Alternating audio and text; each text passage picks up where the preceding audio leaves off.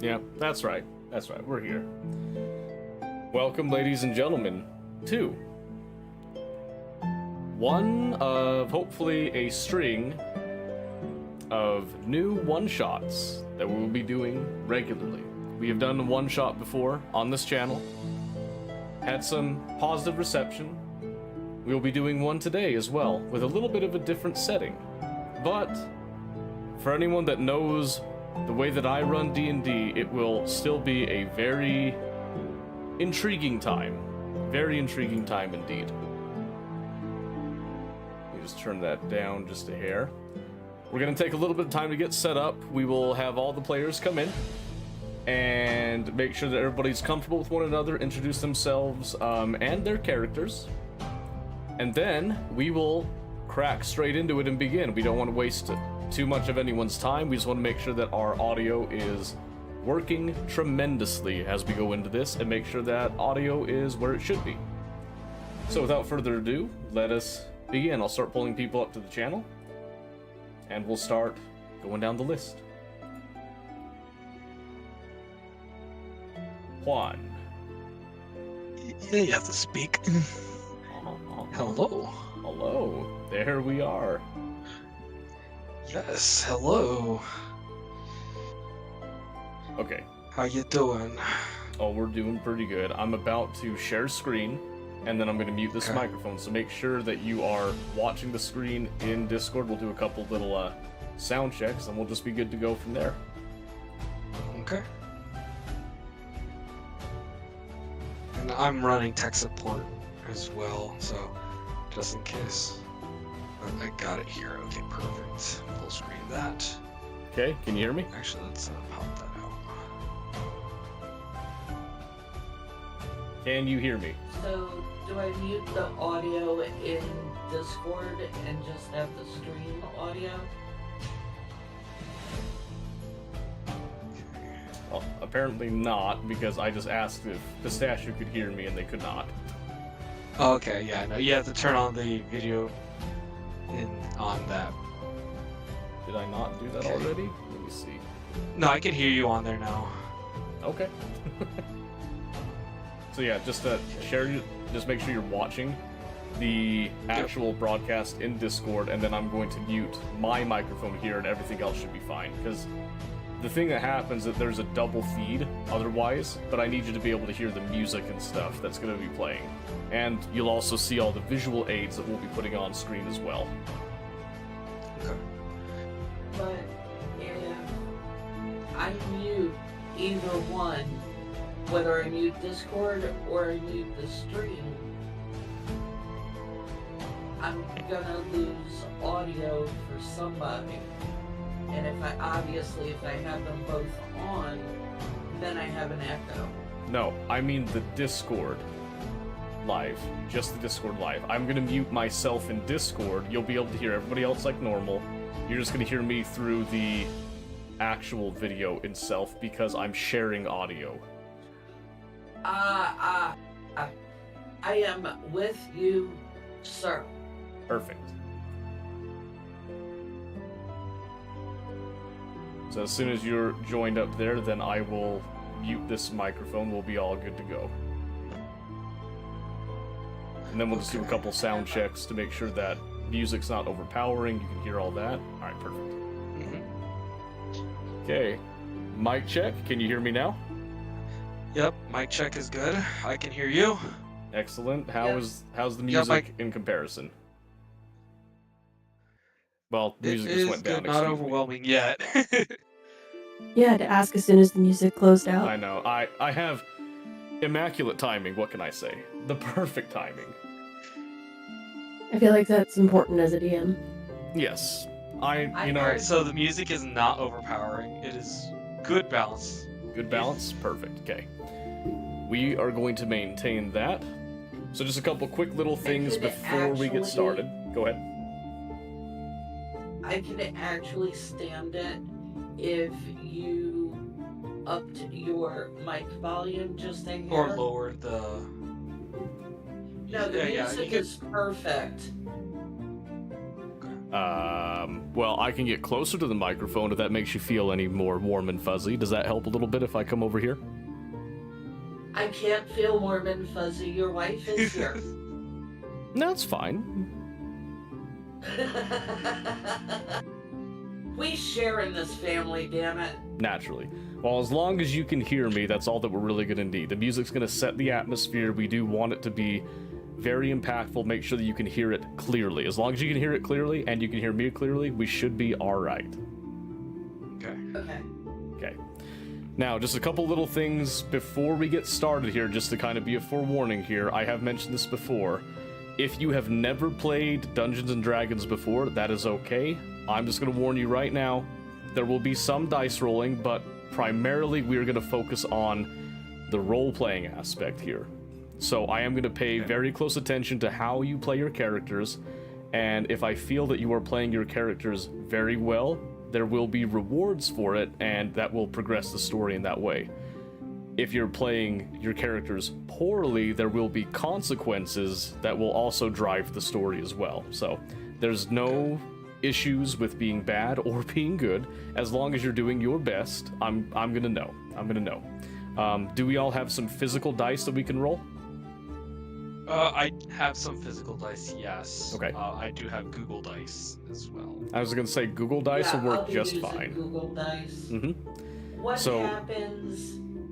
What happens if I have a question, like during the play? I'm not sure, how or when to do something.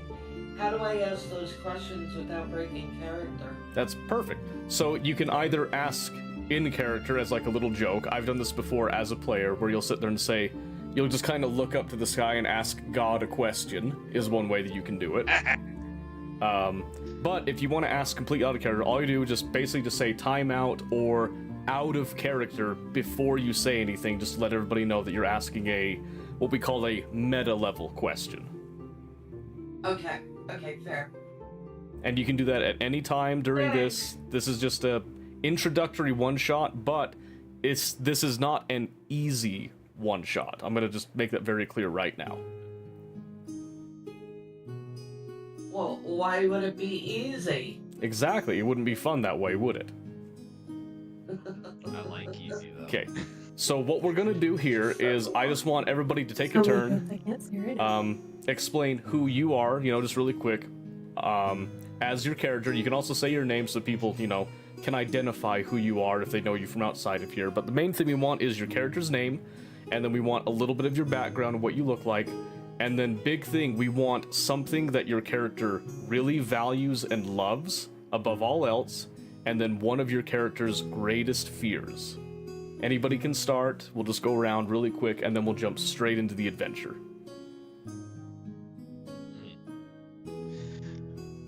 So, my actual name is Chris. My Chris, character's what? name is my character name is Braham.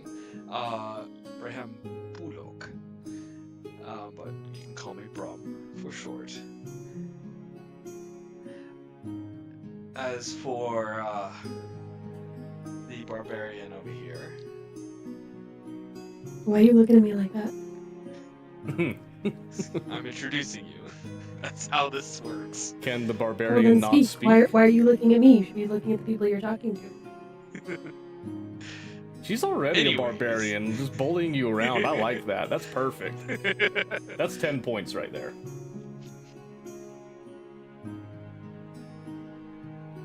Okay, you can introduce yourself if you'd like. You said I'm not allowed to do that. When I talk, people get angry. Fine. This is Kithri. Kithri, the very small barbarian. Is very small. But do not underestimate her. She is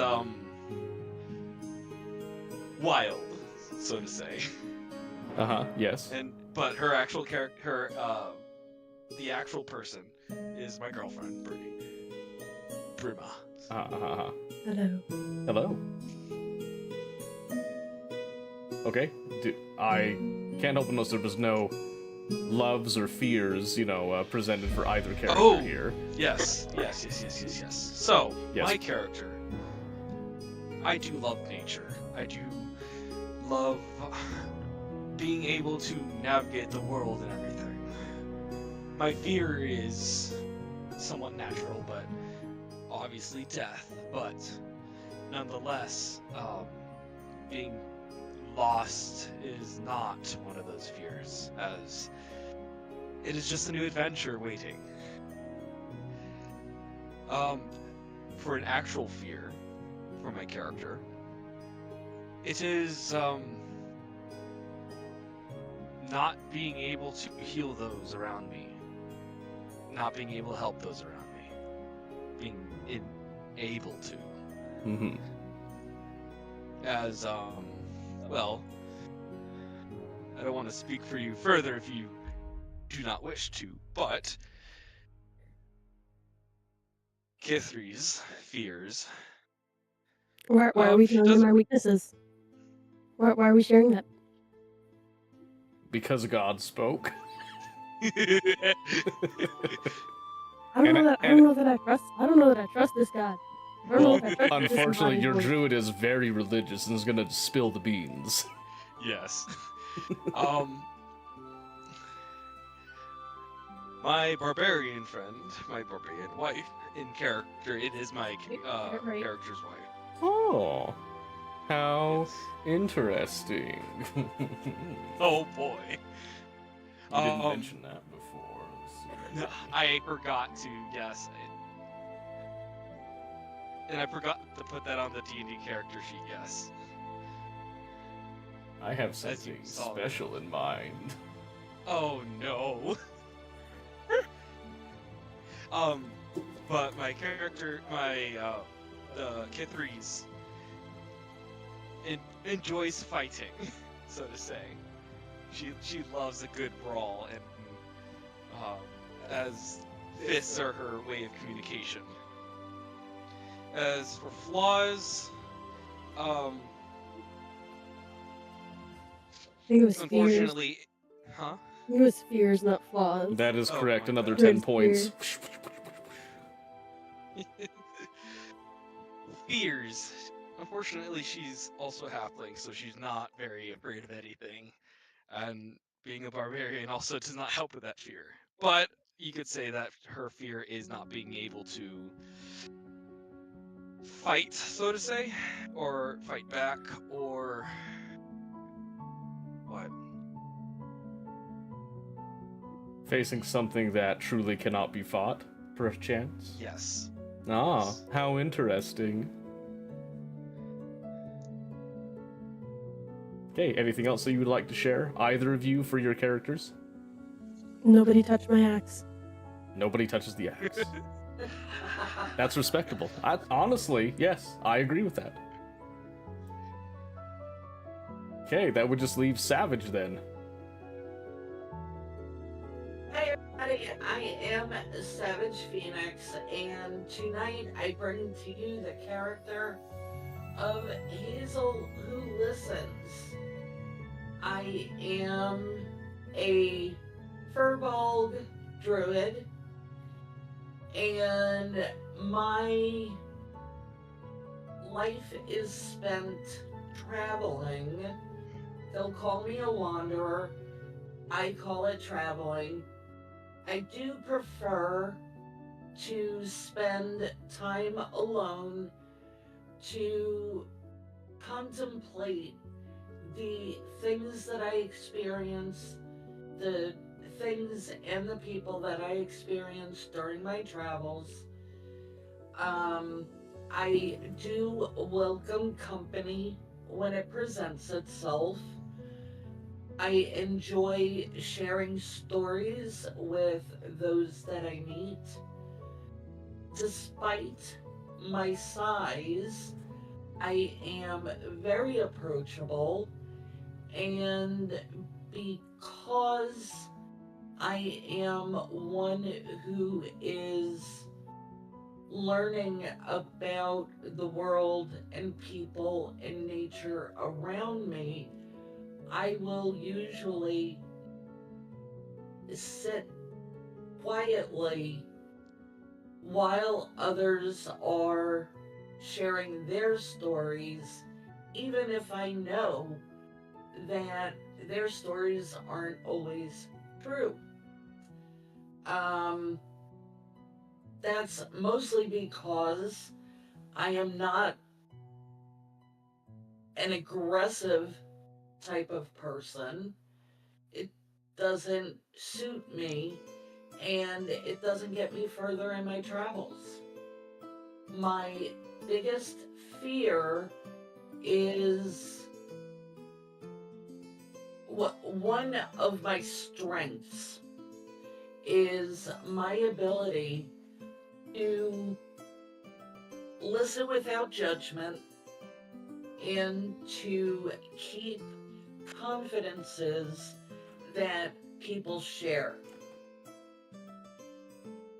Because I have a trusting nature, always willing to give the benefit of the doubt, my biggest fear is being tricked into betraying a confidence and thereby losing respect of the people that I come into contact with and having my integrity questioned. My loves are just exploring and traveling. I don't talk to animals, but I like to see all of the different fauna that I come across and drawing on their knowledge by watching them.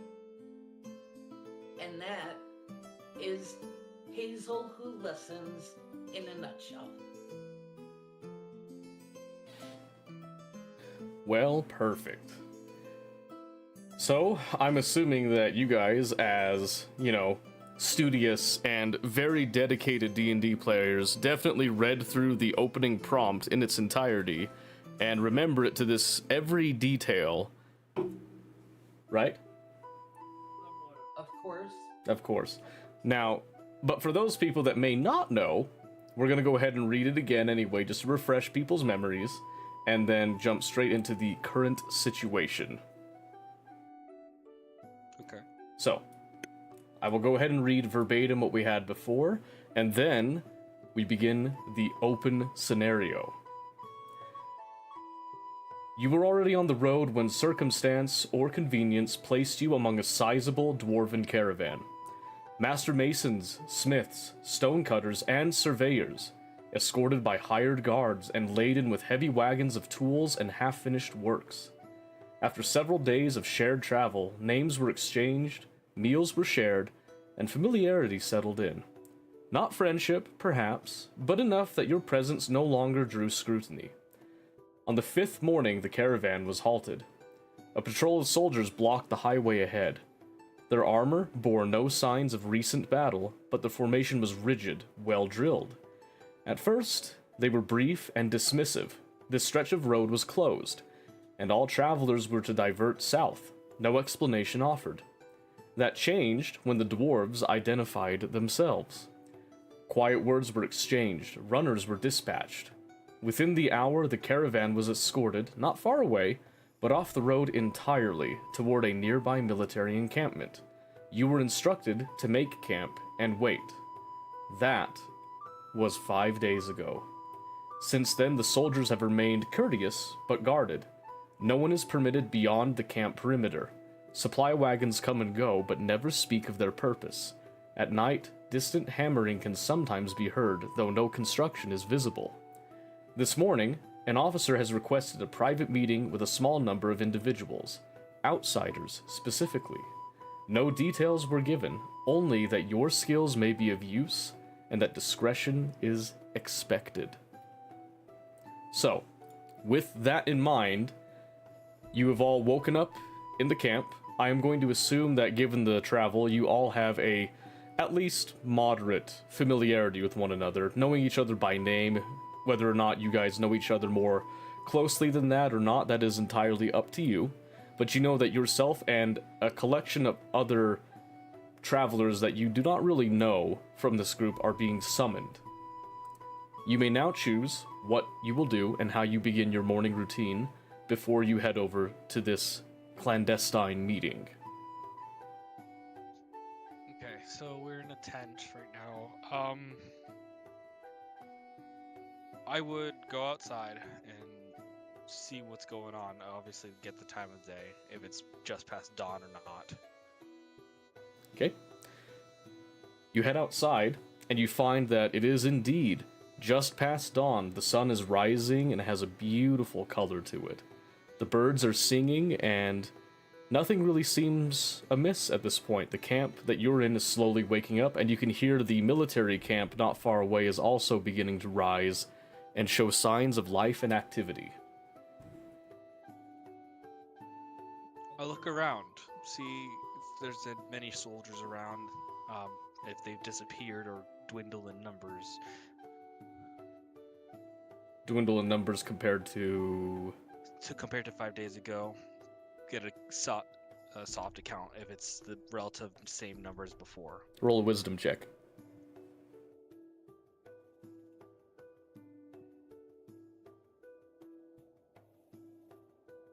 That is going to be 20, unnatural. 20. You don't really recognize faces. All the uniforms make it very hard to distinguish individuals out of them. But you do notice that there are perhaps slightly less soldiers per patrol than there were a few days ago. Interesting. Yeah, 3.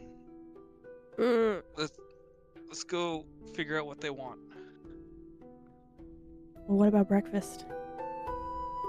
What about sharpening my axe? I haven't sharpened it since yesterday. Let's see. Is there a campfire somewhere? I don't know, are you in a campsite? We are, of course, we're in a campsite. We go towards where the campfire is located at. Okay. Just you two? Trying to see who else is left because all the dwarves are gone, correct? Let's see how many. I'm to see if anybody else is up. There are a few dwarves left behind. Not all of the dwarves are gone. Did we wake Hazel before we go over? Yeah, that's what I'm curious about too, if Hazel's up or not. You just hear snoring in the tent. Good morrow, friends. Here. The fire is over here, and there are eggs and beans. Please, feed, eat. Nice. How many eggs you've got on the stove? How do you look? I'm a big girl, so we have quite a few eggs ready to go. 2 dozen eggs. No, alright. Please, I've already eaten. Here. I'll take 3. Let me prepare something for you. Kithri, you'll be Yes. happy to know I found a stack of stones to help you sharpen your axe. Yes. I'm going to take the stones and sit down by the fire and start gleefully running them down the blade. Let me prepare a plate for you while you do that. I'm wondering if there's anybody else besides, because we've got the gnomes, or not gnomes, the dwarves, and then us 3, if there's anybody else beside them. I'm assuming no, because there's not that many tents. I have not seen anyone else. I do look go around for the since soldier last night. that summoned us, to talk to us. Yes, but they have not come back with any further instruction. I have heard them rustling. I know they too are enjoying their morning repast, but I haven't seen them make any move back to us with further instruction.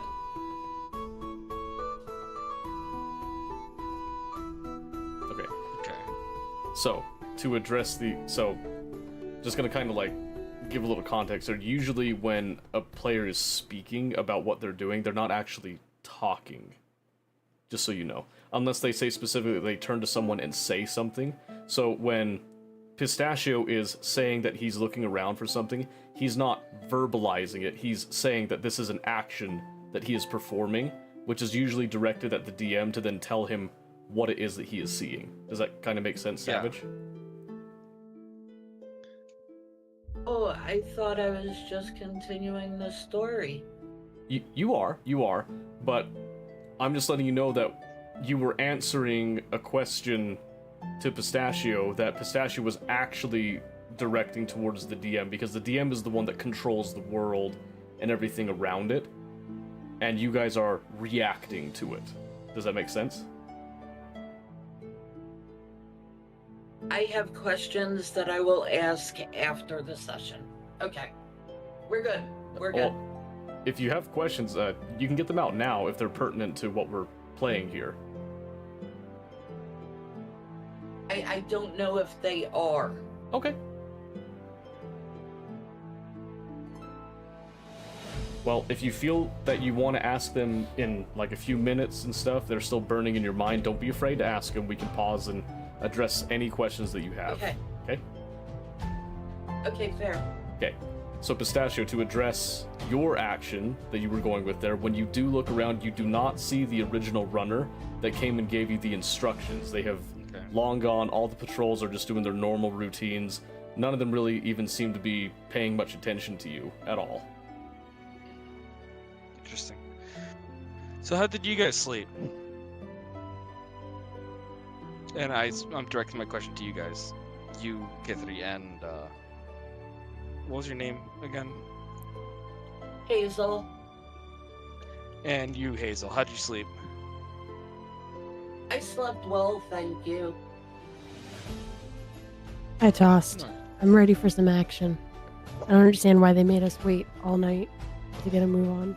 Yeah, I don't understand that either. All right, I'm gonna want to finish breakfast here and let's see what else we can do. Okay, does everybody else join him in finishing breakfast? Yeah, Hazel has already eaten. Okay, I'm gonna clear all that's left from the food. perfect. Perfect. Need the protein for the gains. Okay. As you have continued to eat, you will notice during this time that the dwarves that did remain in the camp have now all disappeared. Interesting. Have they packed up their tents as well?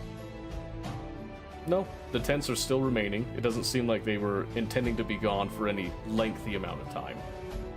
Okay. Interesting.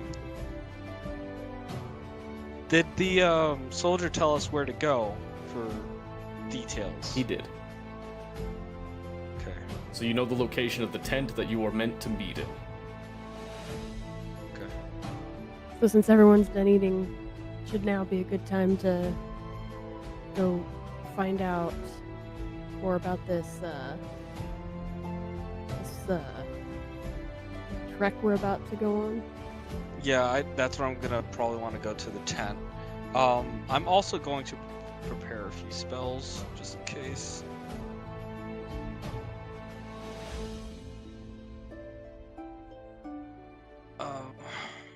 Okay. Other than that, once I'm done preparing, then I'm gonna go to the tent,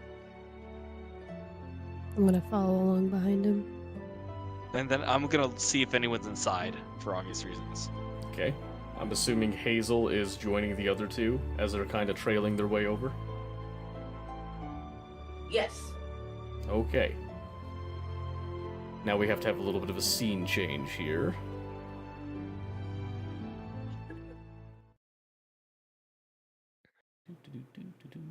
And I didn't have a perfect scene for this, but I did find one scene that kind of encompasses it a little bit. It's not perfect, so, you know, take it with a little bit of a grain of salt. The time of day isn't correct on it.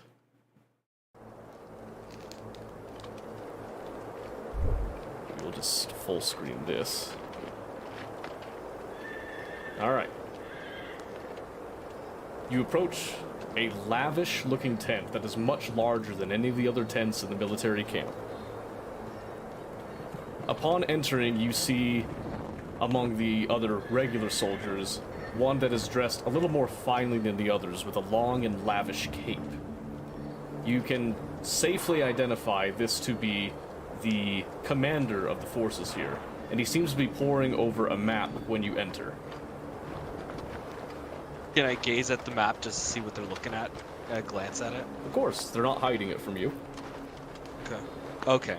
I wasn't sure if they're hiding. On the map, you can see that the very road that you've been following has a bunch of markings on it, including one giant X. It appears to be a location not far from the camp that you're at now.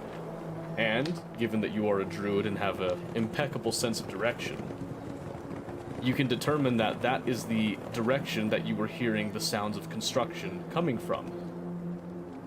Roll a perception check now. All right.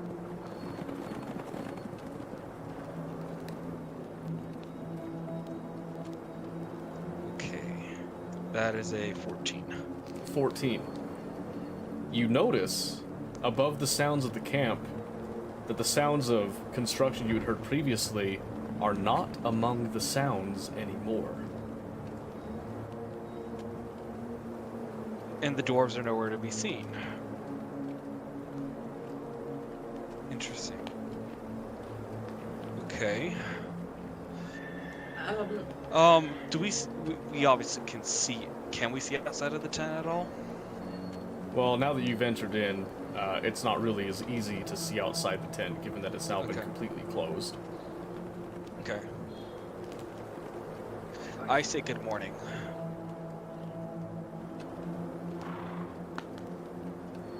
The captain stands up straight and turns around to you, and you notice that he is a towering individual, standing at a staggering 6 foot and 10 inches. And he looks over to you and he says, "Well met. My name is Gaius Magnus. Are you the individuals that I sent for?" Appears to be, I believe. It's just the three of us, correct? Aye, that is correct. 2 druids and 1 halfling. You seem to fit the description. I understand that you 3 are friends with the dwarves, who have recently joined us. Is that correct? We could say friends, yes. And you, Mr. Druid, are you the spokesman for this trio? Well, it certainly isn't me. I'm a quiet listener. I suppose so. The commander chuckles a little bit to himself and then gives a nod and returns to business. We have a delicate situation that unfortunately we cannot reach too far for outside help. Time is of the essence here. The dwarves that you've been traveling with, we asked them for their help in a project just down the road. Unfortunately, over the course of these past few days, the situation has gone awry, to say the least. We've sent down patrols and guards with the dwarves. Neither patrol nor dwarf has returned. We've sent rescue parties down. They have also not returned. Just recently, against our better judgment, the rest of your dwarven friends have already descended into the location of question, searching for their friends. I urged them to Okay. wait for you, but they refused and have gone on ahead. So that's where those two have gone. Alright, so I'm assuming you're wanting to send us to look for them or retrieve them? I am, but there's something else as well with it. You see, the matter is very delicate. We don't know what is down there. And if it's truly so terrible that some of my elite soldiers are not coming back, I have to assume that they are either held up in traps or that they are dead. And whatever is down there is worthy of our caution. Okay, so Scout come back alive with information. I'm assuming your elite soldiers are fairly strong, yes? Yes, we are an elite unit. I can say no more than that. Okay.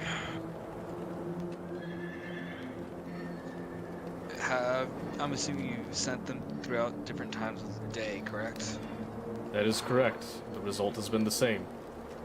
One particular unit we did send down with some munitions in order to see if additional firepower would help to ascertain what was happening down there, and they have also not returned. Okay.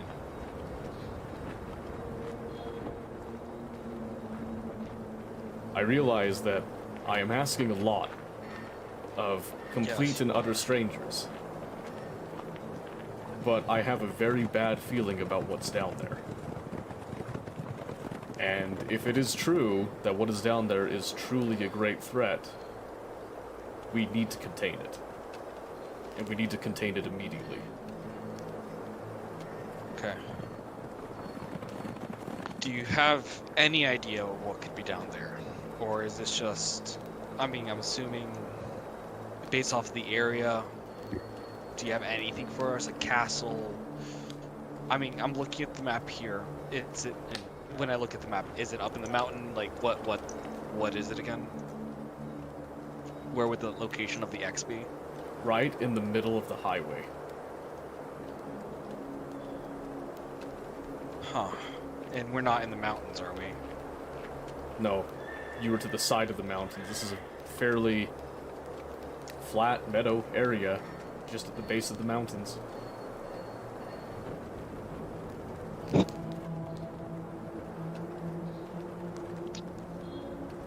The commander looks at you again and says, I am willing, of course, to compensate you for your efforts. However, due to the situation, you must understand that I cannot compensate you up front due to the averse risk that we are taking here. I will say this. Something very strange is happening down there. We sent down our captains with sending stones. Not one of them has been able to respond to us. It's as if they don't exist anymore. And just to cover, what are sending stones again? Sending stones are a technology, an arcane stone that we use for communication.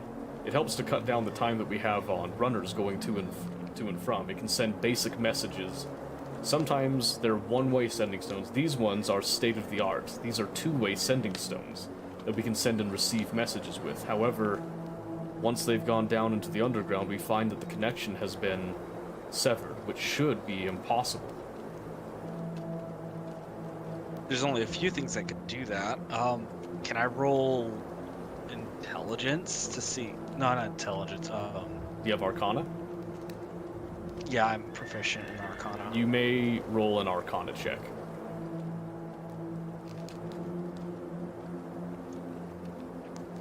16. Okay. Alright. You pour through your vast mental knowledge of all of the arcane.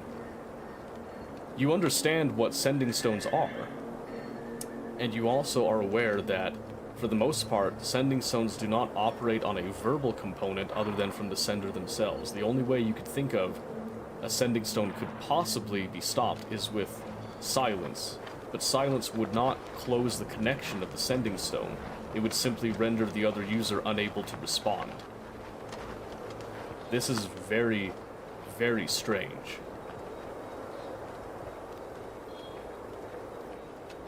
Interesting. So that is very weird. I don't know. I mean, people stop sending messages when I chop their heads off with my axe. As most mortal beings would do, I imagine. Something's going on with that area specifically. Yes. Okay. That's, I suppose. Is there... I doubt you can give us sending stones, as you probably gave it to your captains already. Well, Alright. We do have one type of sending stone that I am planning to send with you, but this is not a two-way sending stone. This will allow you to send one message to the surface. Our regiment wizard has given it a very powerful enchantment, but in order to ensure that whatever is blocking it, it's able to fight through, you have one message that you can send with Okay. this. Is there a maximum amount of time? What is it based off of? Can You I send get a mess- one message, and then the stone is done for. Okay. Additionally, we sent our munitions team down there with a large amount of ordnance, part of which contains a large rune powder casket. If you find that the team is dead, wherever that munitions has been placed, I want you to take this. And he hands you a box that has a metal rod going up, connecting to another metal rod in a T shape. Alongside it is a coil of what appears to be wire. What is this? This is a detonator. I don't expect you to know exactly how to use it. If you can find one of the dwarves, they can definitely walk you through this, but suffice it to say, this is the simplest operation you can get. You will take this wire and connect to the two connection points, here and here, and he points out right there where they go. You'll put the wire and attach it to the rune powder. Get as far away as you can back up to the surface. When you reach the end of it, simply push down, and it will ignite it at its safe distance and give you time to escape. Oh. That's like powderless keg? No, Okay. it's rune powder. It is far more powerful. So you stick the things in the thing and stuff goes boom? Yes. And you cannot Alright. ignite it up close. It will immediately explode. There is no hope of escape if you deploy it right next to it. That's a last-ditch effort. If you cannot find anyone else down there, and you have the opportunity, you blow that and close the hole, and come right back to us. Okay. Now that sending Can we- stone I gave you, if for any reason you are not able to make it out, if for any reason you think that you are trapped and that you will not get out, you need to send us a message telling us so.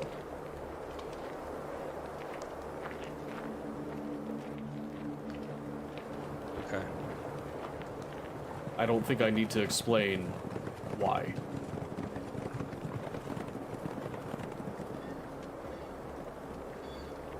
I'm out. Go ahead. I have a question. Go for it. Okay, we're talking about rune stones, we're talking about rune powder. We did a throw for Arcana. Am I allowed to ask whether or not the people who had created those rune stones, are they here in the camp? And have we detected magic? Am I allowed to ask a question like that? Of course, yeah. So you can ask any question that you want in character, even if you think that maybe it's a silly question. And if it is a truly silly question, you'll get a silly response, obviously. But sometimes just by asking questions, you can find information that will help you in order to either progress or maybe even solve a problem that's coming up to you. So if you feel the need to ask a question, don't be afraid to ask it. Yeah, any questions help, to be honest. Mhm. Because I'm not think of Okay. everything. Okay, thank you. Time in.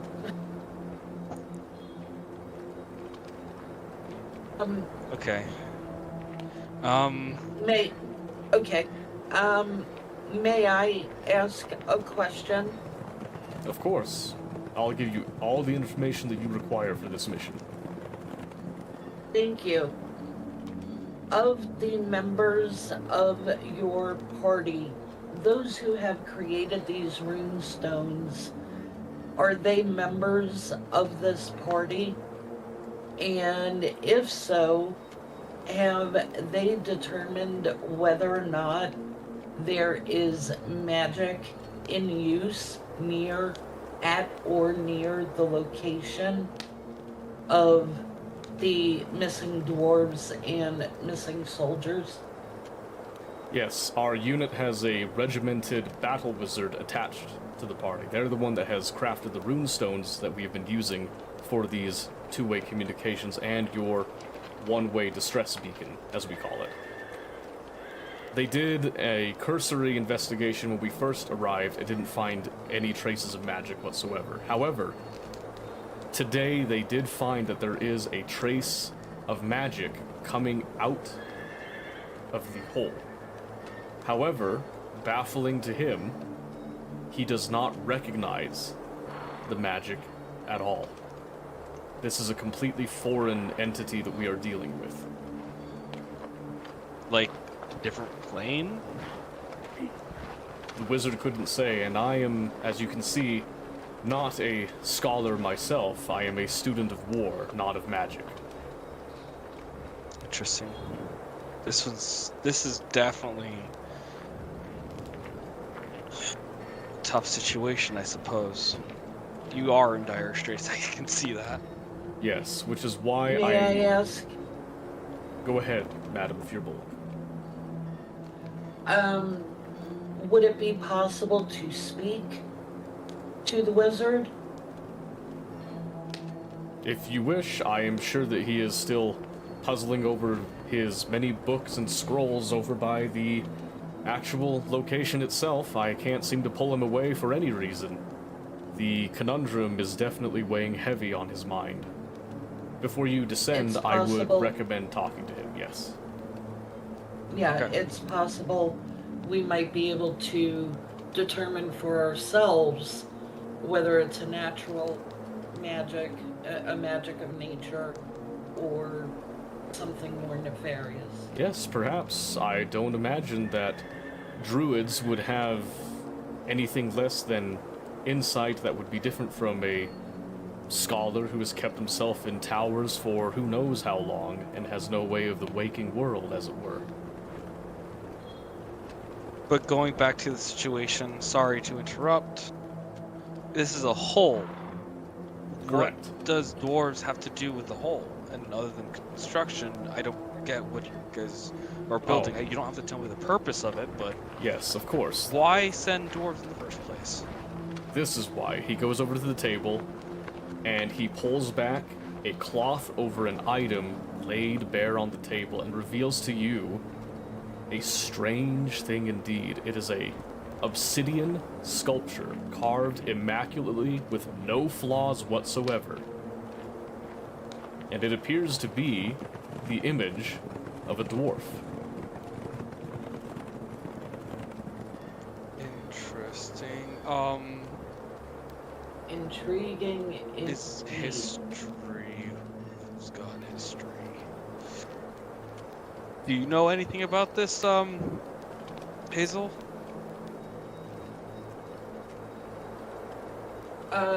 Dwarves are known for their proficiency. Would In you want her to mining. roll an intelligence check on this one? If she's got it? Yeah. Oh, If anyone wants to investigate this, they'll have to do either a knowledge check of something that's pertinent to this if you have the proficiency for it, or you can do a raw intelligence check. My apologies, I missed the prompt. No, it's okay. Okay. You No, were you're still like fine. talking and like asking questions. That's totally fine. Pistachio just chimed in, asking the question of what to roll. So you weren't in the wrong at all, Savage. Don't worry. I'm wrong. No, you weren't in the wrong either. It's just conversation. That's all. So yes, if you would like to identify something about it, you'll have to have a knowledge check. If you have a knowledge skill that's pertinent to this scenario, or you'll have to roll intelligence. I do not have knowledge. Okay. Let's have a look at your character or sheet just to make sure. perception. Let's I see. have survival. medicine and survival.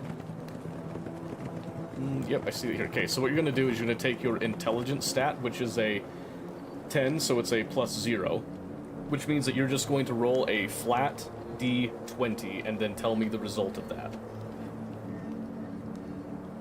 Okay. Thank you. Mm-hmm.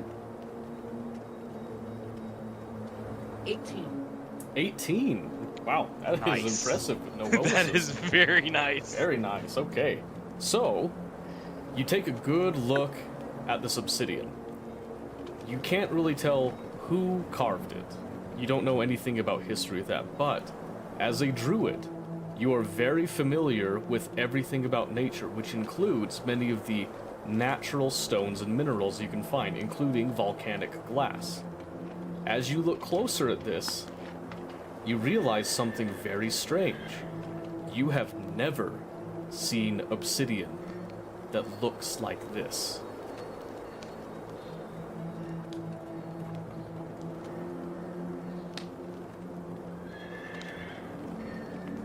What can you tell, Hazel?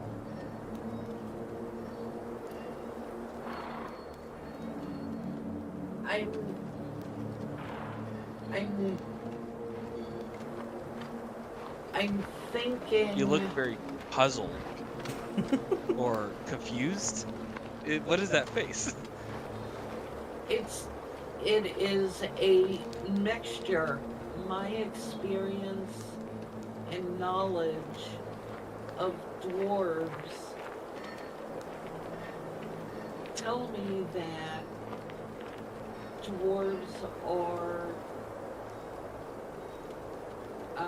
proficient in both mining and crafting. But I have never seen this type of material, and from what I could tell of the material, the fragility is such that I don't think dwarves would have crafted it. Damn, dwarves catching strays. Ooh, ouch. I want to lick the little stone man. You may do so. Do you follow through with your desire? Love. Can I lick I- the little stone man? Why would you want to lick the stone man? Maybe. I go to pick up the stone man, the obsidian dwarf. Okay. I'm looking at it. Of course, is it fine craftsmanship? It just looks like it's chiseled stone and obsidian. You can't tell because the moment that you pick it up, the sounds of the camp seem to die away. And all you can see is the obsidian statue as it seems to gaze back at you for the briefest of moments. And then it goes back to being normal. Does his handling What in the statue- world? I put it right back. You do not lick that. You do not lick this. I want to lick it. No. that But what if it has dirt on it that tastes different and it might tell us something? This is a no lick thing. The voice in your head, Pistachio, says she has a point. Hold on. What? The devil in your Different shoulder. dirt tastes different. I want to lick the statue. Maybe it's obsidian. Also, should have a certain temperature, right? So maybe it's not going to be the right temperature. Maybe it's not obsidian. Maybe we're all wrong. Does the I sensation... am intrigued now. Part of me is curious how it would affect the barbarian, but at the same time, I am wary as what I just experienced is not normal. The little voice I'm in gonna jump Kithri's past- head just keeps goading. Lick it, lick it, lick it, lick it. I'm going to jump past him, grab the statue, and lick it. Perfect, yes. No, what are you doing? Okay. The moment you pick it up, you And if you would experience... have Go ahead, Savage. taken a moment to have allowed me to ask whether or not everyone saw the sensation that he experienced, maybe that might not have happened. It might not have, but I can tell you right now that experience and sensation was solely on Pistachio individually. It did not affect anyone else not touching the statue, except for Kithri, who has now licked the statue, which has a very interesting side effect. I do also look to see at her reaction. Okay. I'm gonna pay close attention to it. The following is what happens. Kithri, from your perspective, as you pick up the statue, the world seems to sort of fade away again with all the sounds soloing entirely on the statue. However, as you lick the statue, strangely, the statue seems to taste as if you were tasting the leather armor of a dwarven craftsman, alive and breathing. And for a brief moment, as you run your tongue up the statue, you can feel the slightest breath go across your face. The rest of you can see that as she grabs and licks, she seems to almost freeze and then slowly lick a little bit more out of curiosity. But then you can see her eyes kind of twitch from the feeling of a breath going on her face, but you can't identify why her eyes are twitching from it. Kithri, do Kithri, you you okay? put the statue down, or do you continue to hold it? I quickly put it back on the thing and go, ew.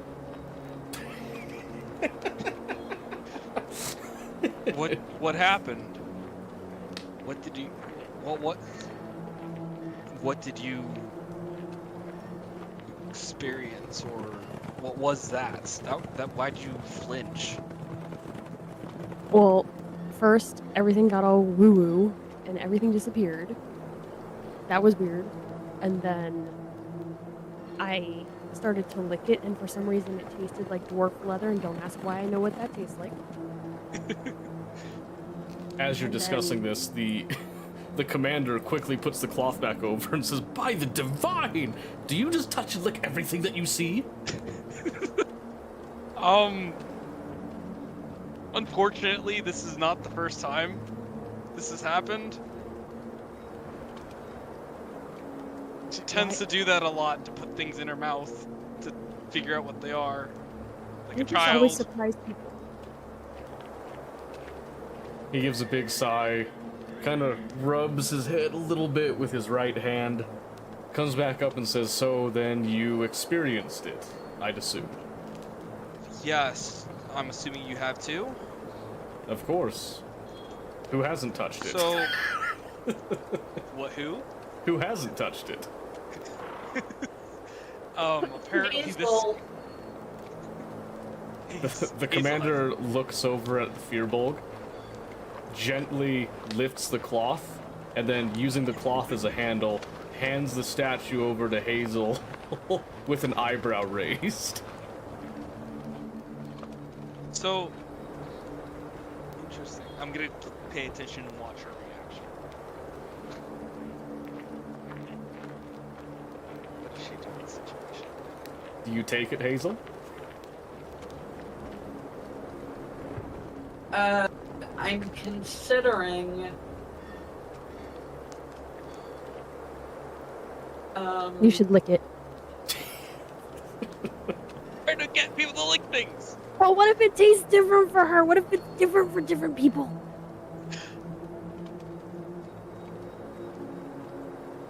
The don't devil know. on Have Brom's you ever shoulder. licked She has a before? point. She has a fucking good Before, point.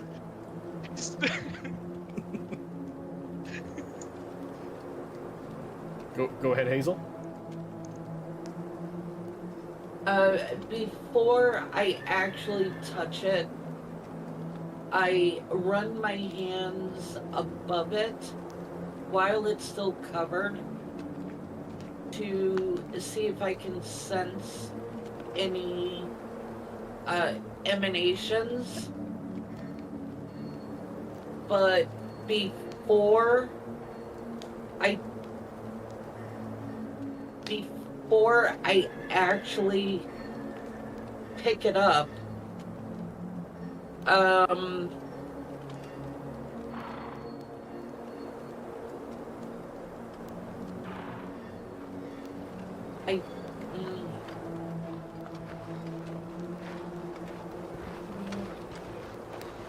Go ahead. Whatever it is you want to do, just articulate it. That's all. I feel like I need to roll something, possibly Constitution. I will tell you if you need to roll something. All you got to do is just ask if you can do something, and I'll either tell you the result or I will tell you a roll. Oh, Yeah. okay. Yeah, you don't need to decide if you have to roll. The DM will decide if you have to roll. You can just ask and see if you can do something. Sometimes I'll just give it to you, and you don't have to roll anything. Sometimes I'll make you roll for something. Okay. That relieves a lot of stress. Thank Yes, all Yeah. of the decision making really lies on me with that stuff. You just have to. I want my character to do this, and then see what the DM says. So we just gotta give you prompts. Basically, yeah. Yeah. you. Okay. I usually know where those prompts are because I've been playing D&D for a decent amount of time. Think of me like ChatGPT, Okay. but more sadistic. Oh my Okay. gosh. Perfect. Therefore, I run my hands above the statue to see if there are any emanations I can detect. Okay. But I am concerned by the two very different reactions that my fellow travelers had when they actually touched it. Okay, so as you pass your hand over the statue, you're going to roll an Arcana check, which I can see here is just your flat intelligence because you don't have proficiency in Arcana here or any bonuses. So just roll a I do d20 also and want tell me to- the result. And what do you want to do, Brom? I also want to see if I can understand what in the world that was and what I experienced. How are you seeking to understand it? Trying to understand what I saw, breaking it down to seeing if it sounds like magic in any way, Arcana-wise or anything like that, because this is interesting. And based off of Kithri's description, it made it seem like this dwarf was alive when you touched it. So, Okay, so just do an Arcana check as well. You'll both be doing Arcana checks. I also want And to that double was- check if it's a dwarf I recognize. Yeah. So, Savage, that is for you, because your Arcana, you didn't take it as a proficient skill, and your intelligence modifier is a +0. You'll just roll a flat d20 for this. It's close. Alright, my roll comes up with a 20. Oh, really? Well, Savage, you just rolled what is called a natural 20, which is a very good roll and is considered a critical strike when you're doing combat. And for me, it is considered a critical success. So, as you pass your hand over the statue, you can feel that there is definitely some sort of magic here, but because of your natural 20, you identify something very strange. The obsidian was never alive. It has always been obsidian. However, you can detect the faint traces and echoes of a memory. No. I like it. Oh my gosh, no. Okay. Is this one of those statues? That's exactly what I was memories in thinking. it? How does a Statues of memory memory. breathe on me? It's hard to explain. No need to explain it to you. Just think of it as you entered into their mind, kind of, but not really. I don't like that. I can't smash that. Don't With worry. this,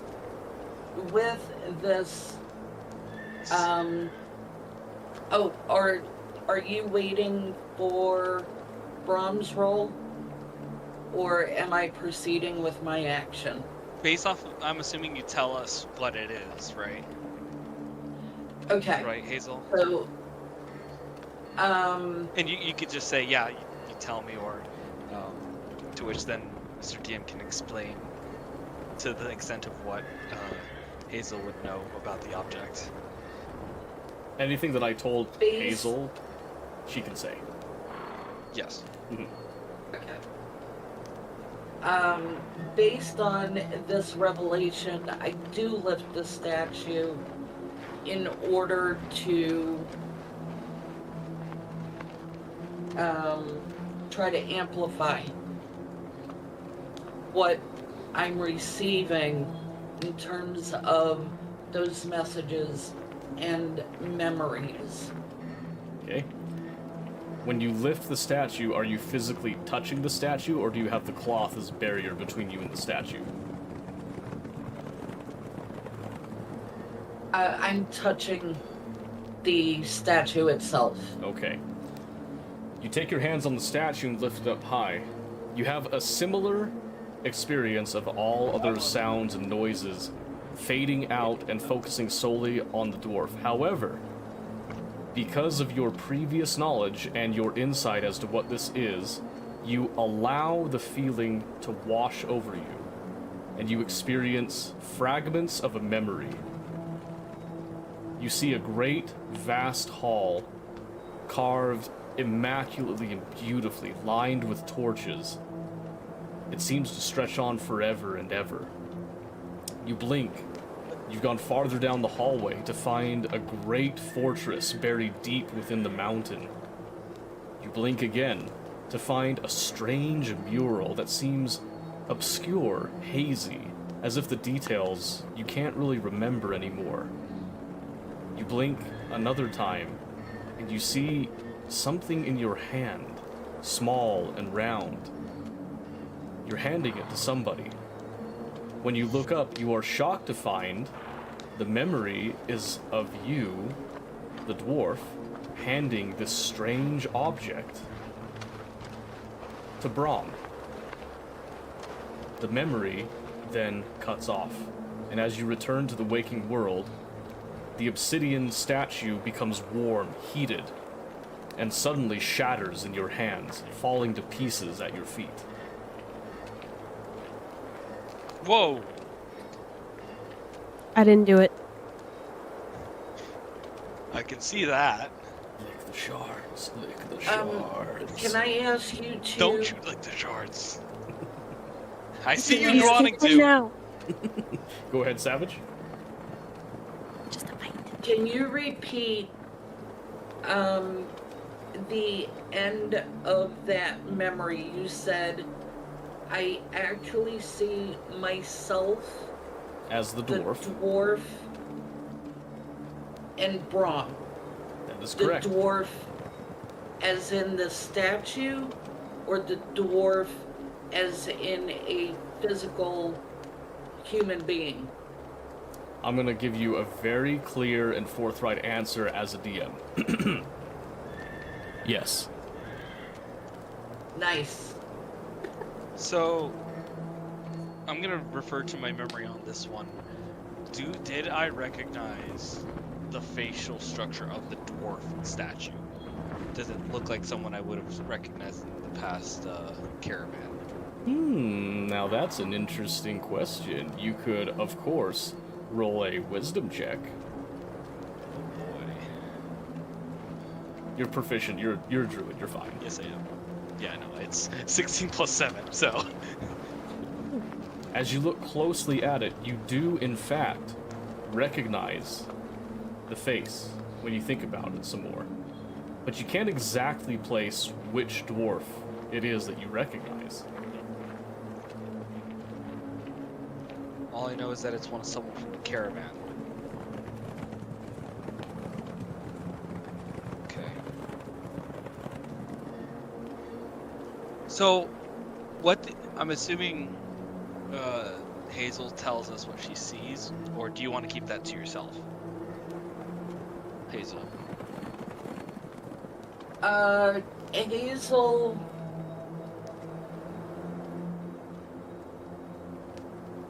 Hazel shares that she is seeing a memory, but she's unsure what to make of it, and she'd like to ponder more before she shares. Ambiguous. Okay. Get 3 inches a little closer to the shards. I smack her. No. No shards. And the commander Bad. kind of scratches his chin a little bit and says, well, that's a first. We haven't seen that happen, so maybe we've selected the right ones after all. I would like to ask you, Commander, since you've already touched it, I'm assuming. What did you see? I'd assume the same thing as you. The world seemed to fade away from me, and I could focus only on the statue itself. I put it down shortly after that. Interesting. Okay. And then, Guthrie, you said you tasted a dwarf. Yes. Dwarf armor, leather armor. Yes, somehow. dwarf leather. I could have stopped you from eating All right, stuff. both druids, perception Yes. check.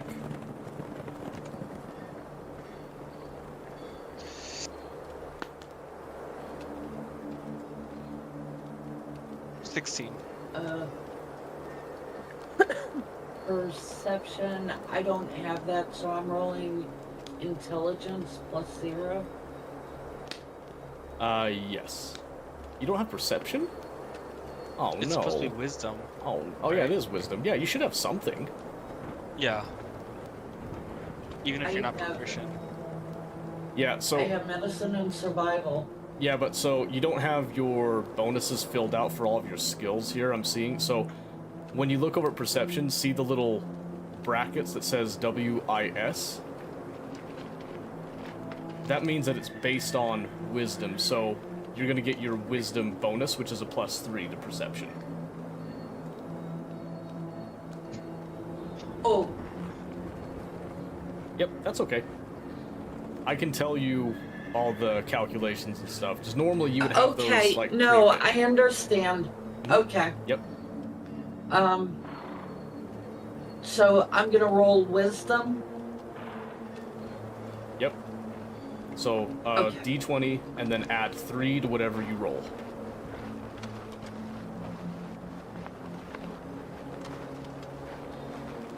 And then, Brom, remind me what you rolled again.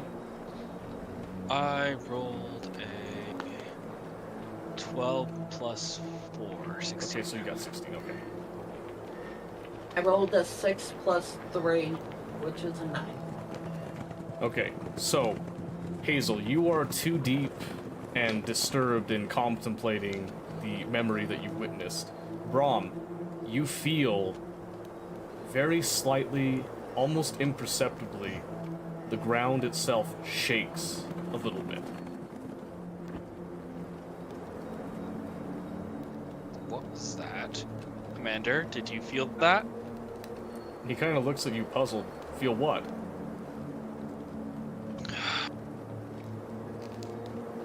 Okay. It almost felt like it shook. The ground shook. Where's your wizard or the battle mage at? He's over at the entrance to the cavern.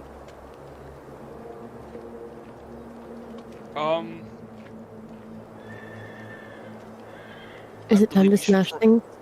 We should probably go over there to check on him.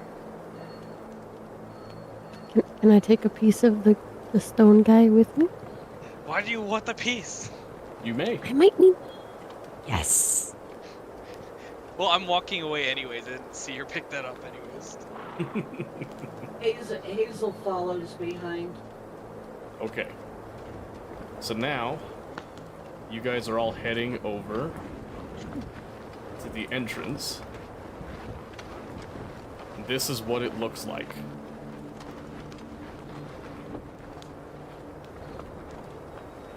Ooh. Now, not Oh, boy. displayed here is the wizard who is currently over at the hole, and he seems agitated. He's wearing some very fine robes around him, mixed with some leather armor pieces strapped around him, and what appear to be almost nonsensical, and yet they seem very well fitted to him, like they were intentional. He's poring over a table with some books and scrolls, and he just seems to be just chittering to himself this whole time. What is he saying? You cannot understand what he is saying. He is talking way too fast. Sir, Mr. Wizard, Huh? I have a few questions for you. Who are you? I'm one of the travelers, and that was with the Dwarven caravan, and we were asked by your commander. That's fascinating. What are you doing here? I have a question for you. Oh, One, did you feel that tremor just now? of course I did. Only an idiot wouldn't feel it. What was it? Yeah, I didn't feel anything. Do I look like I know? I'm poring I over my didn't books feel right now anything. trying to figure it out. Hey.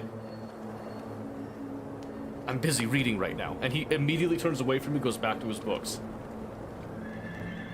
I have a question for you. Do you know what that obsidian statue was? What? Statue? What statue? He's still looking at haven't his seen it? book. I've seen many statues in my time. You have to be more specific. Can I poke him with the little piece that I brought with me? Ow! This one. he This turns- statue. He turns around looking at eye level and doesn't see the halfling. He looks right Down at here. Rom. He's like, listen, I'm busy. What? And he looks down. Oh, good. A mud crawler. What can I do for you, little one? What did you just No. call me? Hold on. No. No, no. No. Just let me get No, out of the way. no, Rom, no, get out of no, the way. Get out of the Three way. no. steps Is back, touching short her stuff, ass. or I will blast you into the hole with everybody else that has never come back. Look. Oh, I'd like to see We're this. trying to. Where's- We're on the where's same my- page here. Ignore her. No, none of you are on This pages. I obsidian doubt you can piece. even read. I'm on the pages right now trying to figure this out. Leave me alone so I can continue my work. What are you trying to figure out? I'm trying to figure out what in the Hazel- divine is down Ha- there. Hazel rests her I want- hand on Braun's shoulder. And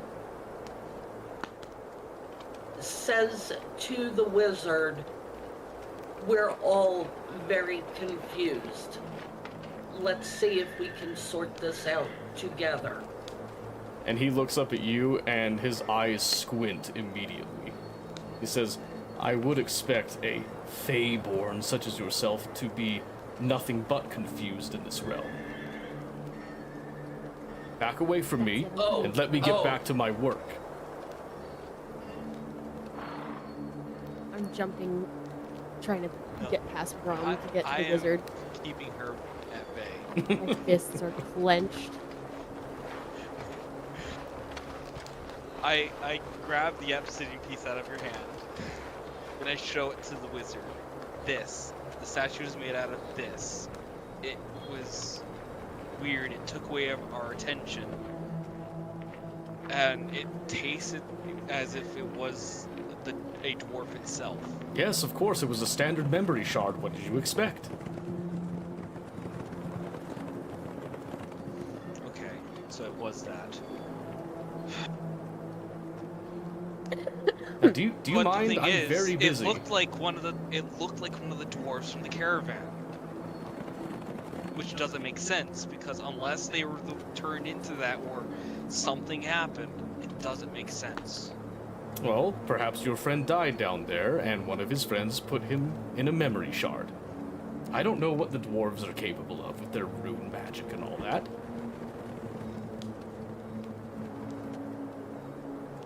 Do memories usually breathe? Well, of course. Memories contain all sorts of little snippets and pieces of the past. Why would breath be any different? Do the lungs forget how to breathe? Not really. Hazel, you held the statue the longest. What happened before it exploded? Yeah, it only exploded for you.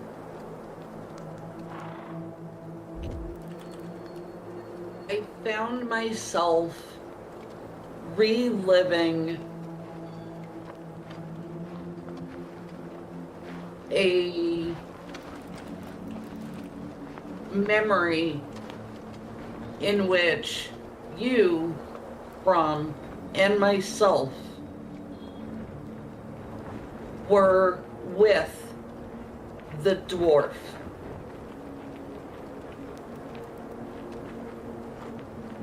There, we were in a fortress. Many of the pieces of the memory are hazy, and I'm trying to piece it back together.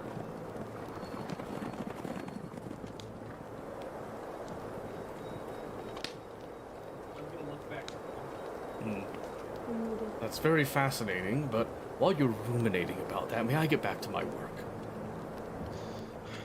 You haven't said what you're other than trying to figure out what that magic is or whatever that stuff is down there, correct? Well, of course. Do you have any ideas what it could be? Do you think it's from another plane? If you insist on being this apparent to me, I will only ask Yes, that you because they're stay out sending of us- my way. I will show you what has me so baffled, and then you will leave me be. Do we have a deal? As long as it gets us more information before we go down there. No. You will only have more questions like myself. And he briskly turns around, goes to the table, and he picks up a glass jar and holds it out to you to reveal within a glowing green stone. That's it. What's it? Hazel recognizes the green stone from the memory. The wizard squints at you. He says, "What do you recognize about it, Fable?" In my memory, the dwarf has given me this stone for safekeeping because I am not a warrior. I passed it to Brom to keep it protected. That's a fanciful story. How do I know that it's But valid? I've never. Kithri's and just I've staring. never touched it. Kithri's just staring up at Brom, racking her brain, trying to remember when this could have happened because she's always with Brom. Yeah, and I've never seen this either. Is it possible to even get some? No, unless it's incorrect. You can't put a future memory into a memory stone. Can you, wizard? No, that would be impossible. During, question for the DM, during the memory sequence, was there any discussion between the dwarf and Hazel? Were any words exchanged? So since this is your guys' first time, I'm going to be very forthright with this information, but know that in the future, typically whenever the DM gives you information, if you do not remember it, the DM is not required to necessarily tell you what you remember. However, I will tell you this. That dwarf had no memory of a conversation between himself and Hazel that you witnessed. The only beings that you saw technically in the memory were the dwarf, whose memory that you were seeing through their eyes, and Brahm.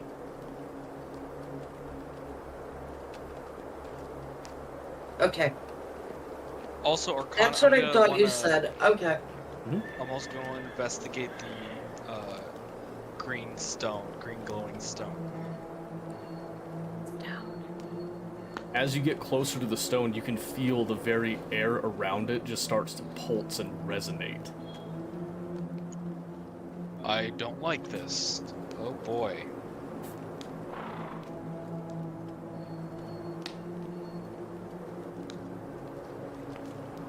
And do an From Arcana the- check of anything, right? Yeah. Yeah, Hazel?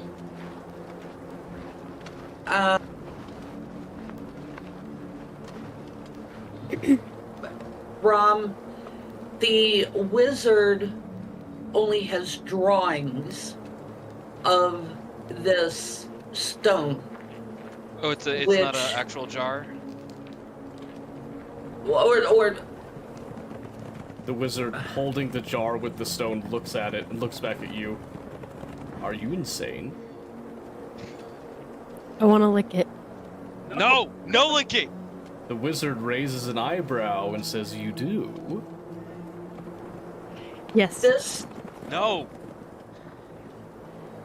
That this would is very be- puzzling because if Hazel had the stone and passed it to Brahm while they were still sleeping, whereby he would have no knowledge that he was carrying it, how did the wizard get it? Who said the dwarf passed the stone to Brahm sleeping? No. In the memory, Yes. the dwarf passed the stone to me. Nope.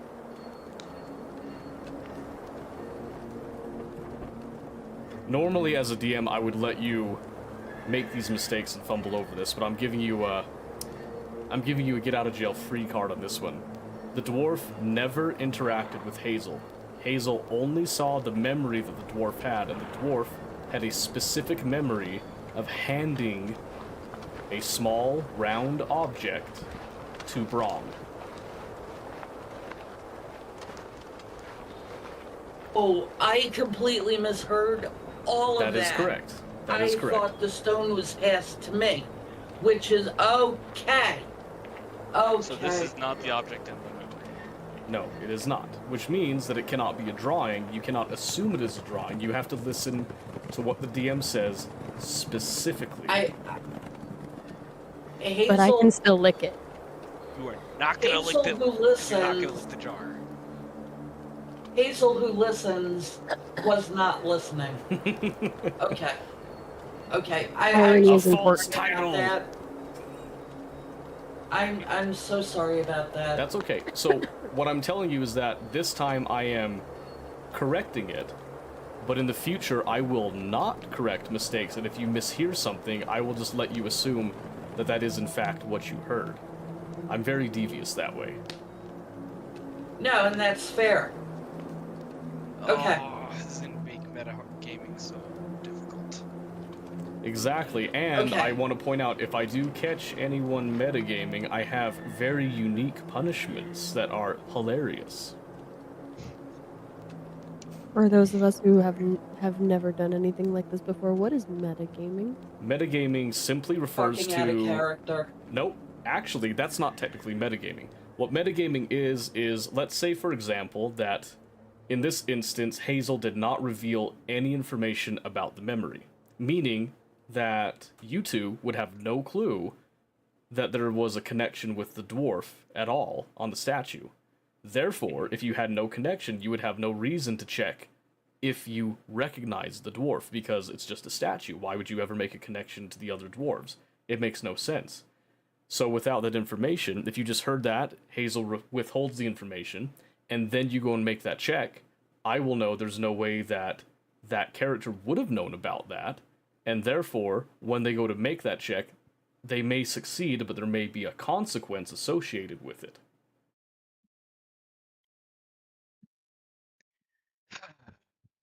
I know. Very, very frightening.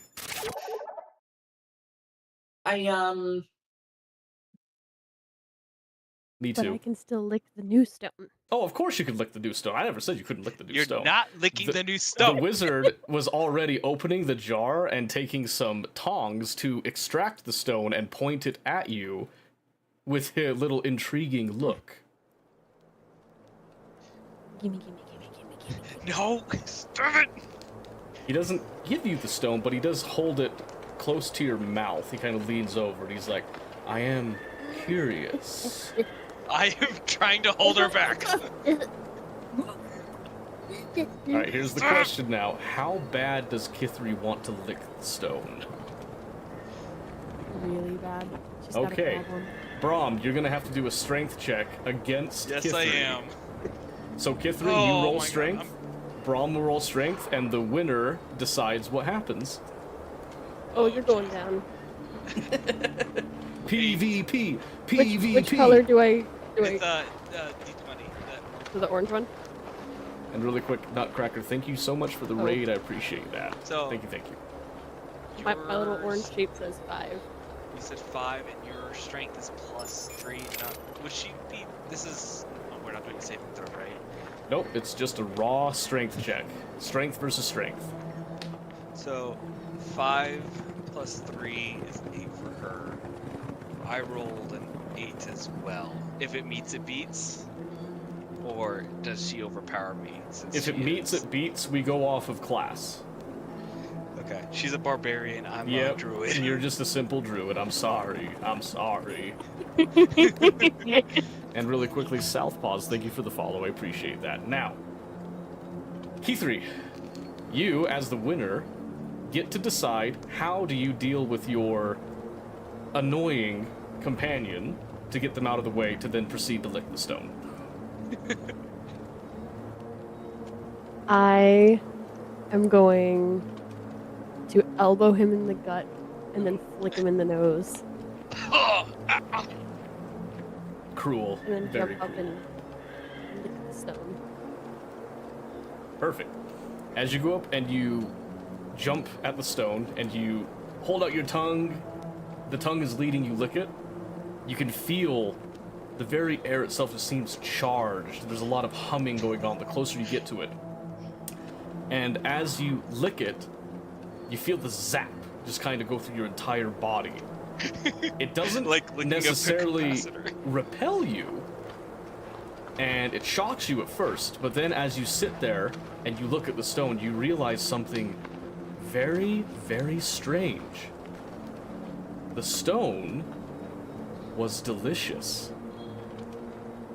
You find yourself having a craving for it. You don't want to just lick it. You wonder what it would be like if you just swallowed it. No. Kithri? Kithri! Come here, right now. If you wish to resist the urge, you will have to roll a wisdom save.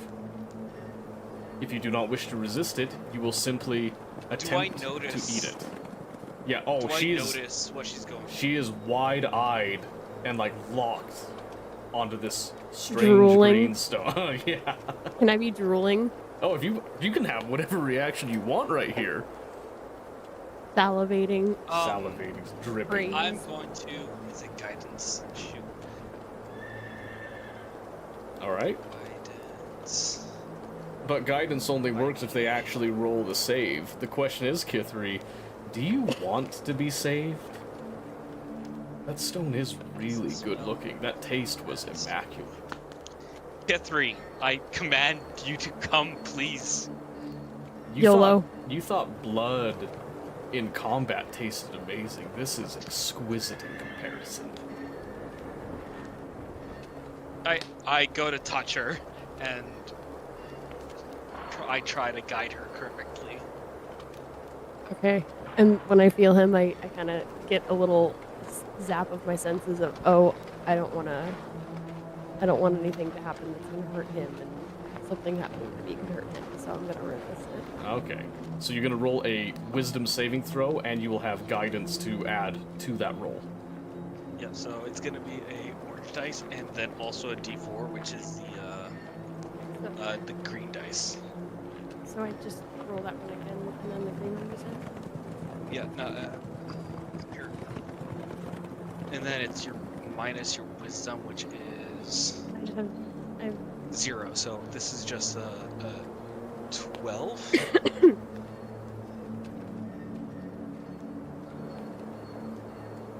Sure. Is that the total? Is Yes. 12? This is the part that I'm lost The on. total is 12.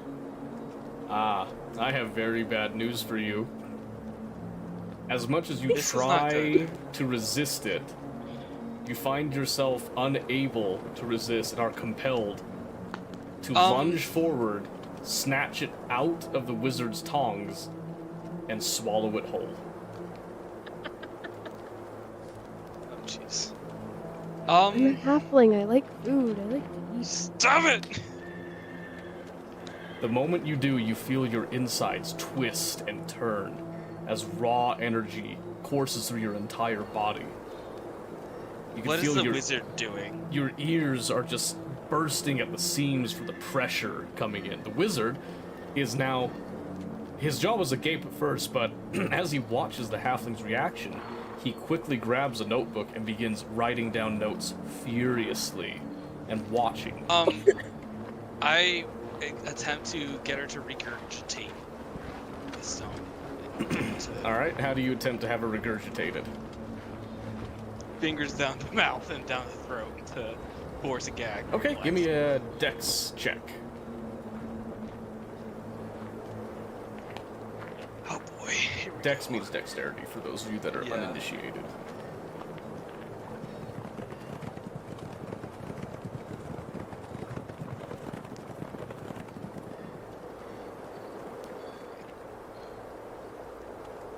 Alright, here we go. His roll. 13 plus 2, 15. Ooh, okay. Ooh, you're in luck. Thanks to your deft fingers and quick action, you manage to actually get the stone caught in her throat and pull it out and throw it onto the ground. Catherine, why did you do that? No, you don't understand. I just tasted so. Ithri No! can't hear you. The ringing is still going deep in her ears, but at the edge of that ringing, Kithri hears something very strange. Roll perception to see if you can identify what it is that you hear. Okay. What color is that? Perception is going to be the orange one, and then you're going to be adding your this is Is that my little wisdom dot plus where it 3, so it's says plus +3? so- yeah, I got 15 altogether. yeah. 12 plus 3, 15. Okay. You're not entirely sure, but you can almost swear you hear the sound of hundreds, no, thousands of feet slapping on stone. And then your hearing comes back to you.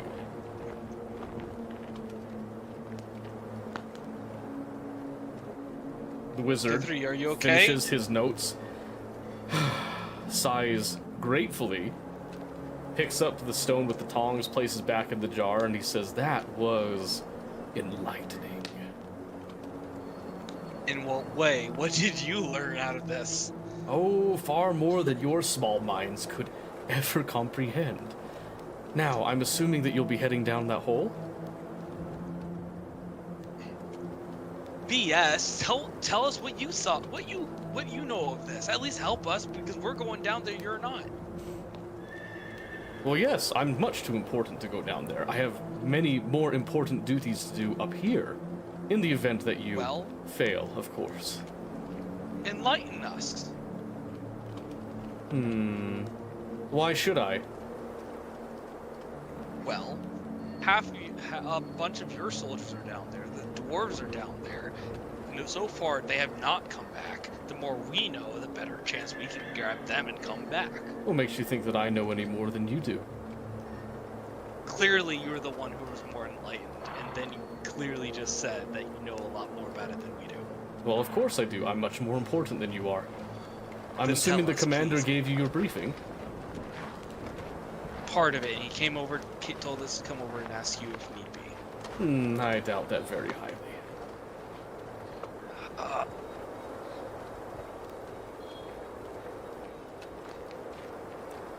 If it'll help you to leave me alone, I can give you this. And he comes over to his desk, he pulls out a very strange looking concoction in a bottle.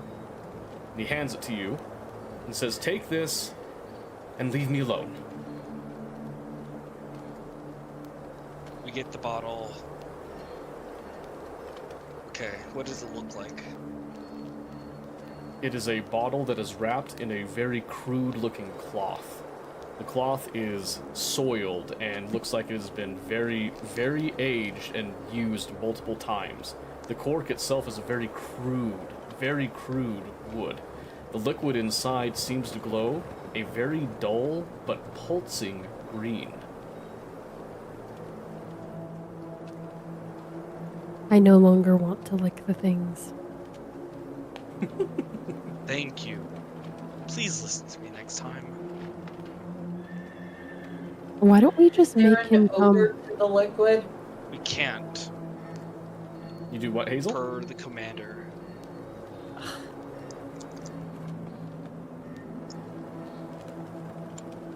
Still don't see why we can't just make him. As much as I'd like that too. Okay. What were you trying to say, Hazel? I asked if there was an odor to the liquid. The cork is on it. There is no odor or liquid leaving the bottle. Is there an odor to the bottle? Oh yes, that cloth has seen better days. Blech. I do put that away. I don't know what it is. Actually, well, I guess, what? Can I roll Arcana to... Of course.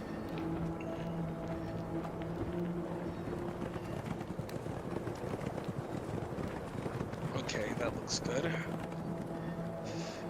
15 plus Arcana is 3, so 18.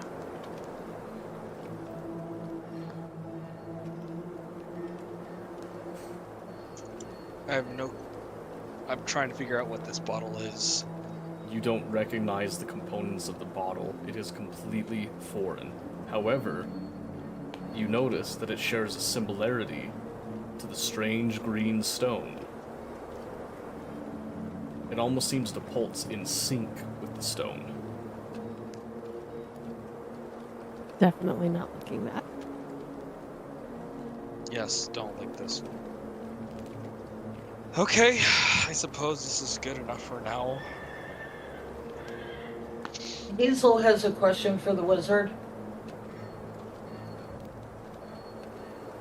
Yes? Feyborn? The green liquid.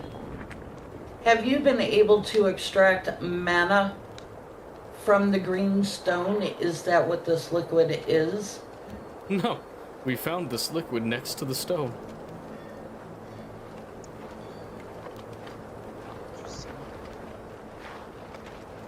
Ithri's silently wondering to herself if she'd be able to bash him over the head and make the wizard come with us. No, it's not gonna be good if we do that. Oh no, wait. I can see it in your eyes. Your violent tendencies. No. Whatever you're thinking, no. Hazel asks Brom to uncork the bottle. I don't think that'd be a good thing right now. I feel we've got a decent amount of information to deal with, but seeing the reaction based off of what happened just now with Guthrie eating that stone, I don't think it's a good idea to uncork it right now and investigate it. Which, by the way, Guthrie, what happened when it was? It made my insides twist, and then the pressure just built up so much in my head that my ears started ringing. It almost sounded like That was loud, sorry. thousands of feet just pounding on stone. Interesting. You're usually very literal, so it probably was feet. Thousands?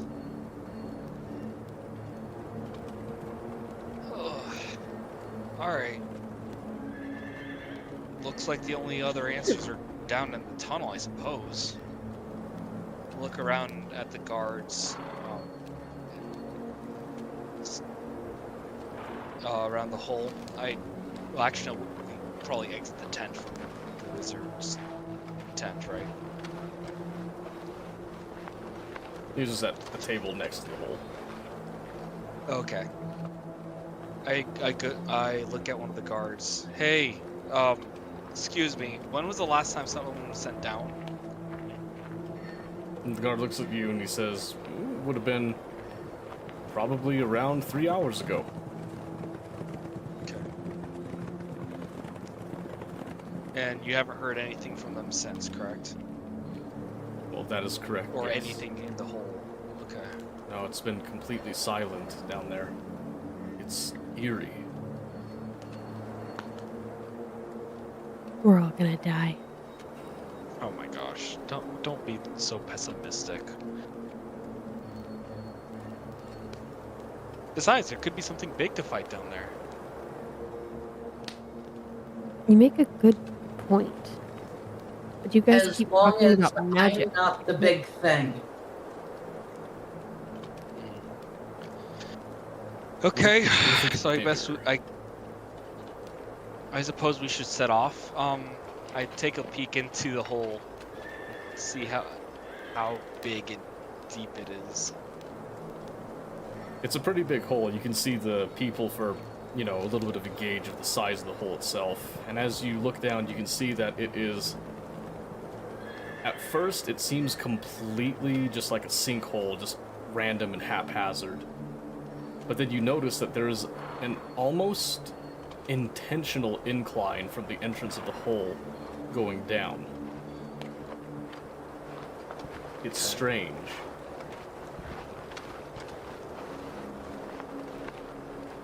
Is it too steep to walk by foot? Nope. It is steep enough that you can comfortably walk down. There is no reason anyone should not be able to leave the hole.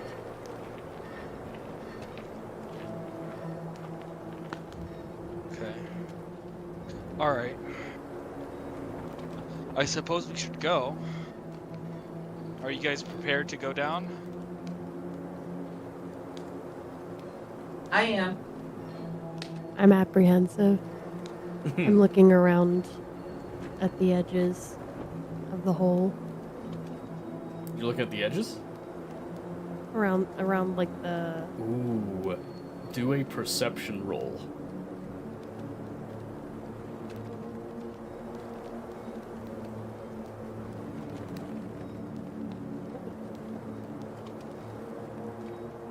I do this plus the It's- 3. Yeah, 18 plus 3. 21. Okay. As you look closely at the edges of the hole, you notice there's a slight hint of smoke coming from the edges. And the closer you look, you notice a faint, very, very faint green at the source of the smoke at every point in the hole. Rom, I don't know about this. And Why? I What's tell, up? And then I tell him what I saw. I look at it. Do I see this as well, or? When it's pointed out to you, yes. Okay. Is it also pulsing? It is not.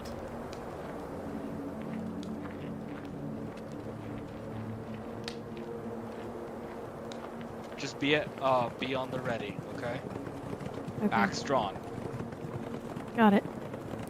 So just really quick here, Mike in the chat is accusing me of this being a Terrask layer, and I can assure you this is not a Terrask. But what I will say, it is much, much worse. Oh, Oh, jeez. boy.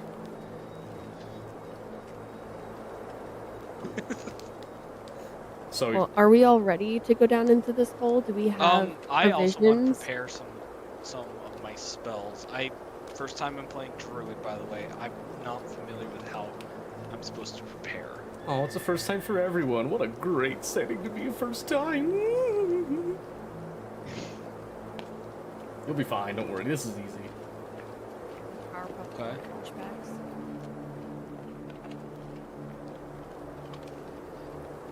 Well, anyways, I suppose I'd like to prepare a few spells. Yep, go ahead and do so. Take all the time you need right here, because once you go down the hole, as much as you can probably guess, you will not be able to immediately leave the hole for reasons.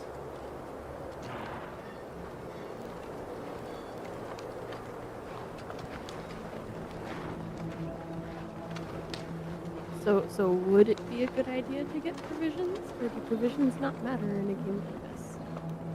In this particular instance, we're not going to be tracking provisions and stuff, because that would just be too much variables that everybody would have to keep track of. We're keeping it as simple as possible, but still giving you the full experience. Perfect. Spells. So you can just assume that the rations that you have on hand are enough Are for the foreseeable future. As long as you don't lose them. My writer's brain is now immediately thinking that means we're going to lose them in the not too distant future. I'm very intentional with the way I speak. It tends to put people on edge.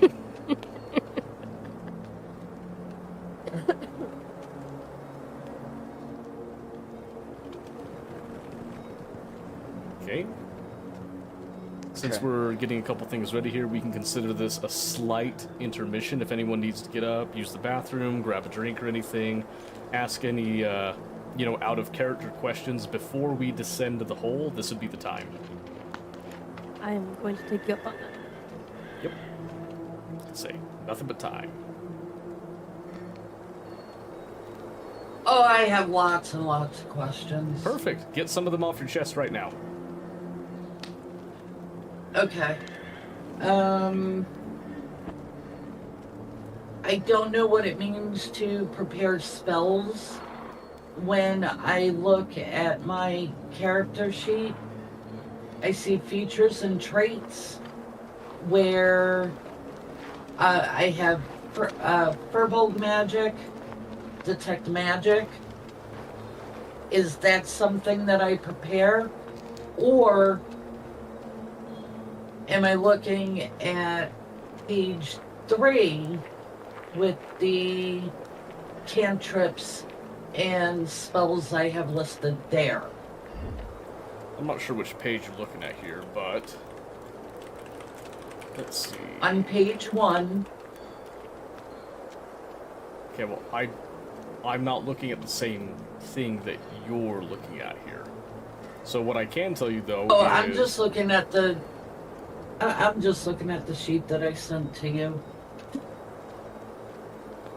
Okay. So D&D, are you using D&D Beyond, or are you using some other tool for your character sheets? I got this from D&D Beyond. You got it from D&D Beyond, okay. So at level 5, you can take 2 level 1 spells, I believe 1 or 2 level 2 spells, and then 1 level 3 spell at this point.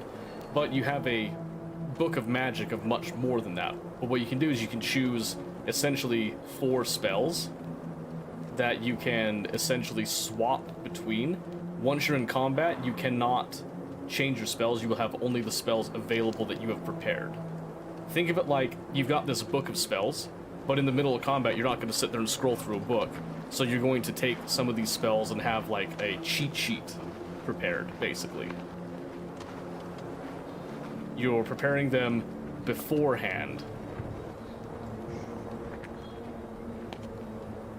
Oh, excuse me, I just looked up. Okay, these are the actual ones. You get 2 level 3 spells, 4 level 2 spells, and 8 level 1 spells. I believe in total. You should have selected, like, a list of those, basically. And then, okay, here we go. Number of spells you can prepare are your intelligence modifier plus your spellcaster level, basically. So if you're a 5th level druid, and then you have an intelligence of, like, say, +2, you would have 7 spells you can prepare from that list. So in your case, you're level 5 with an intelligence of 10, which gives you a bonus of 0, meaning that you can have 5 spells ready at any given time. Cantrips don't count for that. It's just going to be your level 1, 2, and 3 spells. Does that make sense?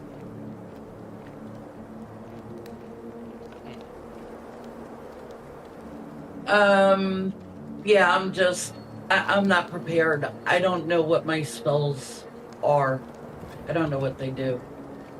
Obviously, I'm not going to be speaking with animals. You never know.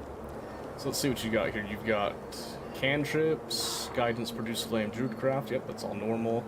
You've got cure wounds, entangle, and speak with animals as level 1 spells, and then you've got level 2. No, wait a second. Yeah, level 2. You've got pass without trace, lesser restoration, spike growth, and you also selected plant growth and call lightning for your 3rd levels. So you can choose to have any 5 of those spells that I listed that are not cantrips, and whenever you do that, it will consume some of your spell slots. Let me see if spell slots are listed on your sheet. That might be something you have to keep track of. Because you can only cast so many spells. Oh yeah, there it is. So next to your... Yeah, 4 level 1s, 3 level 2s, and 2 level 3s. Yep. So whenever you cast a spell of that level, you'll have to subtract 1 from that until you reach 0, and then you'll have to wait for a long rest to replenish those spell slots. Does that make sense? Okay. So for the sake of ease, I'm going to say that you can have access to all of your spells and not have to prepare them, just so that you don't have to worry about which ones you're going to pick and all that. But you have to keep track of the number of spell slots you've expended. There is a tab right next to that little rectangular box. Whenever you use a spell slot, just do like a 1 as a tally. And when you've reached your limit, I'm going to have to, you know, trust you on that a little bit to keep track of it, but I'll also try to keep track on my end as well. And if you want to cast a spell, I will look up the spell and tell you what it does. I'm okay to have a limit on prepared spells. That's fine. And I do understand about expended spells or expended slots. So we're okay with that. Okay. Also, sorry to interject. My character would have had a good berry prepared at the end of the night if he has not spent any spell slots for good berry. Okay, that's fine by me. Okay. Okay. Any other questions we can answer? Anything that people want to say before you descend down into the pit to the DM? You know, before we get into it, because once we get started here, this is where things are going to start to pick up the pace quite a bit. Yeah, I do have more questions. Okay. At one point, I had suggested that I felt like I should do a roll and I was instructed that the DM would tell me when to roll. Yes. However, there were at least 2 instances where Brahm requested to roll. What was the difference? He didn't request to roll. He was asking. Oh, if it he was a should roll. request. Was it? Can you name one of the instances then? As a matter of fact, it was the,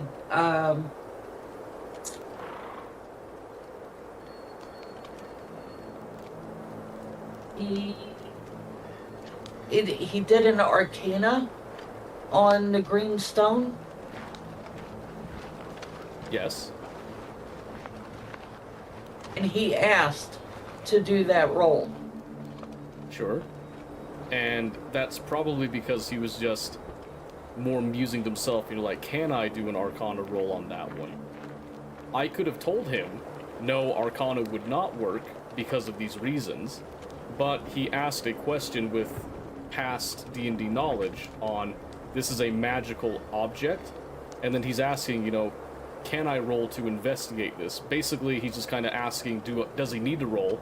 And if he needs to roll, can he use Arcana? He's not, it's not like he's saying that he's got to do this roll. He's asking the DM if that is a roll he needs to do. Because I could have told him straight up if it did not apply. Say, for example, he's wanting to... Okay. No, I get that. Okay, that's... Okay. But... could it not also... The question is really the way that it was put to me, that the DM would tell me when to roll. Yes, that is as correct. Opposed to making an assumption that I'm asking if I'm allowed to roll, or leaning to an assumption that I'm asking, would it benefit me? The same way that Brahm was doing it, that he was musing. Okay. I think this is coming down to English language nuance here. It may be. So let me put this scenario to you. Let me put the scenario out to you. Say that. Hang on a second. Hang on a second. Because I'm starting to sound like I'm questioning authority and questioning procedure. That is not my intent. What I am finding is, because of my inexperience, I am missing subtle cues, and that isn't anyone's fault. It's a statement of fact. I'm inexperienced.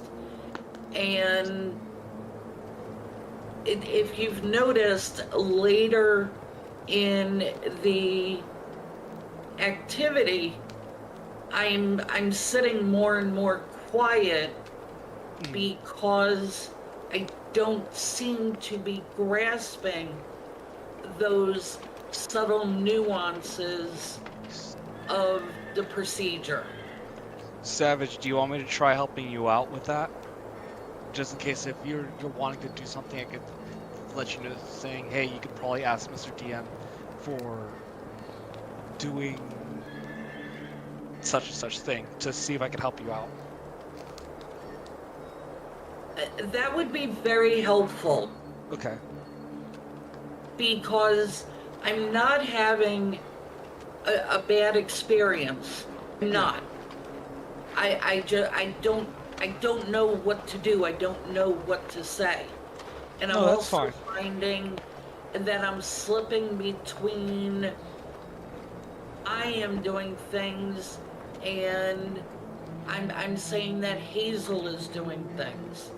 So I also don't know which person I'm supposed to be speaking in. Okay. I'll whenever if you have any questions, of course, always ask me or Mr. DM. I'll do my best if I catch a situation when you're trying to figure out whether you should roll or something.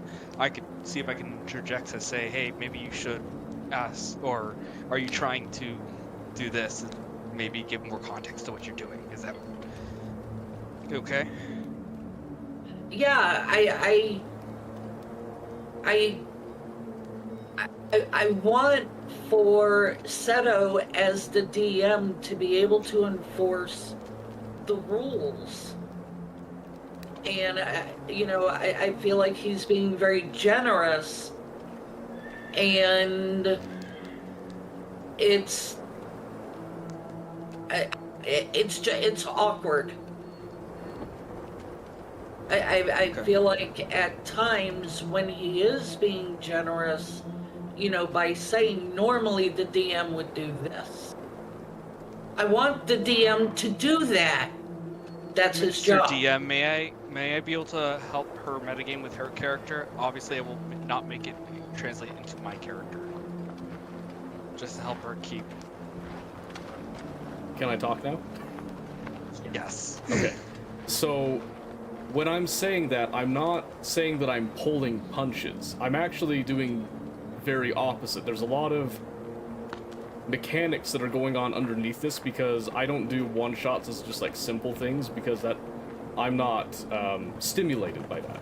So there's a lot of background mechanics that even Mr. Pistachio here has no clue about what's going on, hence the confusion with the obsidian statue, the memory shard going on, and the impossible situation. That is the uncooperative wizard and the strange glowing green stone that has equally strange properties. Okay? When I say that normally this is something that I wouldn't do, I'm simply saying that I'm giving you a bone here naturally because of your experience, because if I just went full on assuming that you have experience, you would be lost right now, because Yes. even with pulling punches a little bit here, we're still a little bit lost. Does that make sense? Okay. So I'm not Okay. I'm not babying you, if that's what you're afraid of here. Quite the opposite. Okay, Once you go okay, down this yeah. hole, the gloves come off, like, fully. I'm warning you of that right now. Okay. Mr. DM, may I make a request? Sure. May we have a very concise synopsis of where we stand right now? After, from the point of meeting with the commander. You She may... lit the statue. It's a leather. So, Brom touched it, and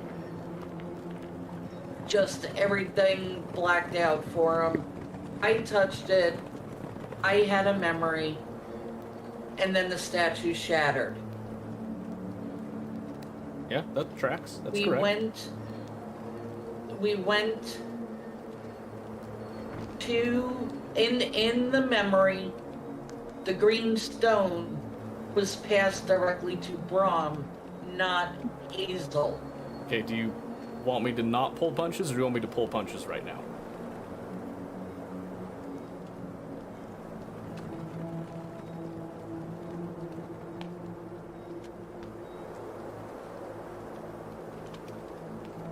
Savage? And I'm thinking, Go ahead. can I roll intelligence on that? Oh my god. Actually, yeah. Yeah, go for it.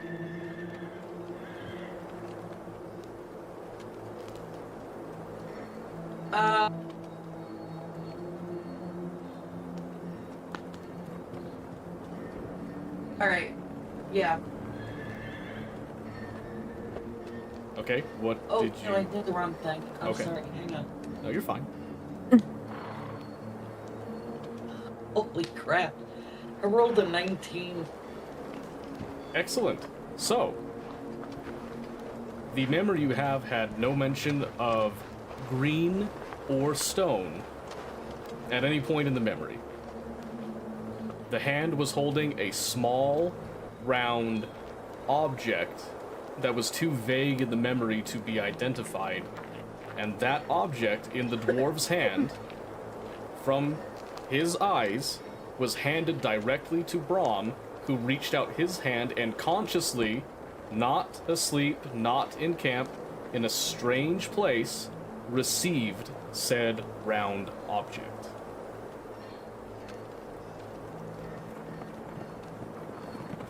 Okay. Brilliant clarification. Mhm. Thank you. From there, we went to the wizard's tent, where he just could not be bothered with us. That is absolutely correct. Yes, shared very little information.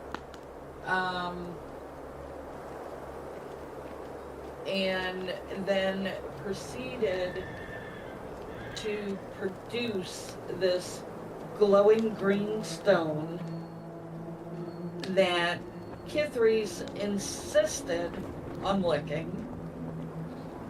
And then ingesting, in yes. fact, swallowed it. Mm-hmm. Brahm was able to help her to regurgitate it, and the wizard took it and put it back in the jar with no explanation. Mhm. Kithres then shared that she had an overwhelming sensation where it felt like her brain was going to explode. She had ringing in her ears that seemed to become the sound of 1,000 feet running. Okay.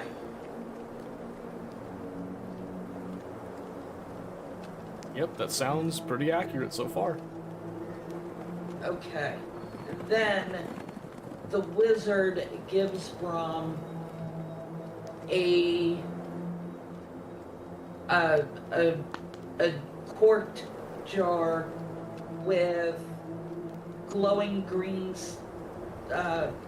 fluid that looked eerily like the stone. That is correct. I had asked the wizard whether he was able to draw mana from the stone to create that liquid, and he responded the liquid was found next to the stone in the hole. That is correct. Okay. Therefore,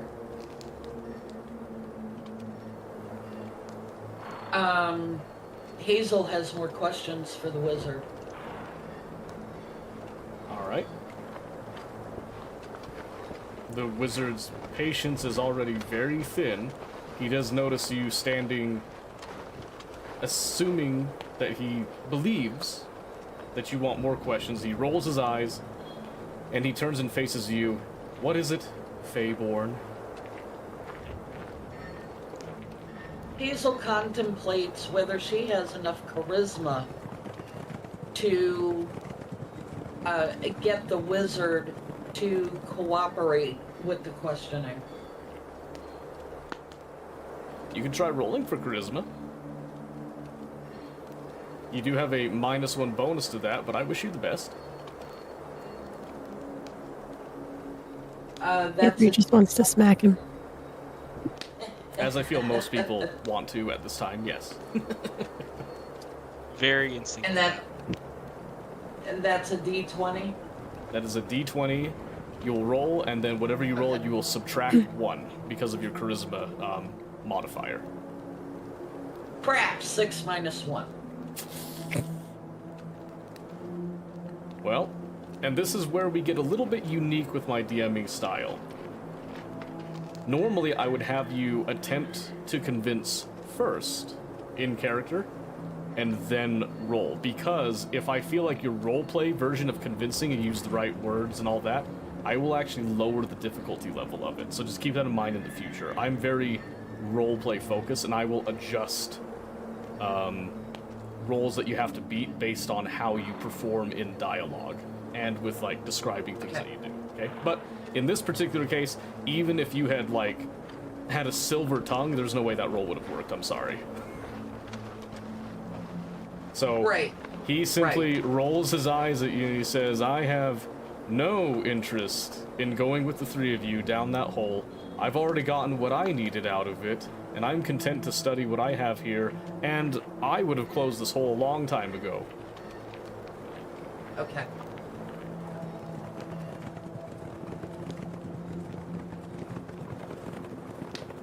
Well, that he doesn't sound very looks- good.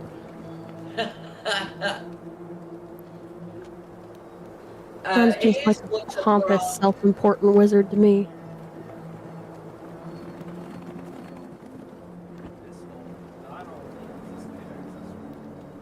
You're muted again. You're muted again. Not only does this hole disconnect us from communication, separate us basically from any hope of communicating outside, and also has a 100% chance of disappearing anybody that's gone into it, we're also sure that even a wizard of, it looks like, high tier would not dare go into it.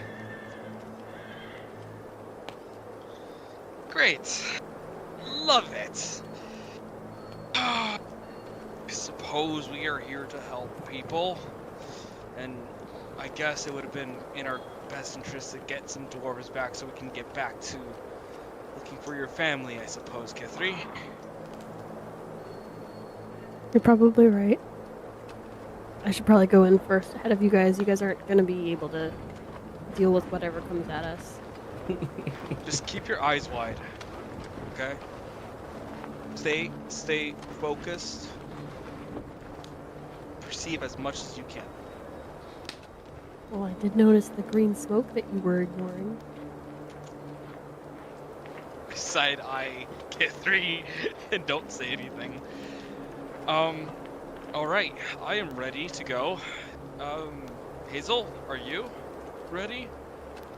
Let's do it. I'm ready. Alright. So Kithri everybody enters the is- hole? Yep, Kithri grabs her axe, holds it out in front of her, and cautiously but swiftly begins descending into the hole. Perfect. We can get rid of that now. And the sounds of the camp above fade as you enter into the hole. And as you've entered the hole, you've gone past the point of no return. I am now going to give you a little metagaming fun fact. Oh boy. When you were listening to the wizard, did you notice something very odd in relation to that hole? You would have closed it. Yeah, he would have closed it. Even more nefarious. Yeah, which is why I had said, I suppose. Where Our did only he get reason the is stone in the bottle? From in the Thank hole, you. I assume.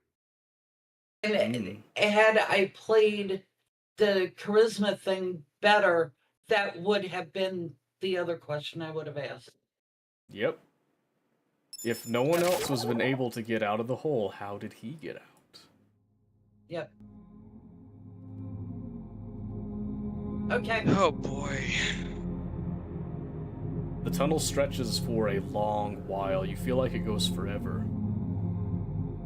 Until finally, it opens into this. I'm scared. I look around. Where are we? It looks like dwarf mines. Hazel gasps.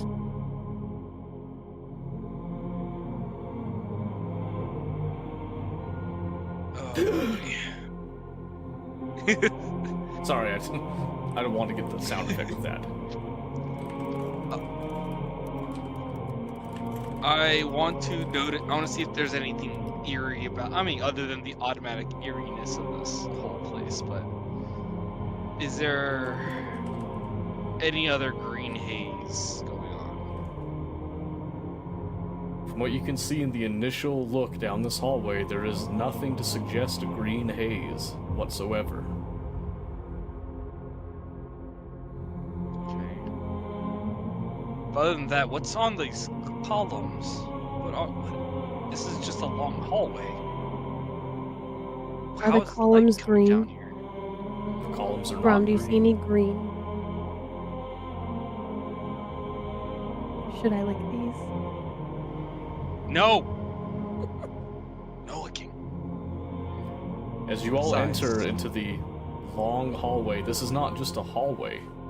You notice that all of these pillars are massive. You stand as a normal human height. Your chin comes to the top of each of these braziers. The ceiling stretches far, far above. And although you know you didn't see any other holes, it feels almost as if a natural light comes from down the hallway. You don't know how far the hall goes, but you know that it goes in both directions, seemingly endless.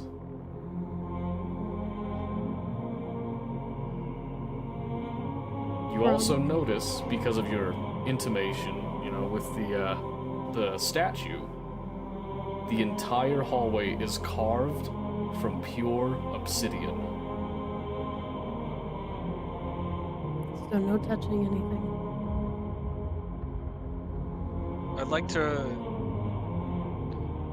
see if there's any I mean, obviously, other than both the materials of this dwarf statue and the hallways are obsidian, is there any magical connection? Roll an Arcana check.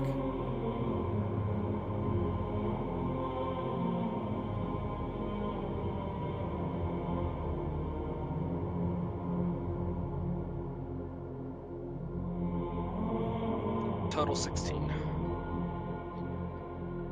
You can feel something magical in nature all around you, but you don't recognize it.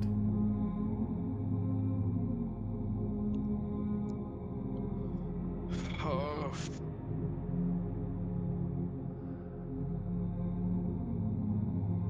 Why did I decide to go down this hole?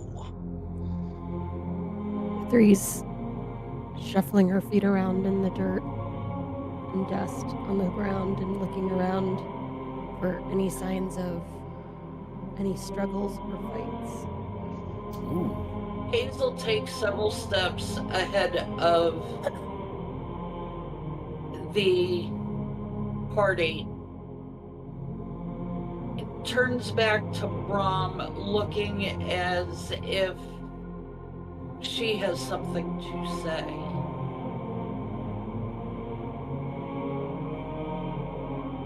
What is it, Hazel? You look like you have a question. My dream, my memory, when I touched the statue. Do you want to ask Mr. DM if this is the same hallway in your dream?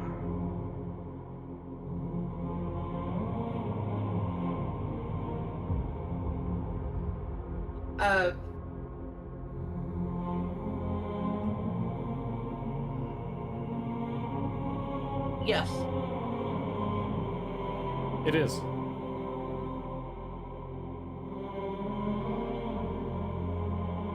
Mr. DM, does Kithri find any evidence of a struggle or a previous fight? Yes. Roll a perception check.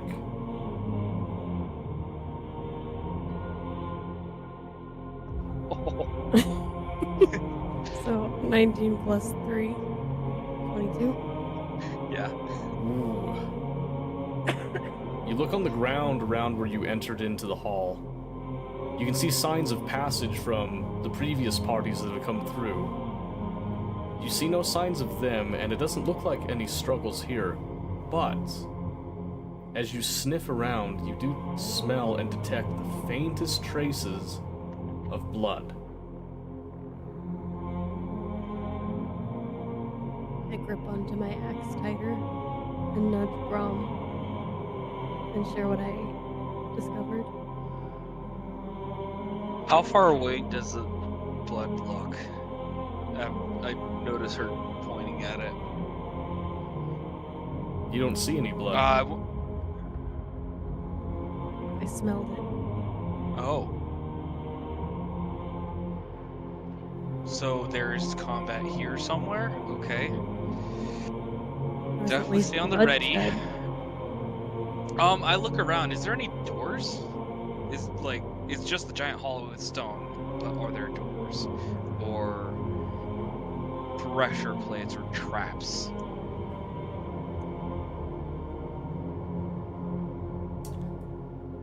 That depends. Are you investigating? Yes, I am. Oh, then roll investigation. 17. That was natural 17, by the way. All right. You look around, and to your amazement, there are archways that indicate doors, but all of them are sealed.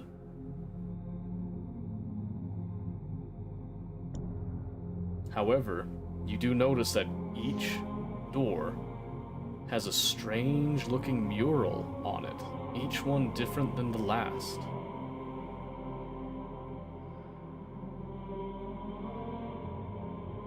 Hazel, do you recognize any of these murals? They are. In this case, you might want to also ask DM if you can roll a history check or something. Or unless if it's part of your background to know what these are.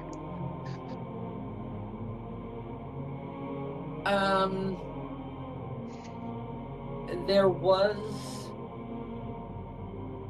a mural or a tapestry in the memory. However, I do not think we've traveled far enough through the hallway Okay. that So these what am I murals looking at would then? have. Mr. DM. The murals you I look mean, I at guess- are strange. At first, they seem familiar, like you see images that you recognize, but the longer you look, the more you realize they're ambiguous, foreign. You don't recognize any of the carvings on any of them.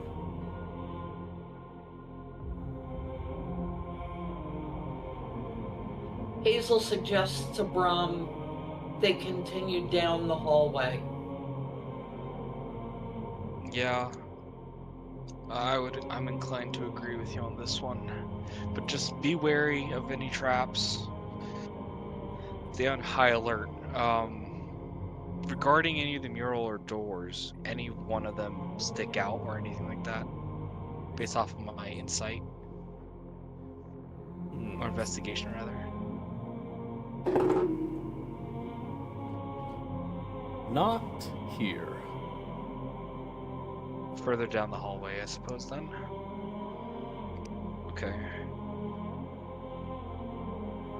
So Hazel shares more information from the memory she experienced with the statue. Right, there was an orb and that, but There was also a mural that had significance, but in I don't the know memory, if you it do was remember clouded. that mural as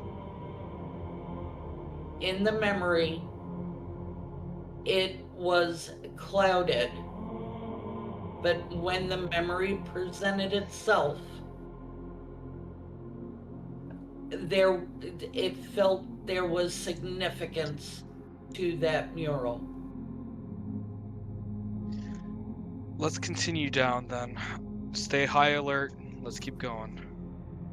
If you see anything, I suppose let's share it because we want to get out of this alive. Kithri leads the way, searching for any potential signs of traps. Okay, so you're leading the way. You are going to roll a wisdom save. Is that still the orange dice? Yeah, still orange.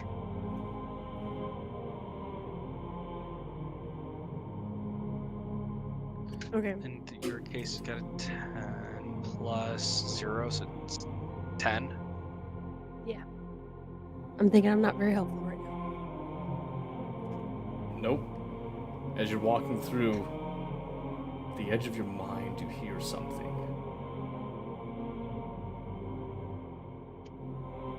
Brum, did you hear that? Never save them.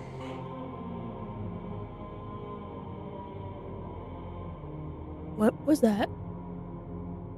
What was what? Hazel, did you hear that? I'm looking around us right heard now. Something. I heard something.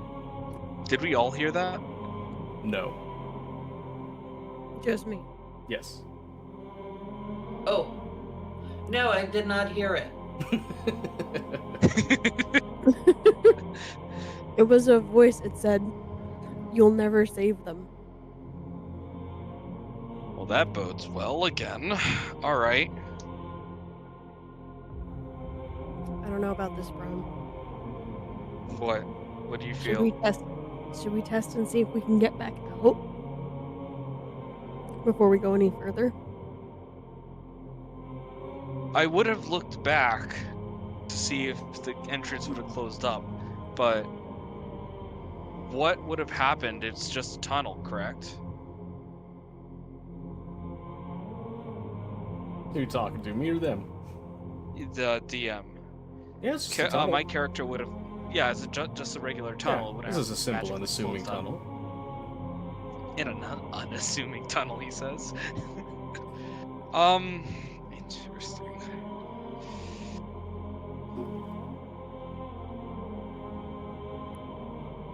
Well, we only have two options. We either keep going deeper or we go back out and quit. No, we can't go back right now. We have to get the dwarves, or at least figure out what's happened to them. That voice is concerning, though. If you heard that, something. This whole place is concerning. Well, obviously. Maybe I'm starting to rethink licking the pillars. Yeah, like I told you. Yeah. No, like I'm thinking maybe I should, or at least one of us should touch one of the pillars to see if it has the same reaction as the little No, stone guy. we don't want to touch this. This is too weird of an energy, and especially right now, if one of us gets knocked out, that's basically 33% of the party is gone, incapacitated, and if anything happens, it might be donezo for us. So let's not risk anything. So then are we? Do we want to reconsider how we're approaching this? Do you want to be in the back, just in case, and I be in the front, since if need be we switch out and then you get in the front, us spellcasters can go into the back. Put me in the middle so that I can Oh, good idea. defend Good idea. either of you depending on where any potential attacks come from. Yes, let's do that. I'll go up front, Kithri in the middle, Hazel in the back. Stay alert. Let's keep in mind where we're at. This is completely foreign magic, and I have zero clue what's going on here. And I don't trust any of it. Yes. Kithri, please let us know if the trail is continuing where we're moving forward, whether you can still see it or smell it. Oh, you weren't able to see it, you smelt it. I smelt blood earlier. Yeah. Was it close, far? I guess it was throughout the whole. I don't know how much blood did you smell and where? Can Kithri take another deep breath and get a better idea, Yes. Mr. DM? take How a does deep that breath. get determined? I'm just gonna give this one to you since you've already picked it up. You're aware of it, so we don't have to re-roll for this one. Okay. You take a deep breath in, and it does smell much stronger. The taste of iron, you can actually taste it on your tongue now. It's not solely residing in your nose. You are getting closer to the source. And then I share that information with the party. So we are getting closer. All right. Any changes in the murals? Oh, you're looking at the murals again. Yes. Hazel. In the memory, we pass through 2 chambers, and it's in the third where I see I see the round object being passed and what appears to be a significant mural.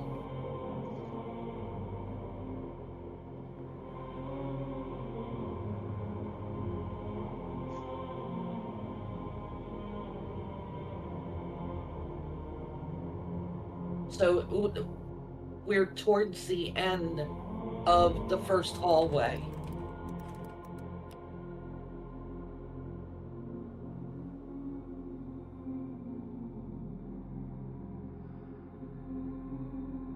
Rom, are we gonna move forward now?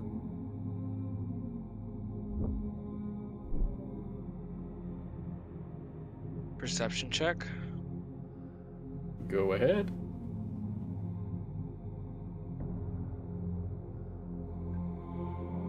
I like those odds. Plus 4, 21. 17 plus 4. What is it that you're attempting to perceive? Perhaps if there's eyes on us, really if there's any sort of attention towards us.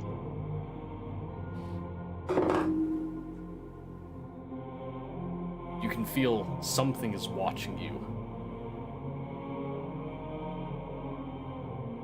I don't like that. Great. I don't like it. I don't like how we're being watched right now. Or rather, I signal to Kithri saying, eyes up, stay focused. Kithri And- nods back. Hazel is also Yeah, and I tell Uh, Hazel, please stay attentive, stay close to Kithri. She will keep you alive. but Hazel also knows they must proceed. Onwards. Onwards, let's go. Cautiously. So brave.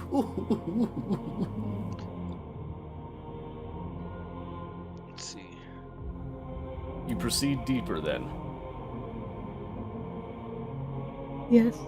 Any Eventually. changes to the murals though as well. So Oh, yes. just You reach, surprisingly, an end to the hallway. And at the end of the hallway is a massive mural. whoa. Does Hazel recognize this mural? This Hazel is the recognizes- mural. Oh my gosh. Yes. 2 dragons. Lightning. What is that writing at the bottom? Is that people below it?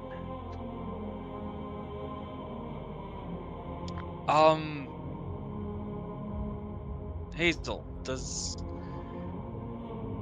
you want to try rolling history or religion or anything like that to try seeing if you know anything about this statue or what it means? Ask Mr. DM if it's if that's also possible. Sure, go for it.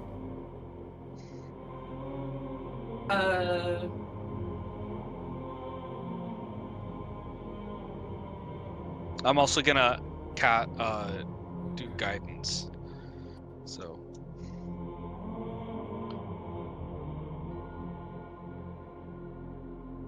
I'm thinking.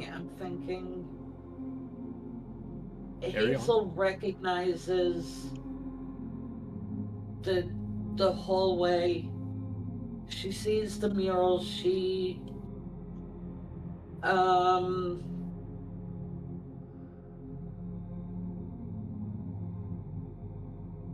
wants to. Is the.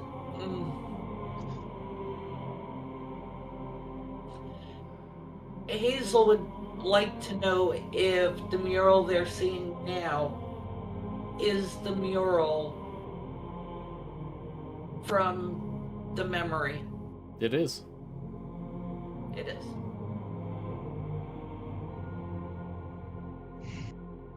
Do you want to roll a history check or a religion check to see if you know the meaning of the mural? That you could roll a d20.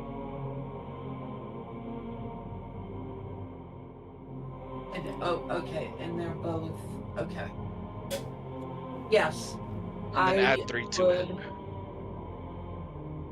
No, my intelligence is a 0. No, I'm doing Same, guidance to be so I can honest. help you. Oh, I'm so sorry. Sorry.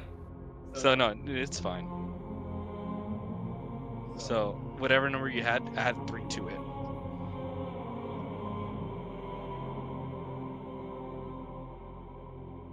You're not gonna like this. I rolled a Oh no. 3. That's fine. You look at the mural, and though you recognize it from the memory, you have nothing. This doesn't seem to relate to any event in history that you are aware of. It doesn't seem to pertain to any religion that you are aware of. The entire mural is just strange. Foreign. Brom mentioned that there is writing at the bottom of the mural. Indeed there is. Does anyone Is- here speak Dwarven? No. I don't remember. Hold on, I got you. Oh, we didn't choose a third language. Well, that sucks. Yeah, you spoke common and halfling. Well, we can't choose dwarven now. You know what? I'll throw Good you a job. bone. I'll throw you a bone. You can choose Dwarven now. Do If you it's want to any speak dwarven? consolation, we did discuss it. Yeah. We couldn't decide who was gonna get it. Don't worry, I'll throw you a before bone he because did things. you think I'm helping you out, but I'm really not. Oh boy. All right. You speak dwarven. So, I'm gonna I change speak that to your dwarven. character. I speak dwarf. Yeah. So what does it say? And then yeah. Do I need to do any checks, or do I just know? Well, when you look at it, you can recognize similarities to the Dwarven language that you've learned. But you realize that this is a completely different dialect entirely, one that you are not familiar with. That's why you threw us the bone, because it wasn't gonna make a difference. You can roll to try to decipher some of the recognizable symbols and glean some of the message. Yes, I would like to I'm do going that. to be abusing the guidance. Confessing. Oh, that's fine. Hang on. Hang on. Hanging. Brom also mentioned that there were, I don't remember if he said people or dwarves below the mural. Do they have any significance? Are they alive? Are they the dwarves that have been lost? Are there What? dead dwarves below the mural? I think he was meaning the inscription looked kind of hieroglyphic, like the shapes of people. Oh, okay. Or Okay, thank you. perhaps, if you look closer, Do we recognize any of the Oh, dwarves? ew! I don't like that. What? you do not. These don't even look like There's a lot- dwarves.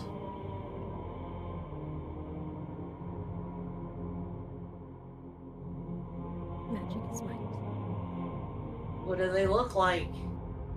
And Roll like I said, perception and I find don't out. remember.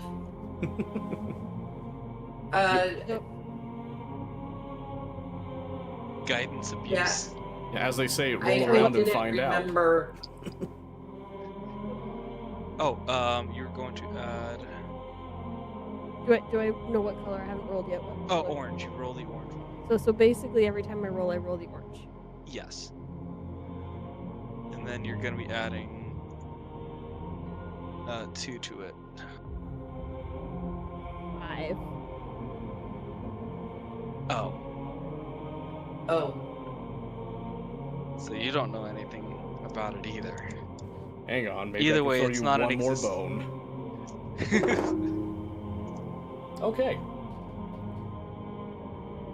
Try as you might, the majority of the inscription, you cannot decipher it, but you do glean a single word. That word translates roughly to worlds, plural. Worlds.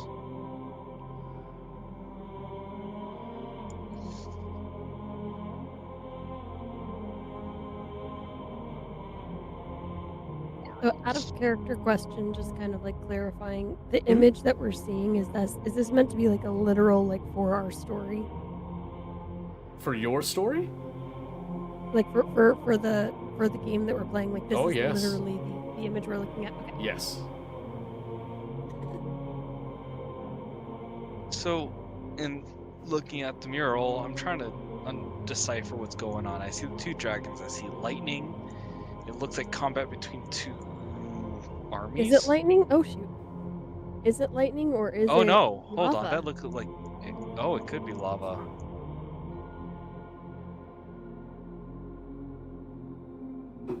But with the worlds, I have no clue what that means. But Well, it's 2 different dragons.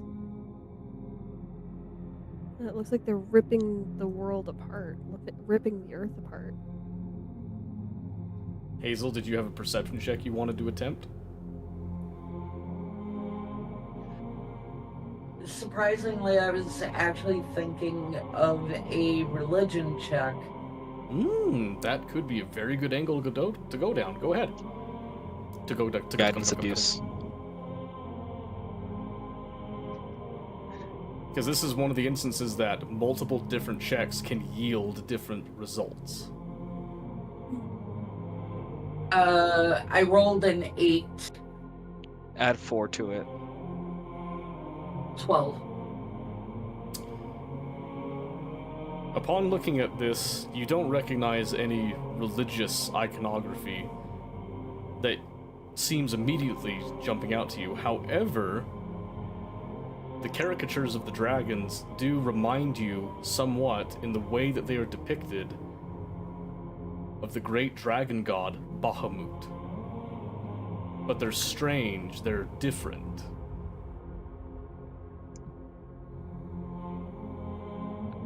Bahamut. Rolling d20. I have no clue who that is.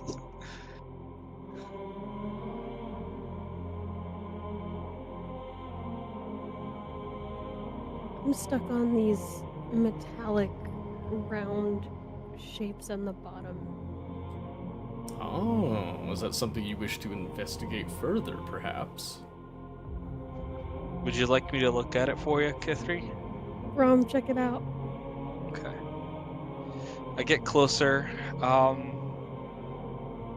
It's still made of the same obsidian, correct? It is. There's no green glow, correct? There is not. Can I lick it? You can. No! I'm not going to let Kithri do that. But it's I not looked at the green. spaces below it. Is it? The black one was fine. It was the green one that made me sick. I have Stop. This is how you get stomach aches. Bro, You just don't like what time the stomach aches takes away from.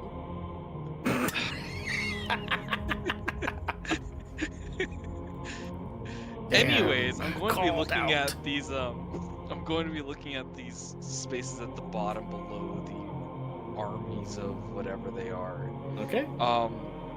Is there any images? Does it look like images, or does it just orbs, or what is this? What am I looking at? Well, it depends. What did you roll? Oh, While you're rolling you said that, perception, right? investigation for this one. While you're rolling that, Investigation. Hazel, please proceed. Hazel is looking closer at the mural and out of character. This is very difficult for me to see. That's intentional. Be that as it may, with my vision currently, Mm-hmm. it's very difficult for me to make some things out. But Hazel does question if the layer between the what look like shelves that the dragons are on and those pockets down at the bottom, are those actually skeletons in the mural? They appear to be figures, humanoid.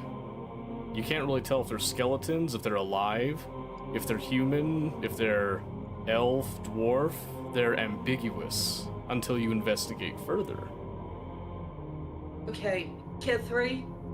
Mm. Do you By the way, I still have rolled a detect... What? No, I was telling Mr. DM. Yeah, I rolled a hold that 14. thought, but let Hazel finish their Yeah. thought. Yes. Kithri, do you still detect The scent of blood? smell? Yeah, and is it just as strong? Is it overpowering? And Kithri takes another deep breath and ponders. You take a deep breath and it hits you like a wagon. It just floors you so much that you look down on instinct and notice that the entire floor is covered in it. Yes, Hazel, I would say we are very close to it. In it, in fact. During that realization, what was Brahms' roll? 14. 14. You get to look a little bit closer.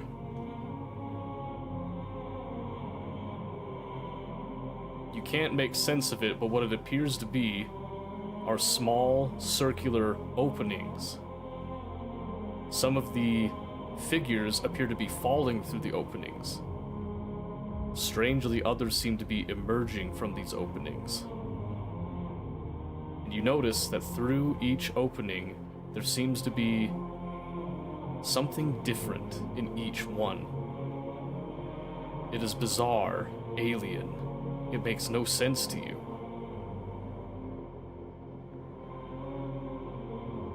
Those depictions of the night sky,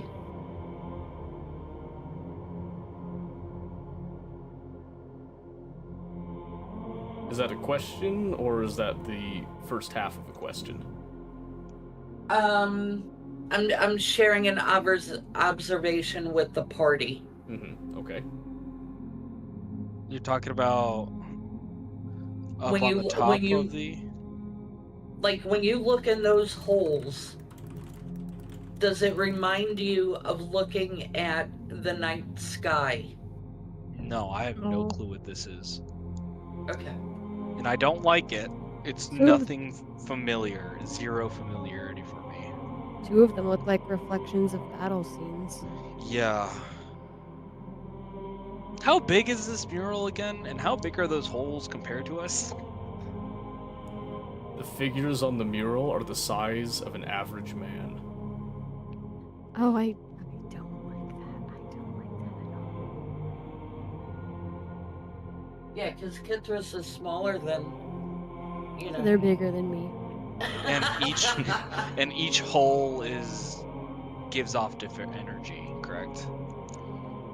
It doesn't give off energies, touch it it? simply is a Or- depiction of a different place. Okay. Each Can one, I touch an ongoing battlefield. it?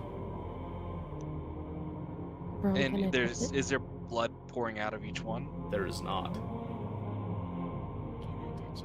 I look around to see where the blood is coming from. Better to ask forgiveness than permission, Kithri. Just go for it.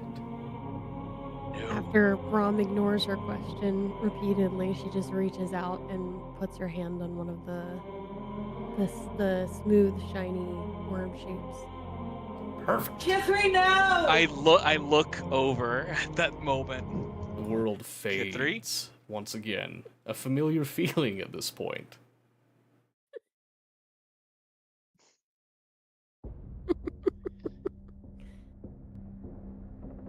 You open your eyes. You're in a deep, deep pit that stretches off to the sides. You hear sounds in the distance. Something's over your eyes, but you can't quite tell what it is. You're afraid. You're so afraid. After a moment of sitting there, a large group of what you can only assume are soldiers rush by you. They wear strange armor, carry even stranger weapons. They don't look like swords. They carry them like spears, and yet they don't look like spears. They ignore you as they run by. You don't know why, but you stand up. A feeling of hopelessness has taken over you. You crawl out of the ditch, standing and looking at the scene before you. It is the most horrible thing that you can imagine. A vast wasteland, bright flashes of light and thunder in the distance. You can hear men screaming and then cut off, suddenly and rapidly. But you don't care. You can't stand it anymore. You drop your weapon and extend your arms. After a brief moment, you hear something rattling, like chains smacking against each other violently. You feel pain in your chest, your neck, and finally, right before the lights go out, a sharp pain between your eyes, the sound of cracking glass, and then you are launched back from the mural with a force as if you'd been hit by a sledgehammer, and you are back with everyone else.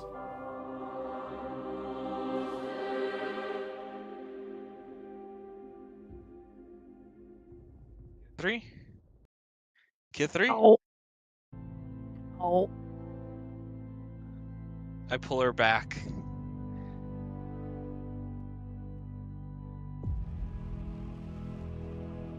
That was Um, And Kithri's just kind of trying to get her bearings, taking a deep breath, slowly checking her chest, her neck, where she had felt the injuries.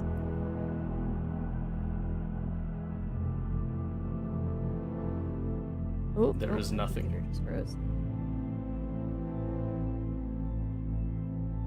What happened? I am not sure. I was in this strange battlefield, hopeless battlefield, and I just gave up and stood there, and then it knocked me off. Like, I was thrown from the wall, obviously. It was way over there. I'm over here now. Huh.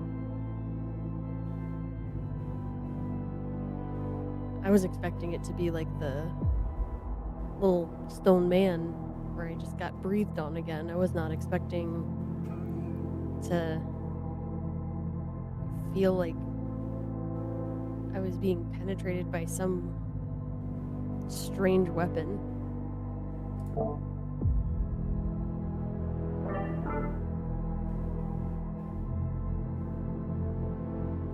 Are those actual sounds we hear, or? No, that was me changing a setting, my bad. Okay. I'm like, I'm sorry. Everyone freezes like, wait a minute, what's happening? Yeah, that was my bad, I'm sorry.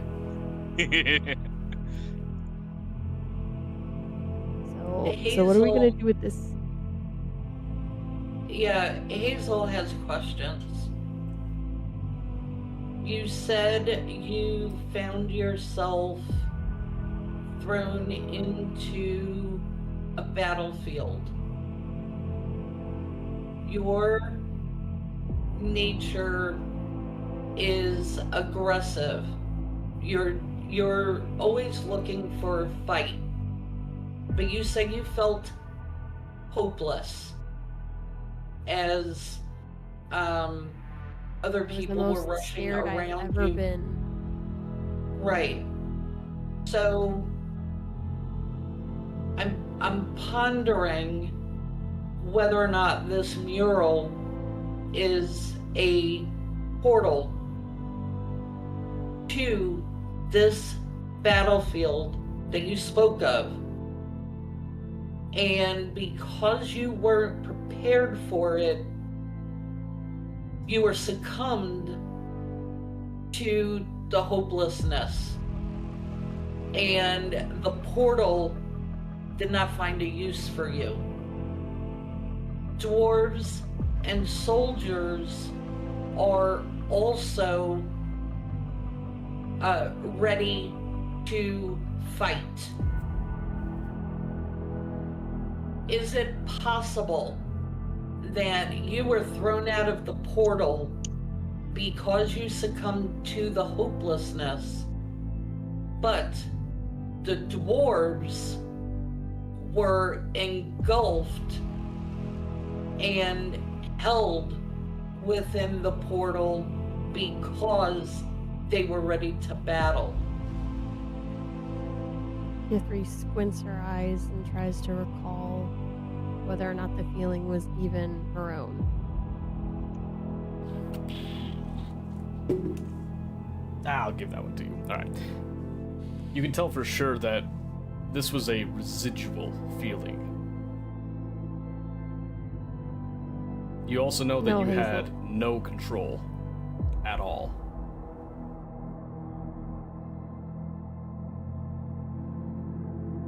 No, Hazel, it wasn't me that was feeling these things. It was like I was a whole different person.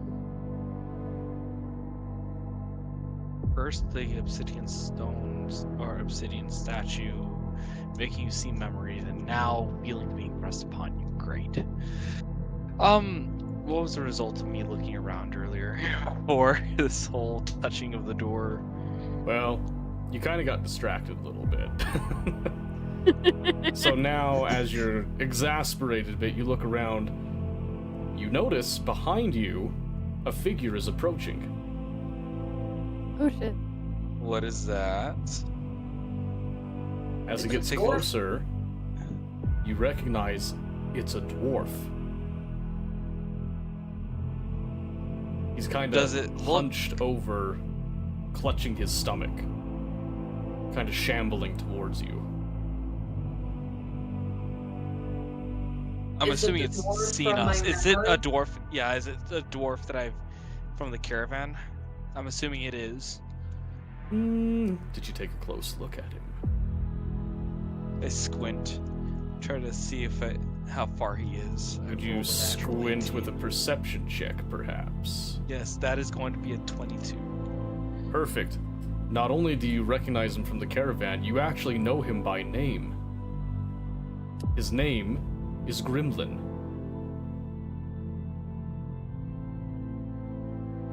Gremlin, is that you?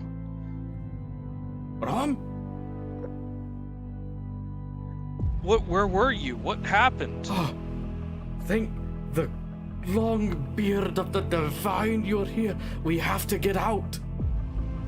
Well, I agree with you there, but how? Back to where we were going, right? Aye, back to the tunnel.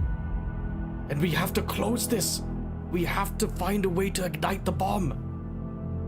Where's everybody else? Where's the bomb? Even from this Yeah, distance, where's the bomb? you could see him go noticeably paler. He says, they're gone. Oh, Brom, it was horrible. I've never seen such a slaughter. I've never seen such abominations. We can't stay here. They'll smell us. We have to go. Smell. I immediately cast Pass Without Trace. Okay. Beat me to it.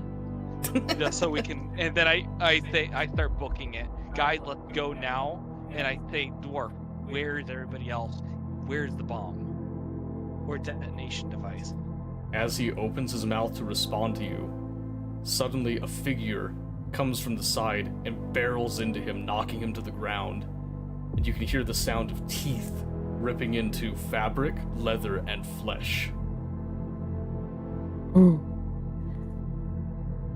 Ah! Get it off me! Can I attack it? Of course. Produce flame onto it. Alright, you do so. And as you How do produce I- flame on it... Well, hold on. He's producing flame. Okay. This brings it into full light. And it is one of these creatures. You're just What does these creatures mean? An looking Oh, ROUSS. I can't. My computer's frozen. It's. I've got like a massive delay right now. No. It's hard to describe. Oh, You'll see. okay, I got it now.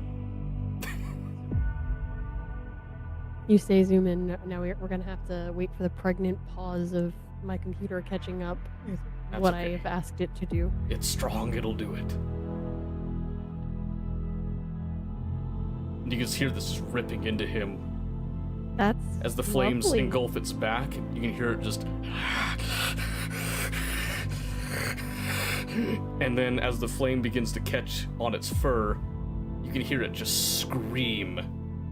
And it rolls off to the side and gets off the dwarf. And then you hear other screams. Oh no. Now is the time that everybody rolls the handy dandy initiative. Let me get this to come up. Yes. Which one is that? So on your character sheet, it should say specifically an initiative up by your armor class and such. And it will say for you it is a +1. So you'll roll a d20, you'll add 1 to that, and then you will tell me that number when I ask for it. Got it. Okay. Okay, when everybody has it, I'm I will good. then ask for the numbers. I'm good. Okay, You're muted again. got it. alright. Hazel. Alright. Hazel, give me your number. 15. Brom, give me your number. 16. And Kithri, your number. 11. 11. Okay, the turn order for the party goes Brom, Hazel, Kithri. Everything else will happen at the bottom of the stack. Good luck. Brom is up first. Alright, where are we positioned in the hallway? And how far away is the dwarf? The dwarf is about 30 feet from you now. The rat is also a similar bit, because you can clearly tell that this is some weird mutation form of a rat. Interesting.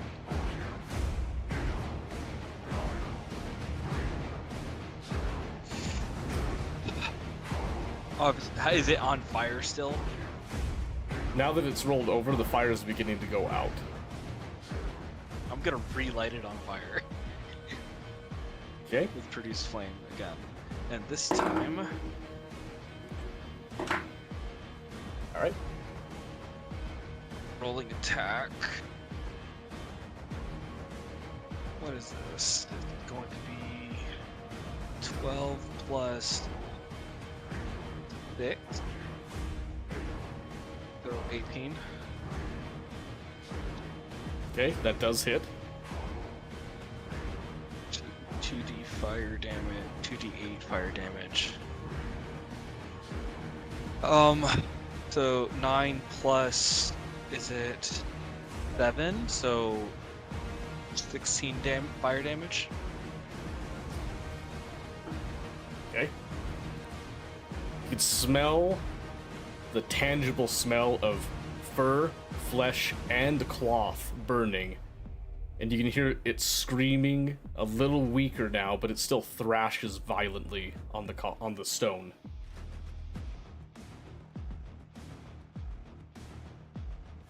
Anything else this turn?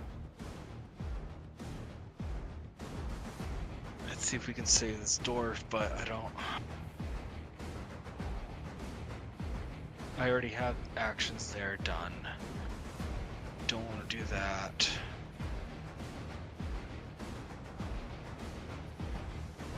Oh, I could do that.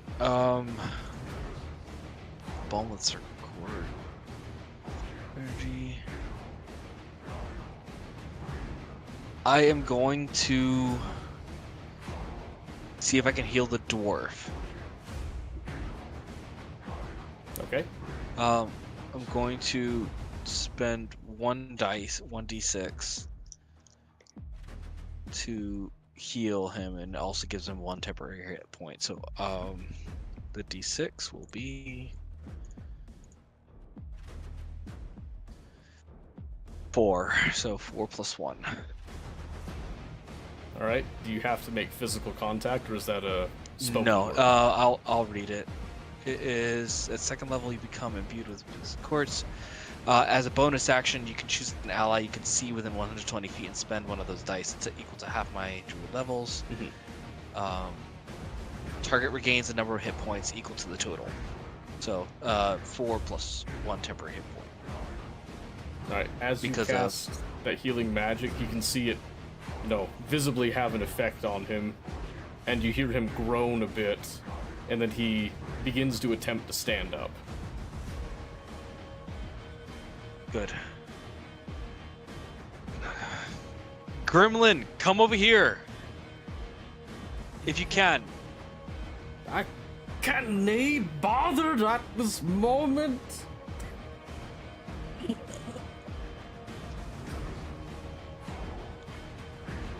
Kithri, we're gonna try moving over there, okay? I'm going to move 10 feet forward, but not closest I'd like to. I don't want to have to get down right now. See what we can do to save the dwarf. Alright, and that's the end of my turn. Okay, that now brings us to Hazel. How Is there close some- is by the way?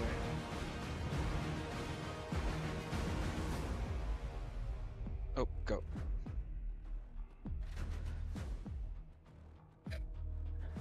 how close is Hazel to the dwarf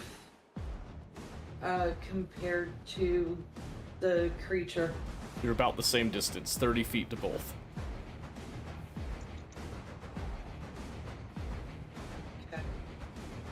I also have Cure Wounds.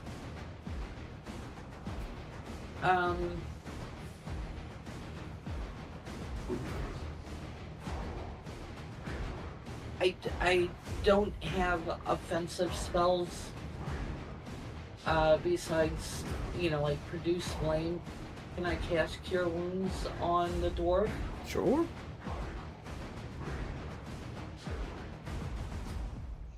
And what do I roll for that?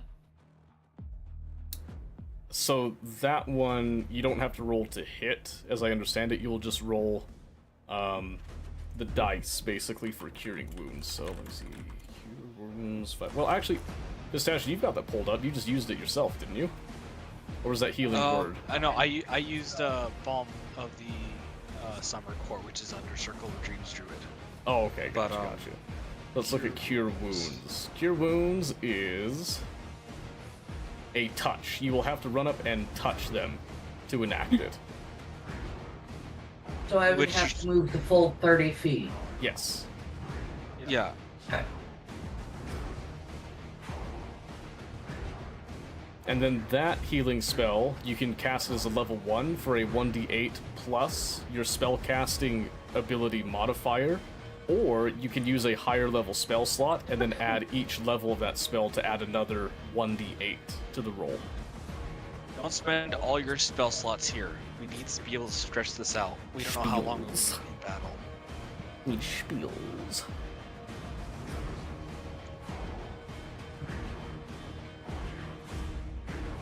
Also, don't take too long. Who knows how many more? I there have might 4 be. spell slots. I'm gonna move the 30 feet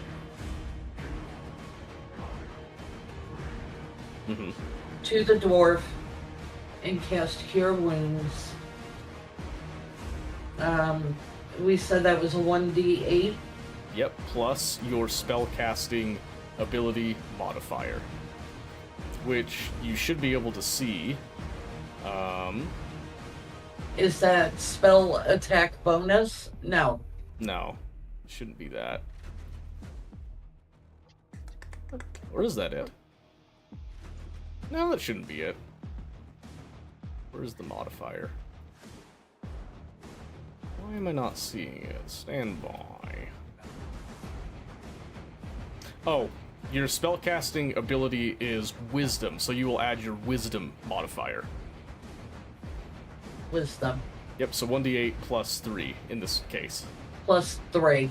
I Mhm. rolled a 6. That's fine. Or, I'm sorry. I rolled a 3 plus 3.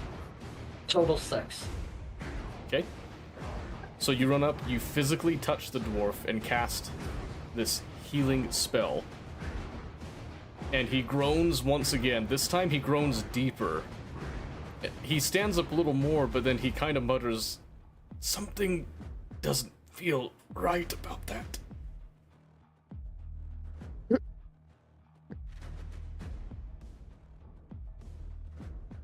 And you've moved, you've cast a spell. Is that your turn?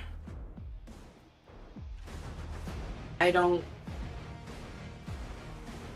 Yes. Yes? Okay. We now move on to Kithri. Does Kithri have the capability to get from where she's at to the mutant rat? Oh, absolutely. Okay.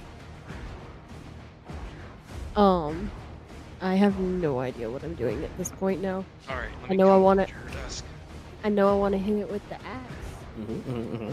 I want to do a nice, strong, heavy slash at it. It's a good call. Good call.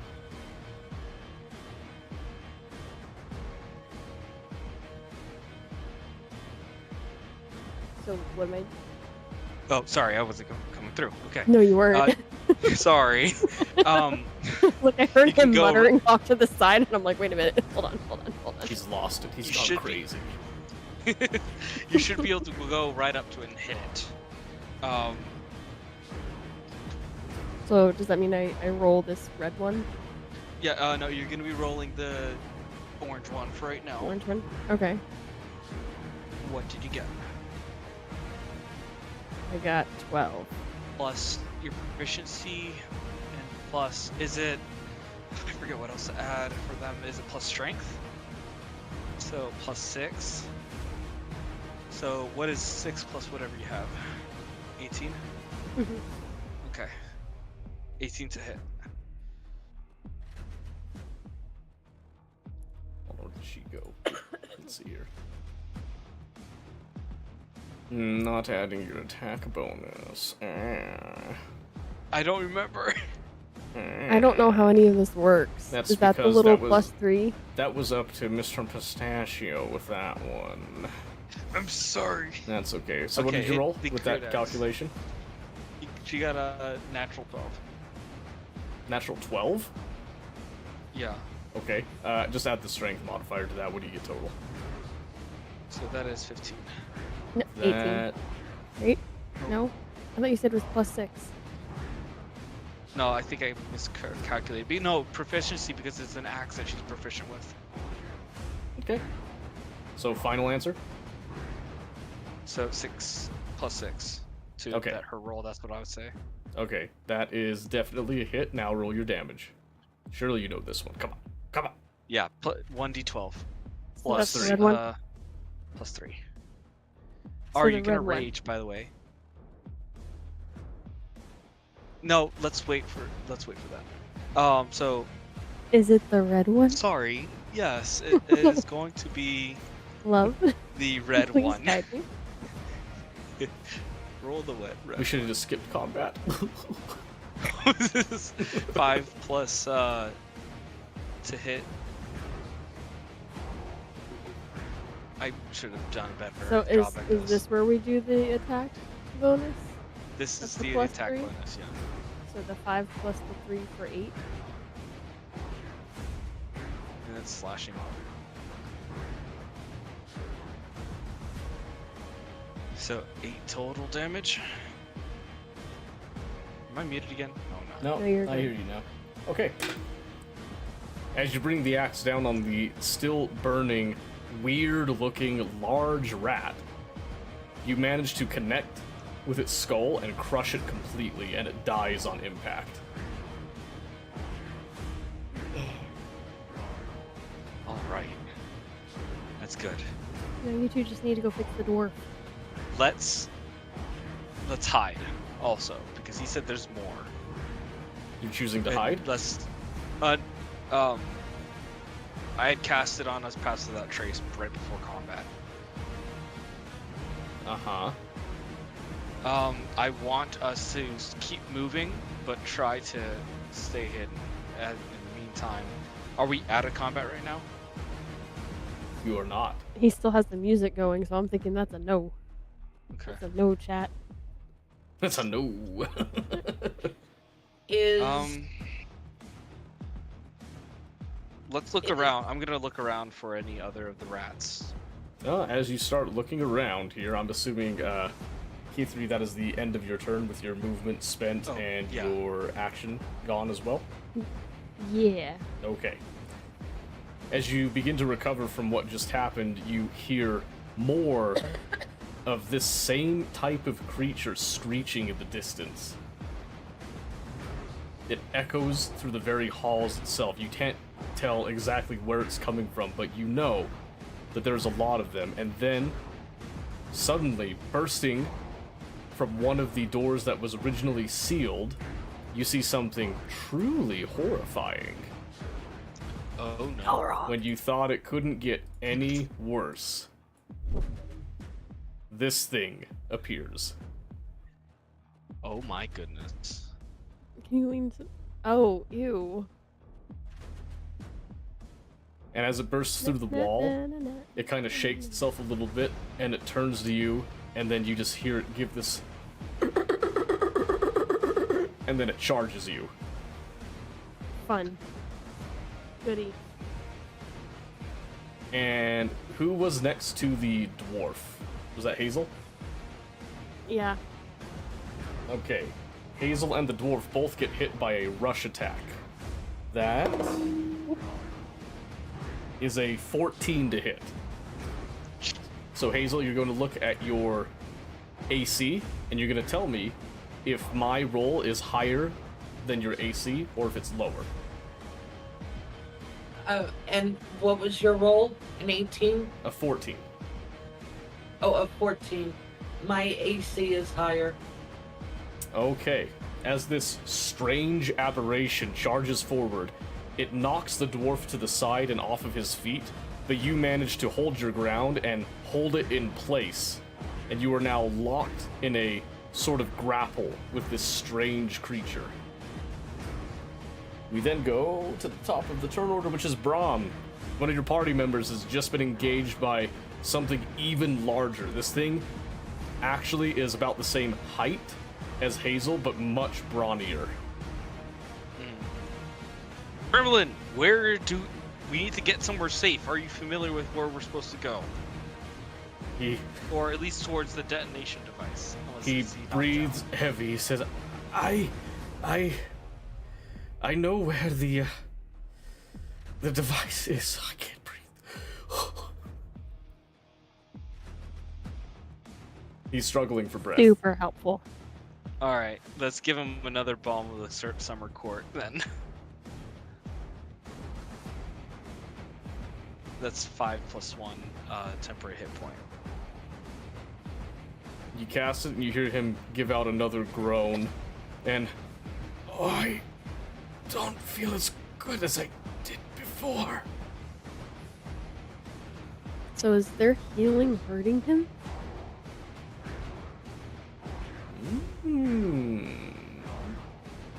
This isn't good. Oh boy. Rom, the help is not helping. All right, I see that. What do you want me to do? Do you want me to go after the thing with Hazel, or do you want me to focus on those other things that sound like they're coming? I look around to see if there's any doors that are open. I'm wondering if Hazel is still being attacked. She is. No, right now she is engaged, yes. Yeah, so none of the other doors are open at this time. You can hear the sounds of things moving, but you can't see anything in view as of yet. Okay. Do we want to... We're just gonna have to kill as much as we can. If looking for a way out, hopefully. Who has that T-bar that the commander gave us? The what? The The metal thing. Oh, with the- Awful lot of discussion Coil. for in combat. Okay. Yeah, I'm going to light the thing on fire, by the way. So produce flame on that thing. Okay. And it does. This one you notice has much less fur, and while it catches on fire for a moment, this one seems to basically just shrug it off, almost ignoring it. Oh god. Okay, 3. I need your slashing. Alright, I'm gonna be moving closer to the total party. I'm gonna want to go towards Gremlin to see what's going on with him. Okay, as you move Just towards at a Gremlin, glance. how do you inspect him? I'm going to be doing a medicine check. All right, give me the medicine check. 16 + 7. Okay. As you inspect him, you realize to your horror, as you've been healing him, his body, where he has been wounded, has not been mending with flesh, but has been mending with obsidian. Oh no. Good like him. And he looks up at you and he says, it's bad.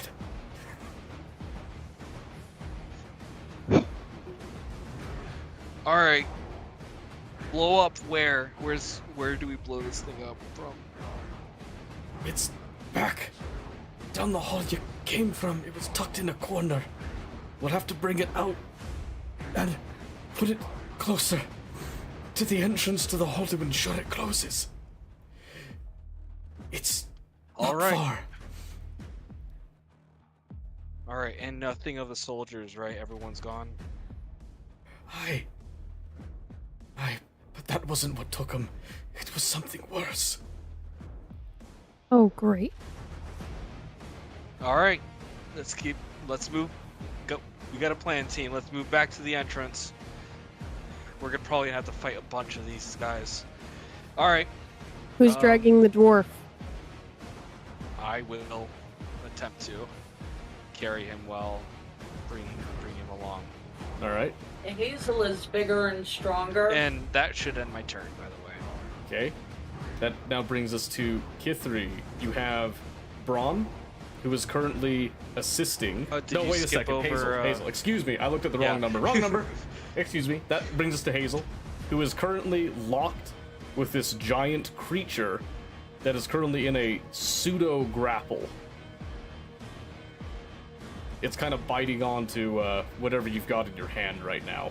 I'm assuming you had like a staff or something as a druid. Yeah. Okay, so it's gnawing on your staff viciously, aggressively. How many moves do I have? So you've got a movement speed that is your limit at how far you can go, and then you've got an action typically, and then what's called a bonus action. With a druid, really, bonus action, only thing you could really do at this stage is if you had wild shape, you could cast that. I don't see you with wild shape here, so most of your stuff is just going to be you move and you can do one action, and then you can ask if you could use a bonus action for something, and I may let you do it, I may not, depending on the situation. So, move to a location as one thing. You can attack or do some type of heavy action, like casting a spell, attacking, and then you have a light action, which is your bonus action.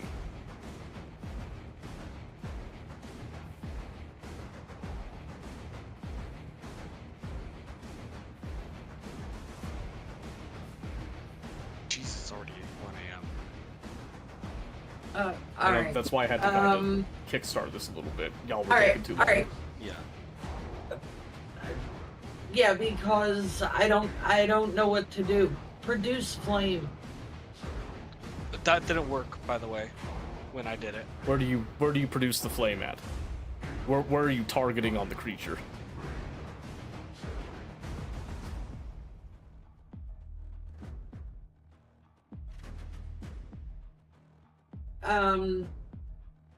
His head and face. Okay. Alright, you manage to get it close to its eye, which is a soft enough spot that it squeals and it recoils and breaks off of your staff, which frees you from its grip. Hazel is gonna move towards the dwarf.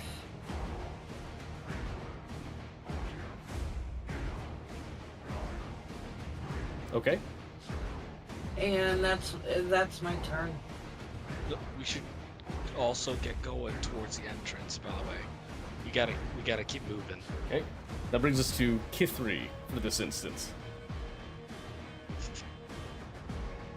Where am I in relation to everyone else? You are where the previous smaller rat creature died. The larger rat creature is about 10 feet to your right. Everybody else is about 5 feet up from where that creature is and getting ready to run.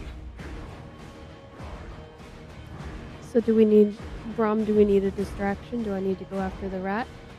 You can attack it and oh wait, no, I don't know how tanky this thing is.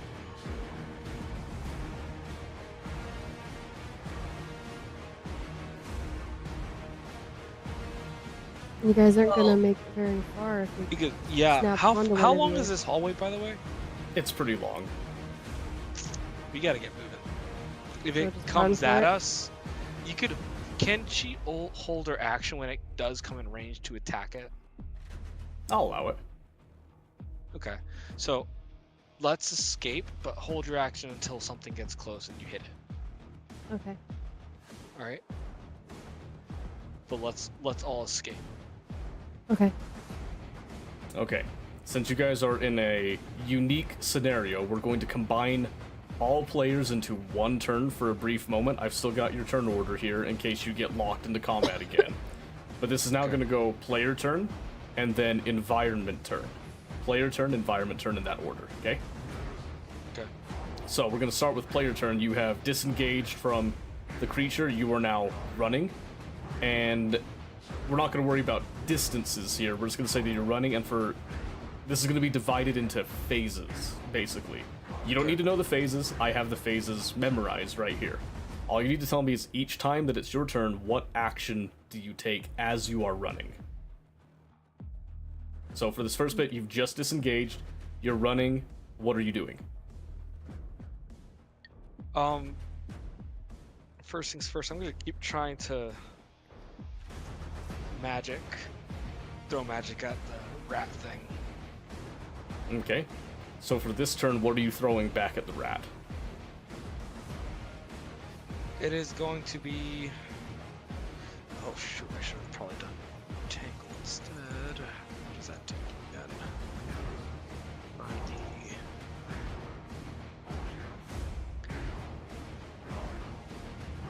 Come on! Come on! Come on!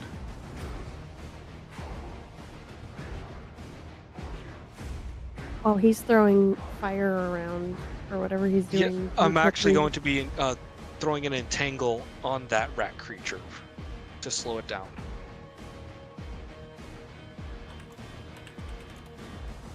It is going to grass weeds, vines sprout out of the ground in a 20-foot square, starting from a point within range.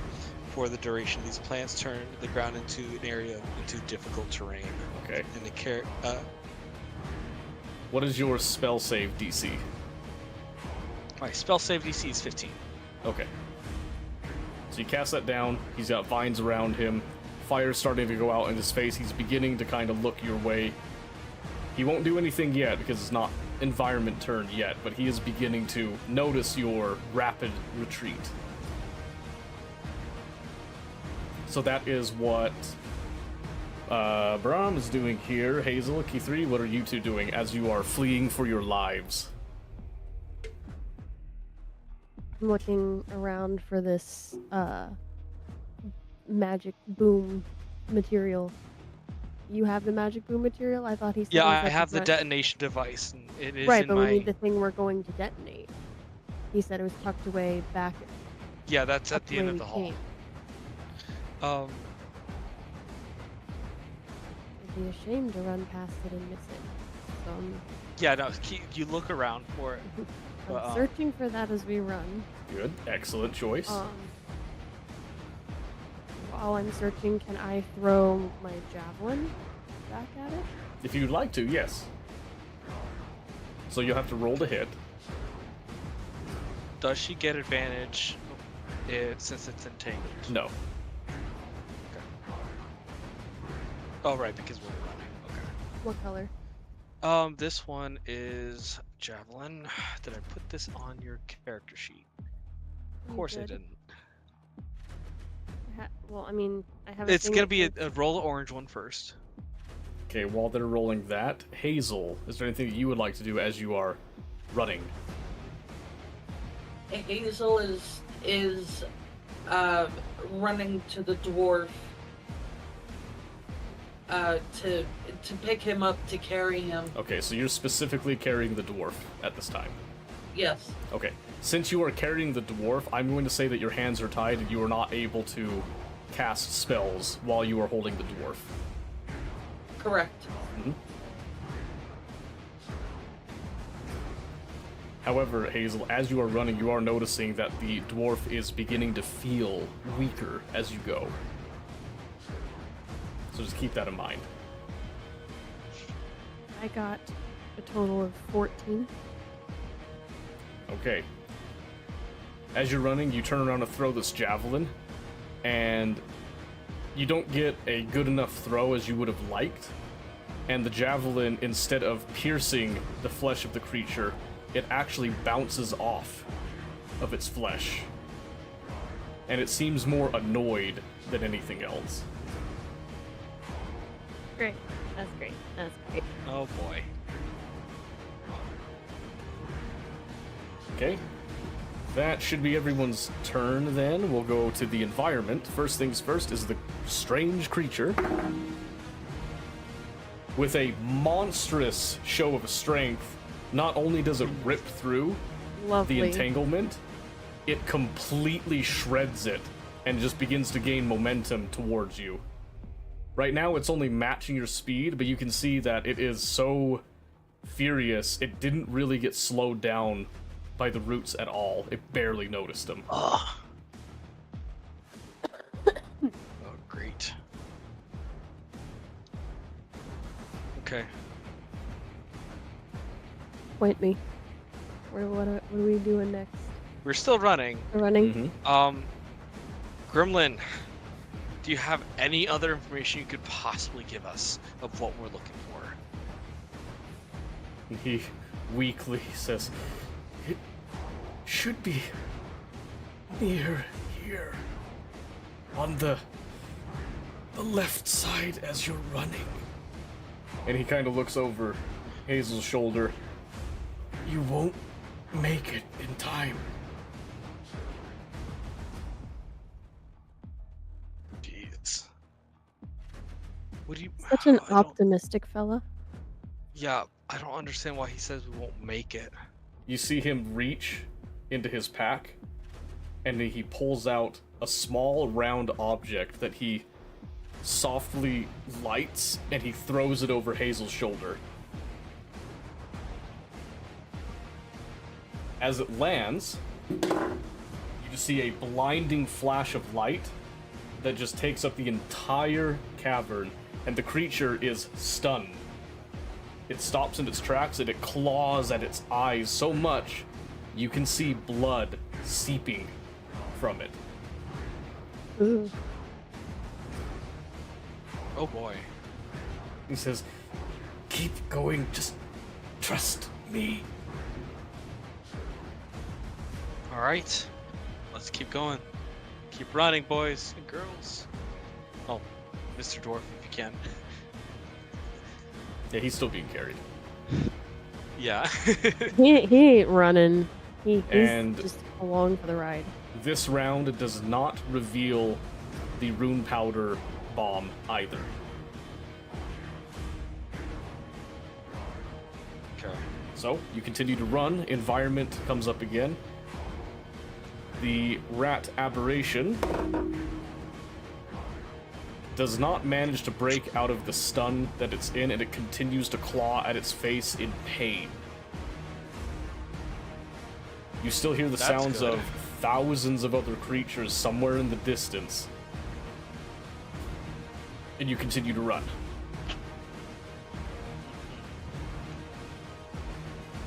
Let's see. How are you two not able to see this? Don't you guys have good night vision? I can. I do have dark vision. You're in luck. You finally find it. And it's not just a bomb, it is an entire wagon load. Nice. Rom, you have the stick with the things that you put in the things to make it go boom. Yes, I do. We have to get pretty dang far. So, they said to drag the powder. Like, is in this? This is what the captain described to us, to let it give us some room to be able to. The dwarf coughs, interrupting you and spewing blood as he does. He says, No, not here. You have to take it closer to the entrance. Okay. How are we gonna drag How him? heavy is Pull it? that. The dwarf How looks at big you is and he it? says, "You can't. All three of you have to move it. I have to stay." I mean, he's turning to stone anyway. Gremlin. Can we put the dwarf on top of the stack And he and grips, carry him that way? grips you tightly and he says, "No, don't. If I bleed on the powder, it'll get wet. We can't risk it."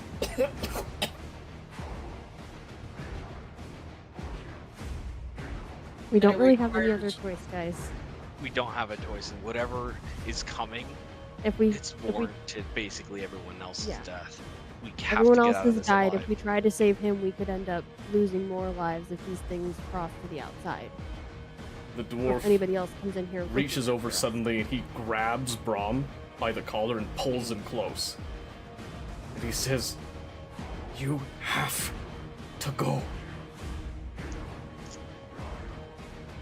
And then he reaches into his pouch and he pulls a small round object and he thrusts it into your hand.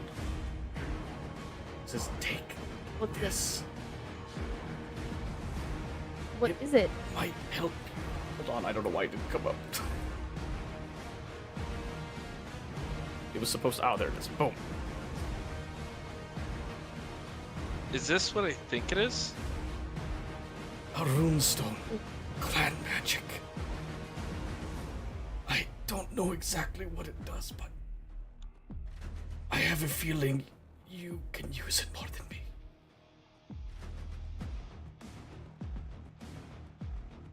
Go. Go! All right, let's go. I let go of Gremlin and immediately yell for everyone to grab a hold of the powder and the powder carrier and start A dragging. wagon? The wagon. Yes, that. Yes, exactly what I carrier, mentioned. yes. We'll put this just as a small image on the side as we look at the main threat still.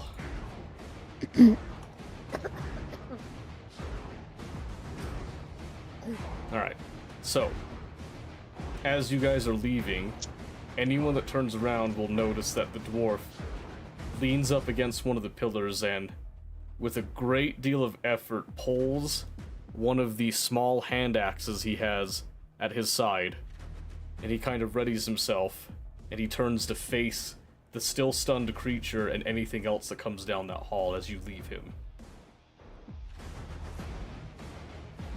Gremlin's so brave. Alright. Let's go. Let's not let his Alright, sacrifice yep. be in vain. So I grab onto the wagon and start pushing. I'm assuming everyone else does too. Yep. Wait, I can possibly wild shape to try and make this go faster.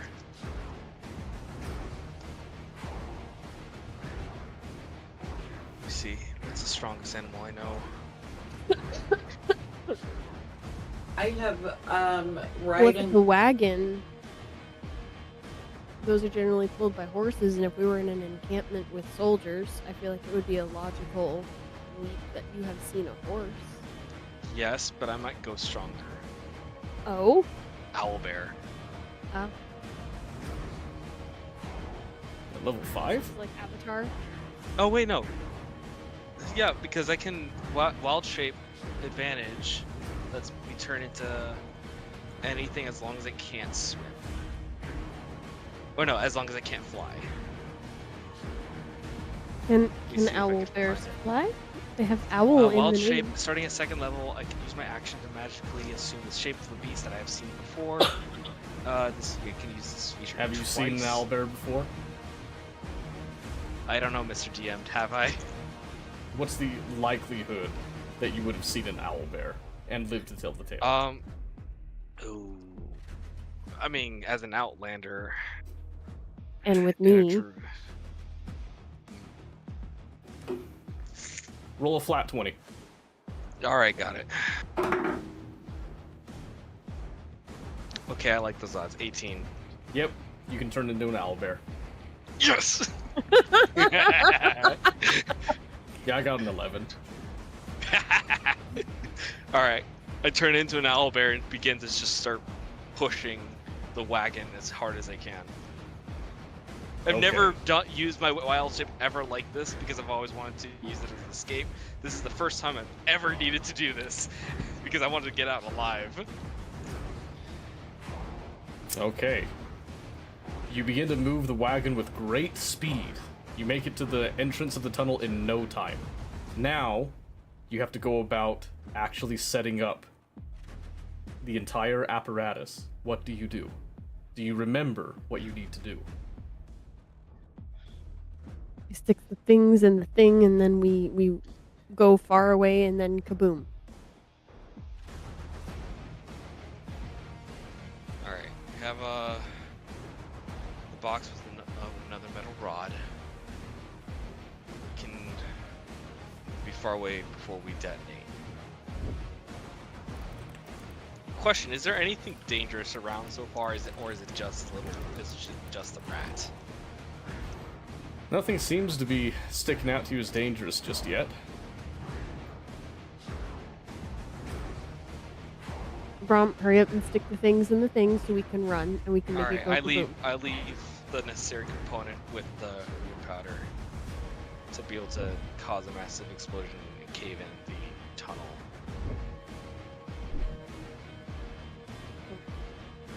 Does that mean Hazel and I are good to start ascending?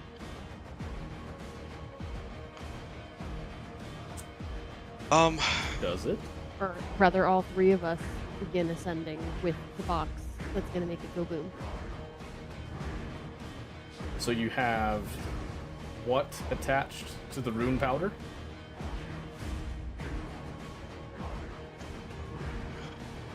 The little rod. Can you describe what I'm having in my hands again? It's the two. You've got It's the a box box with another metal rod. with a metal rod and a metal rod welded on top of that metal rod in a T shape, and you have a coil of wire. And how much of the wire can I go out to?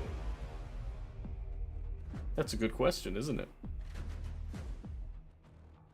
Why you gotta ask like that? It's necessary to know.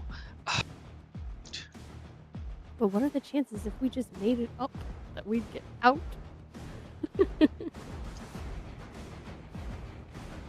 We have to do this right and make sure it explodes correctly. I'm gonna roll Arcana to see if I can, or history or Arcana. Insight? No.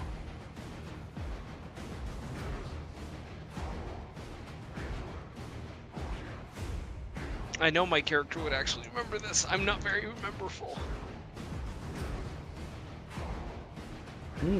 Sounds like your character You are isn't very creative. rememberable then. You have a box. It's too far away.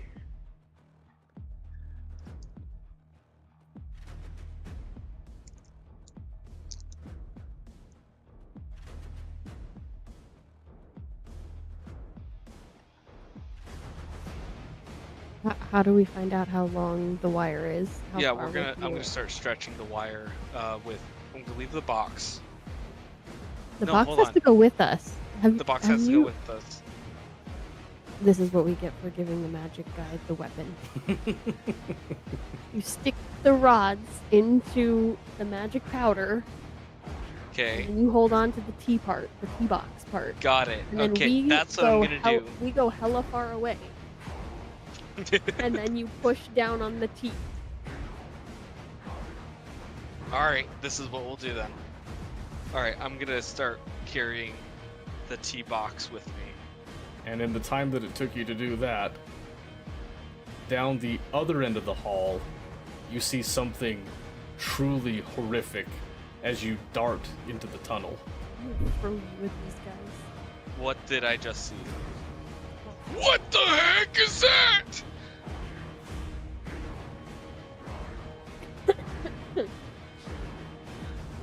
Oh gosh. Time You to can hear the sound run. of multiple voices coming from this thing, with one clear and distinct above them all. Sniff, smell, fear, musk, yes, yes.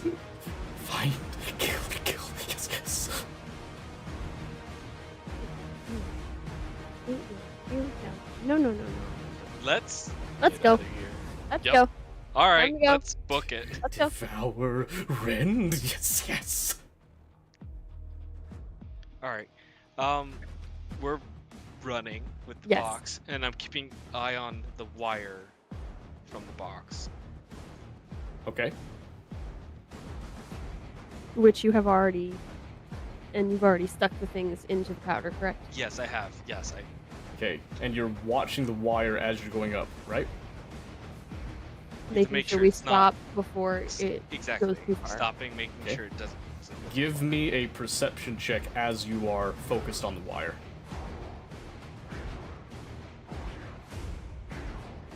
Okay. 12 plus 4, 16.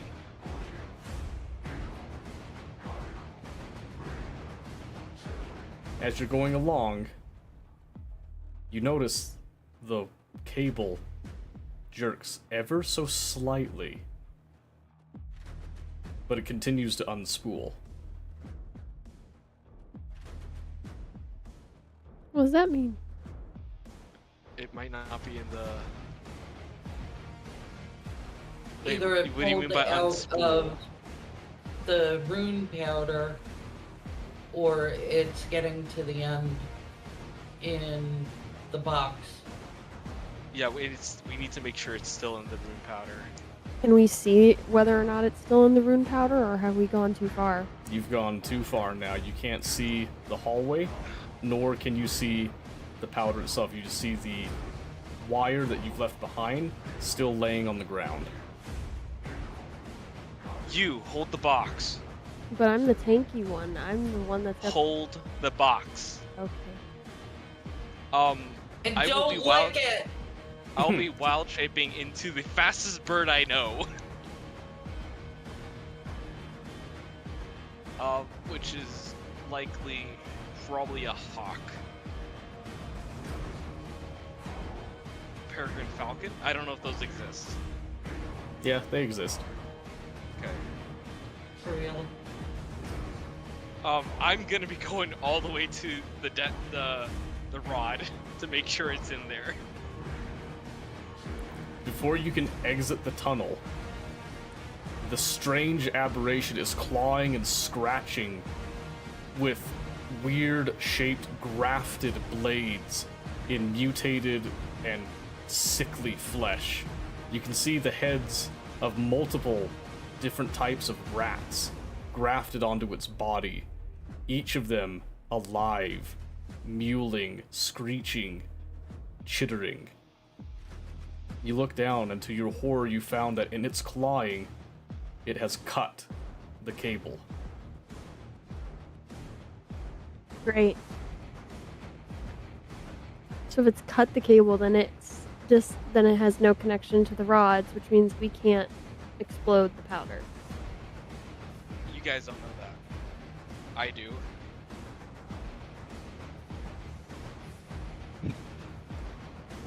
So you're gonna come back and tell us?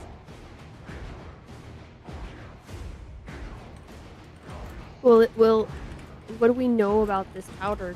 Does he know whether or not he can, like, throw a fireball at it and make it go boom? I can only assume that.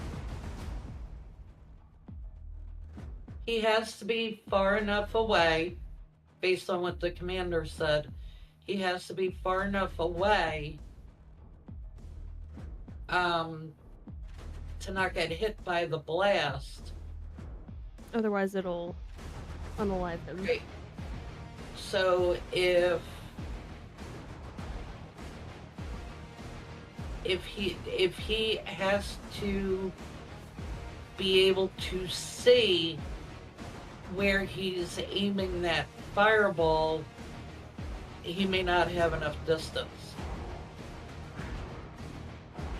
He may not have a choice.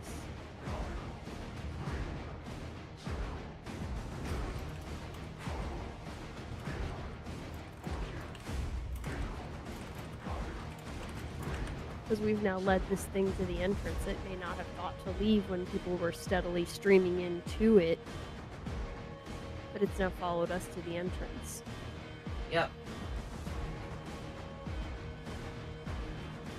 And Brahm, it hasn't noticed you yet, but you can see it is struggling to get through the hole, and it is beginning to start to find a purchase.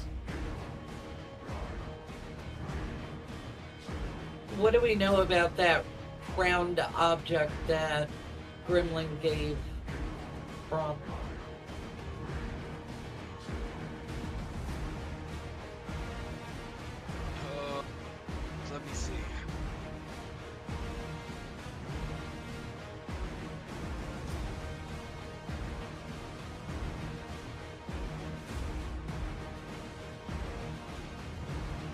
I would like to try to explode the rune stuff, but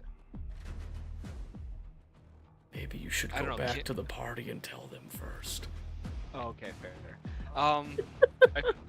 I do fly as fast as I can, as fast as a Peregrine Falcon can fly back. Oh, what a wise and astute move to make in a team game. Oh my gosh. I'm Probably sorry. not the first thing I asked you. Uh-huh. I can't hear you. No, you're. Never mind. I'm just dumb. You can't hear me? Selective hearing really is a crime, I know. All right. It really is. That monstrosity has cut the wire, and it is trying to get through the tunnel. Right now, it can't fit, but it is trying desperately. And if it gets through, it is going to be disastrous. So what now? Do you want me to I go hit it with the axe? No, because I don't know if. What do you know about this? Oh wait. Do any of us know what that thing is called? What thing? The monster. Yeah, the monster. The thing that should not be?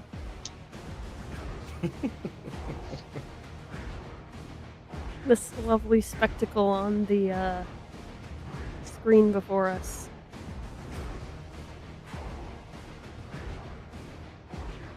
I'm trying to remember if Kithri even saw it. Yeah, Kithri saw it. Oh yeah. Oh, Oh yeah, you all saw it before you dipped in the tunnel. It was highly motivating to run away. So, with all of my fighting skills and knowledge that I've acquired, am I able to perceive how hardy this monster is? You didn't get a good enough look at it to really tell, but you've got a very bad feeling about it.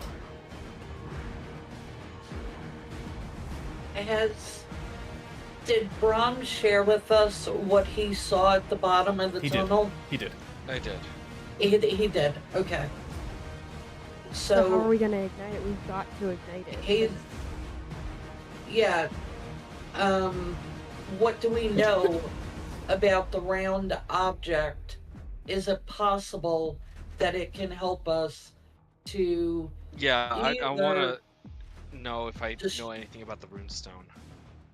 yeah. Hmm. Does that stone have any connection to the thing they were talking about earlier that was a two-way communication object?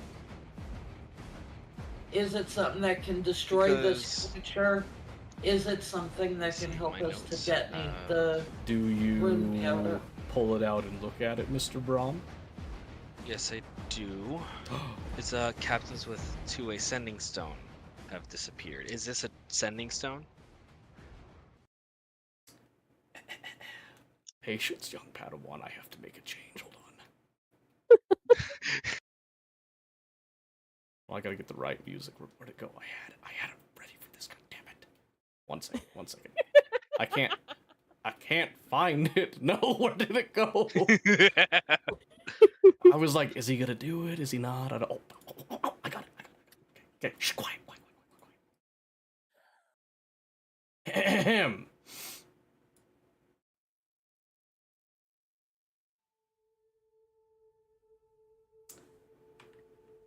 As you pull out the stone, once again, the world fades away, but this time it is quiet. You can hear Kithri and Hazel next to you, but they're muffled, out of focus. Softly but surely you hear the soft padding of feet.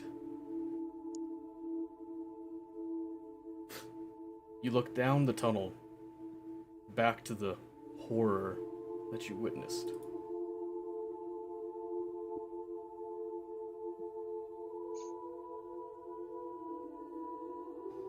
And this is what you see.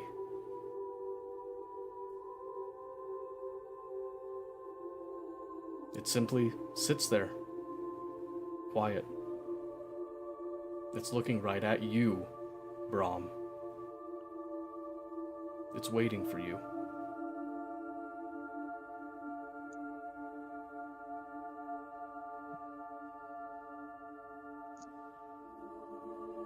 And that's back towards the monstrosity. It is.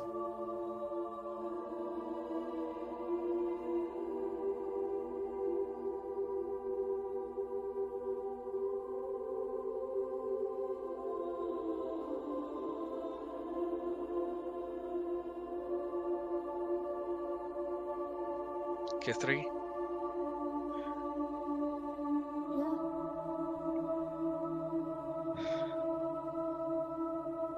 Follow the dwarves if there are any left.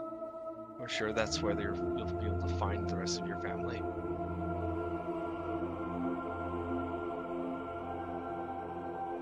I'm not gonna be able to talk now.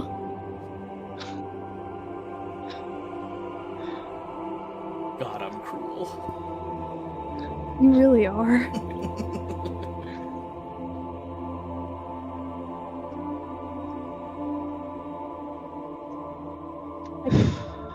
My brain just stopped.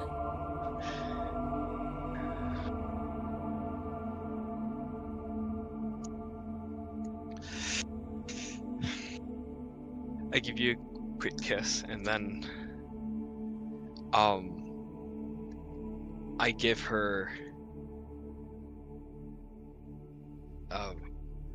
my lucky rabbit's foot.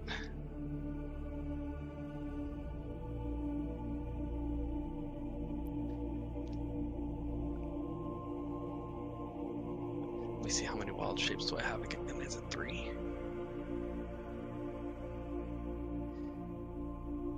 Second level, you can just twice. You gain a strong best. Your druid level determines beats you can.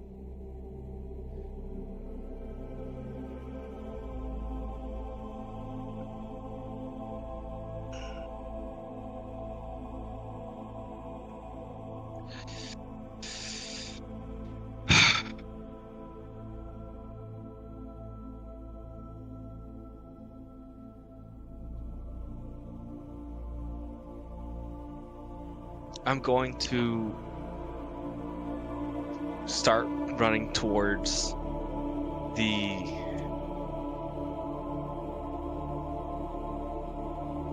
carriage back towards the monster.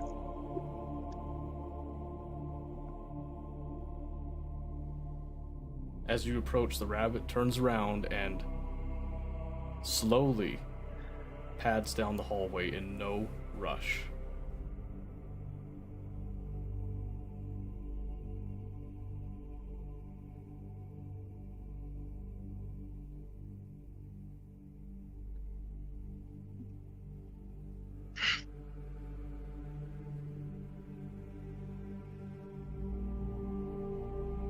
Ithri's not going to be able to stand there and just take that. She's not going to be able to just keep going. So what does and Kithri following the do? dwarves. Kithri runs after him. I'm going to be casting, what is it, plant growth? Hazel, you are witnessing this very tearful moment occurring. What do you do?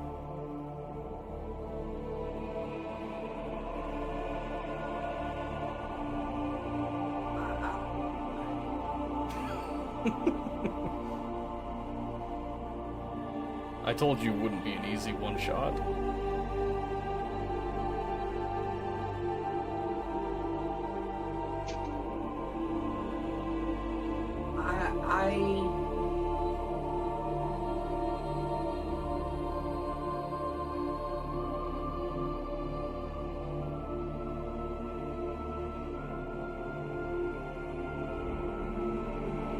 Legit, I'm at a loss.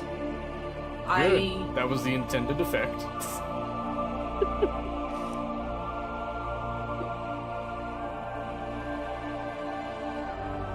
I'm torn between accepting their fate and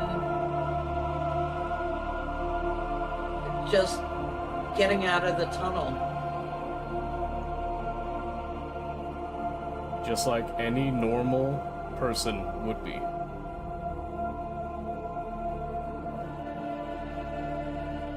But what does Hazel do right now? Despite being torn, she continues to find her way back up the tunnel. And so Hazel does. Leaving Braum and Kithri with their own little squabble at the bottom of the tunnel. As Hazel's finding her way up to the surface, how does the soft conflict of Braum and Kithri pan out?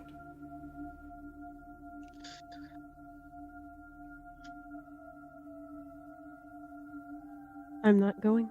I'm with you. Till the end.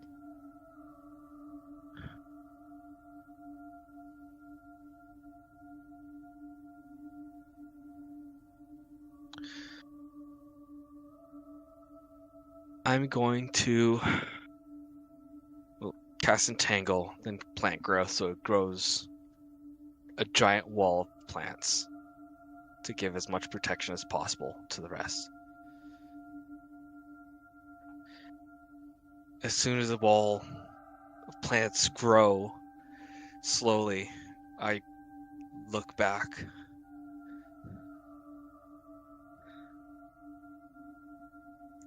And I mouth, I love you. Kithri just nods and places her hand against your cheek.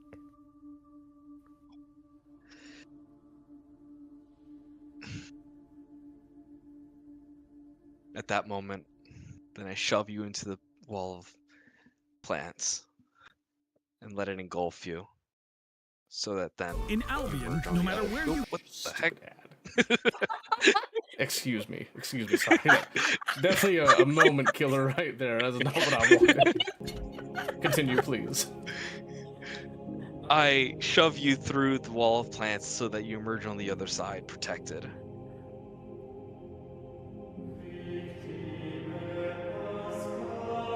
So that it's a solid wall of plants. And then I go back to the abomination. So wait, am I blocked? You're blocked from following me. Fuck that, I have 2 axes. I have 2 hand axes. I can Try slap your through these. best. It's entangled with a plant growth. I'll just sit there and I'll keep hacking away until Mr. DM says I can get through.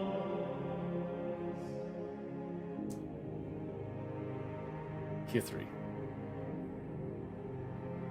As you swing your axes, who do you call out to? Gods? Demons? Nature? All of them. Anything. Just let me get through and be with them.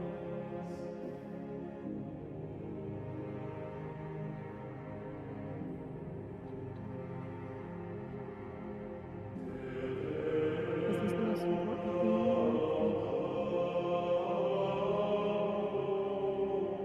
When Kithri cries out, what is it that Kithri cries out? What curse? What prayer? What shout? What is it? Just let me be with him. Roll a flat 20.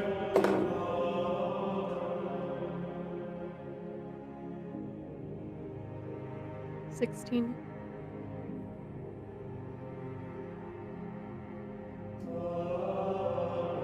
As you cry out in despair and grief, you feel a hand on yours, large and gentle. As you look up, you are shocked to find a silver dragonborn in the same ethereal glow as the rabbit in the tunnel. From her eyes stream silver tears that run all down her neck and her arms. She does not say a word. She simply looks at you. And then she reaches out to the plant growth and she parts it as if it were a curtain. She does not shove you through. She does not urge you to do anything. She simply stands there, holding the curtain open and waiting for you to decide.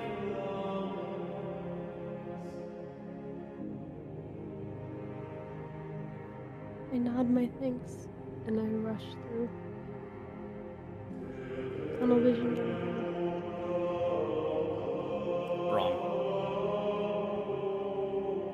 As you move down the tunnel, you notice the rabbit has stopped. Waiting. After a time, you hear footsteps behind you. As you turn, you see Kithri running to you. And behind her, taking slow strides, is a towering silver dragonborn in the same ethereal glow as the rabbit.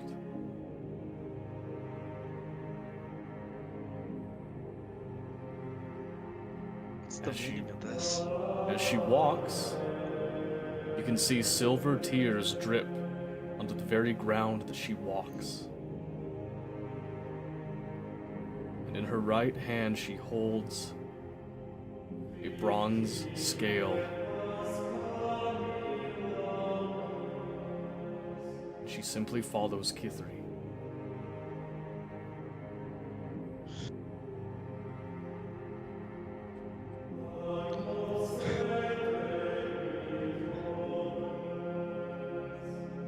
I turn back towards towards the direction of the rabbit, and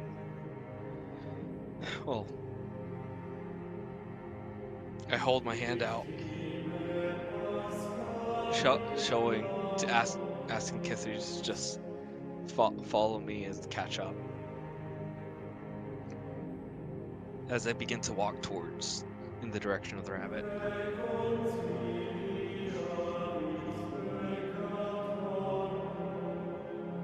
As you walk towards your destiny,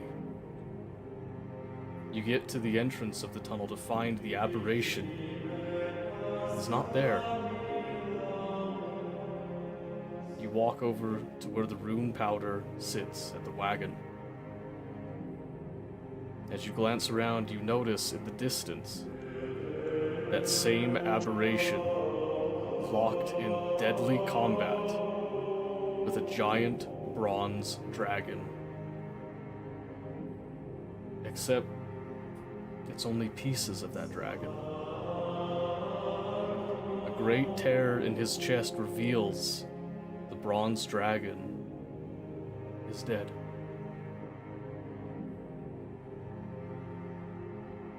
There are no words exchanged. The rabbit and the silver dragonborn stand by the rune powder bomb, facing you, waiting.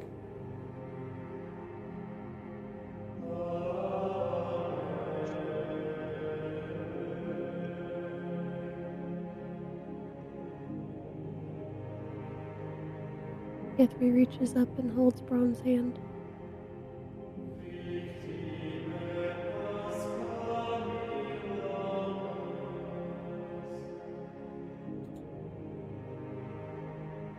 In one last ditch effort, I expend all the rest of my slots I split half of my good berries, being in total 20, 10 and 10. Spending healing word. Entangle on casting it towards the aberration.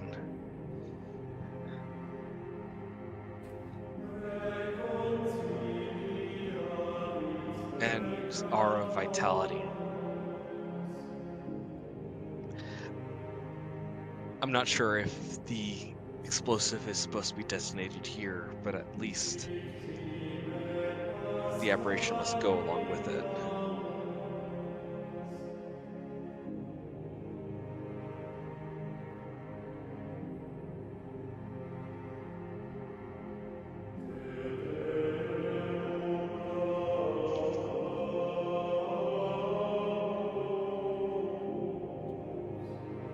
Anything else?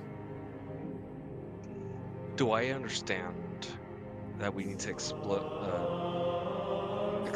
this this place? There is nothing to understand. There is no judgment.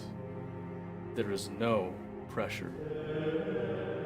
The rabbit and the dragonborn both simply stand and watch. You do not feel compelled to do anything.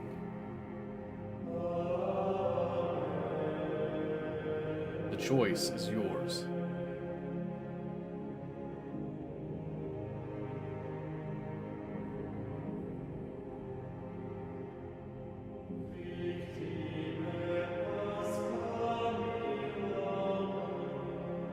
I will cast Produce Flame in my hand. Unsure if it'll catch the attention of the aberration.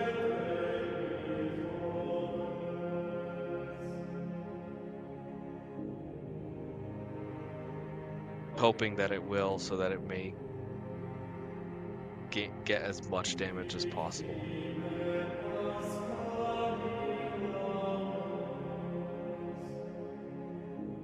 It seems pretty locked in with that strange, half-dead bronze dragon in the distance.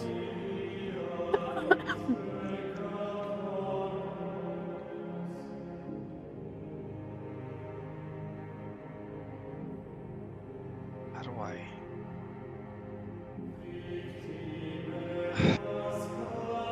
If I blow up the.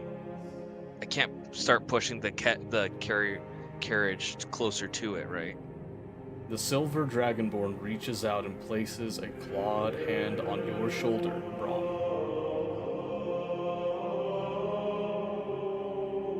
She doesn't say anything, she just looks at you. And you can tell, silently, she's saying, decide.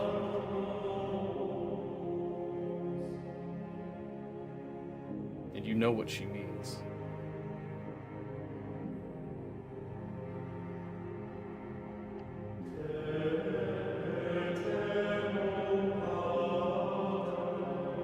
The rabbit goes and jumps on top of the rune powder bomb.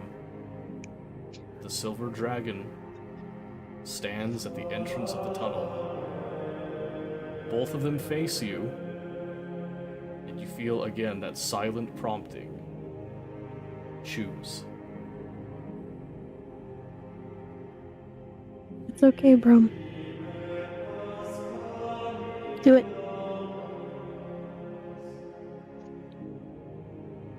Or I could go lick it. Don't you dare lick it. I'm gonna lick it. I will blow it up before you lick it. That's kind of the idea.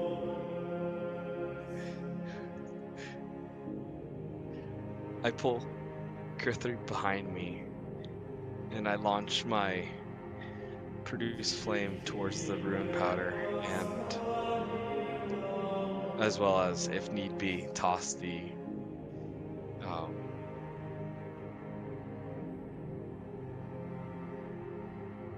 actually squeeze the rune stone in my hand to see if it does anything. But besides that, I prepare for my choice as I go to explode the rune powder to close off this hall against the world, away from this aberration, to protect everyone else. Hazel. As you reach the surface and claw your way to the top, you hear the sounds of a ripping explosion that shakes the very foundation of existence itself. A puff of smoke comes up, and then silence. At first, the soldiers come to you, smiling, cheering, and then they realize that you are alone. Solemnly, each one of them walks up to you and places a single hand upon you. They don't say anything, but you can see in their eyes, they understand what you have lost.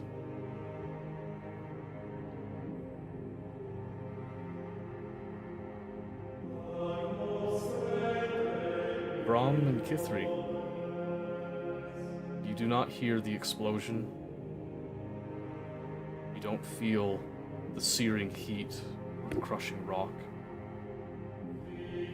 Everything simply disappears. The rabbit and the dragonborn, still visible in the darkness, turn and walk. Where they walk, you see a light in the distance.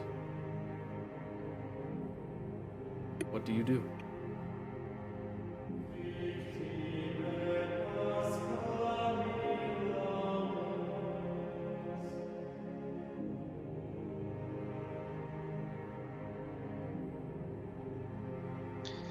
Where's the direction of the light?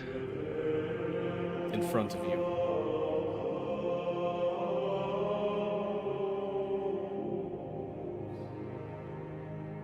I couldn't hear you. In front of you.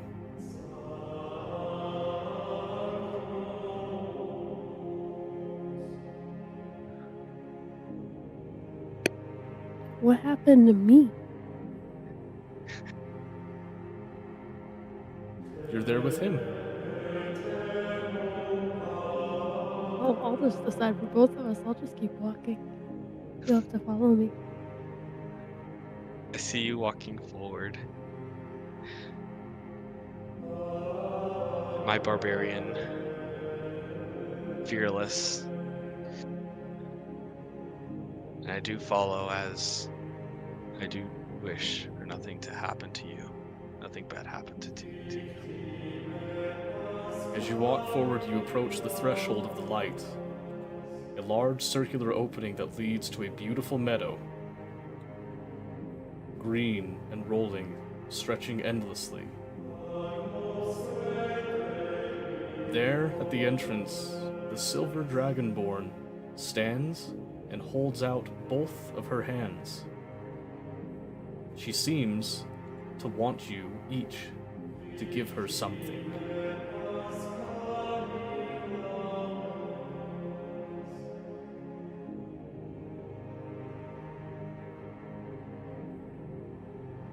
I can give her a high five. I don't have anything to give her. I mean, unless I have my weapons, I could give her my axe. You have the feeling she desires something sentimental, something precious from your life.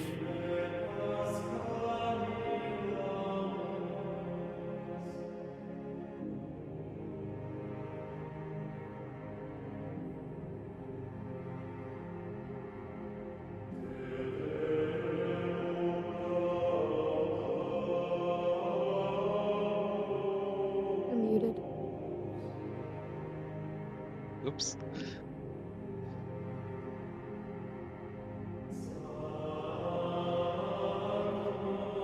Theme of tonight is Pistachio forgetting he's muted his mic. Is it because he's crying? I know he's crying.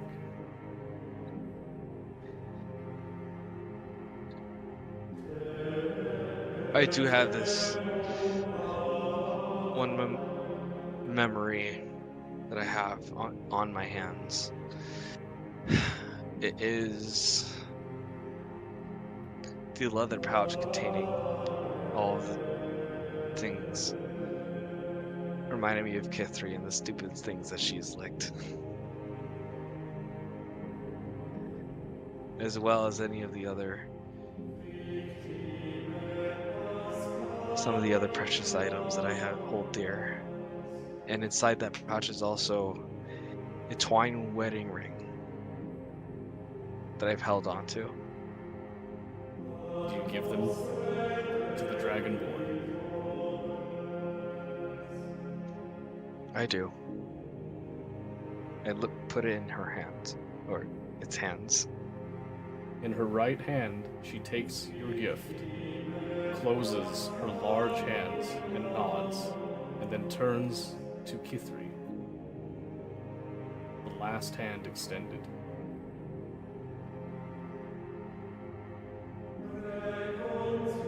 Pull out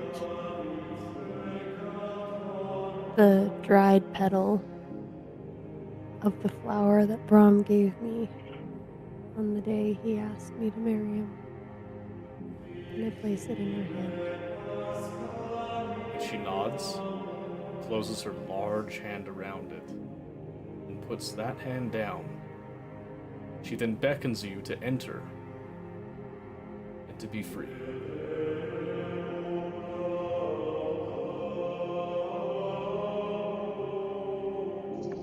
And You I do walk so? through. I didn't hear the question. Do you? I walk do through. so? Yes. I walk through and grab Kithri's hand and take her with me. Follow along gladly. And finally, Hazel. As the soldiers of that encampment, with their own grief and their own loss, do their best to comfort you, you look up to find the silvery silhouette of that same Dragonborn. You don't know where this creature came from, having never seen it before. But it holds out two hands and places those two objects in yours. She then places one clawed hand upon your head, smiling, and then disappears.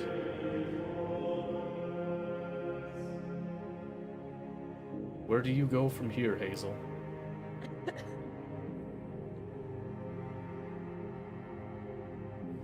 Hazel looks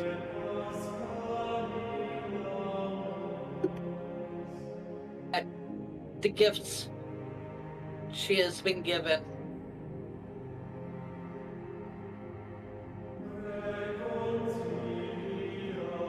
And places them in a pouch inside of her cloak.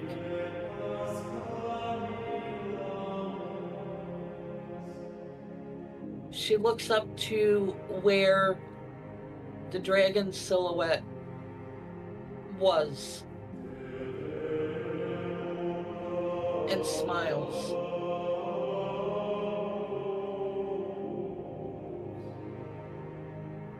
It is done.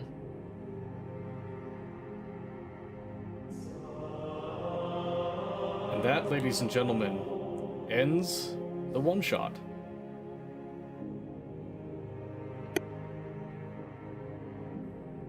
You didn't kill all of us. You only got two of us. Only two of us. Next time, goddammit! And I remember. I was trying to make it only one, okay? No. No, No, 'cause I that wouldn't have matched my remembered- character. Seto said that there could possibly be 2 losses. Oh, I said there could be a total loss, actually. Total loss, yeah. TPK. But you weren't as emphatic about a total loss. Oh, I'm always excited to kill a Um, full party. Let me tell you what.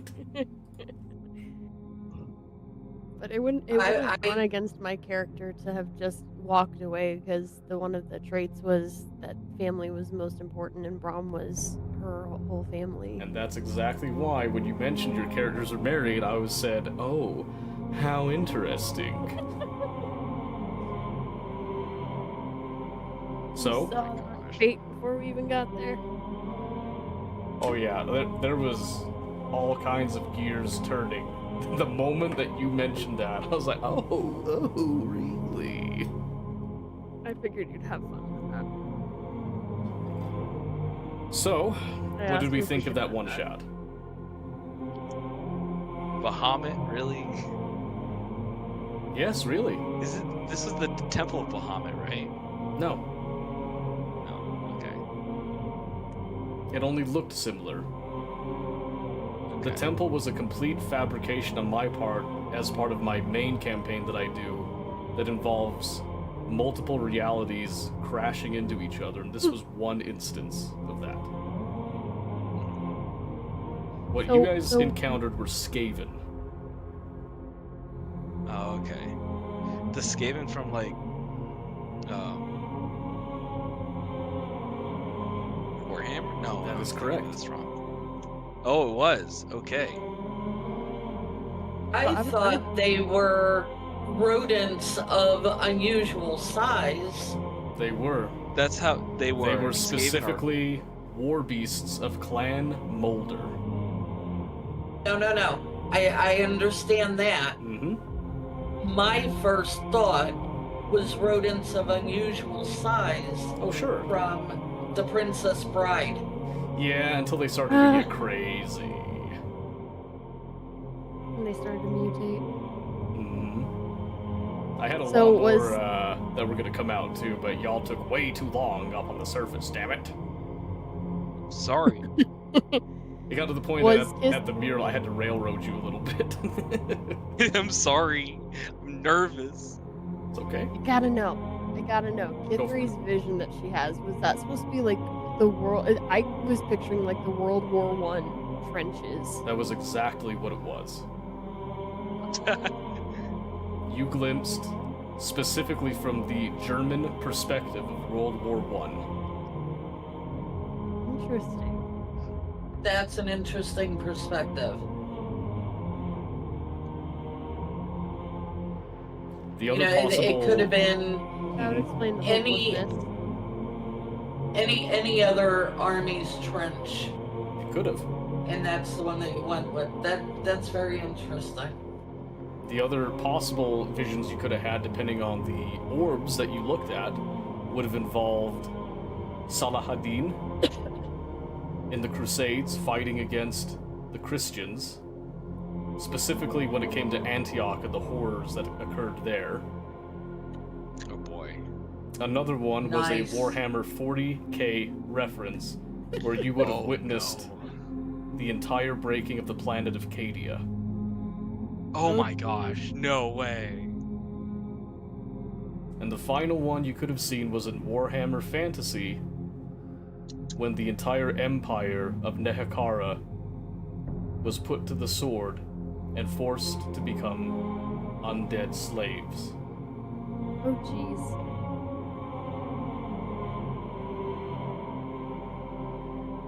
And all of these events connect in a great event known as the War in Heaven, which you might have been able to translate if you had Dwarvish, and if you were able to find a very specific piece of a code cipher that was near the mural. But you guys were focused on the mural itself. When you saw the blood, you were like, nope, had enough of that down there, back to the mural.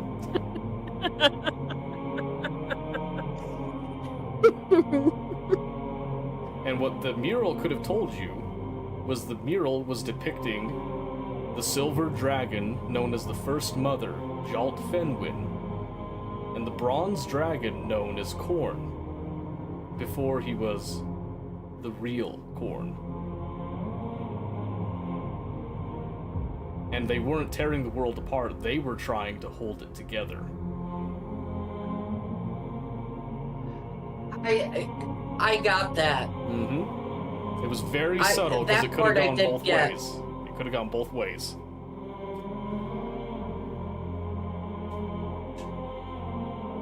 Cool.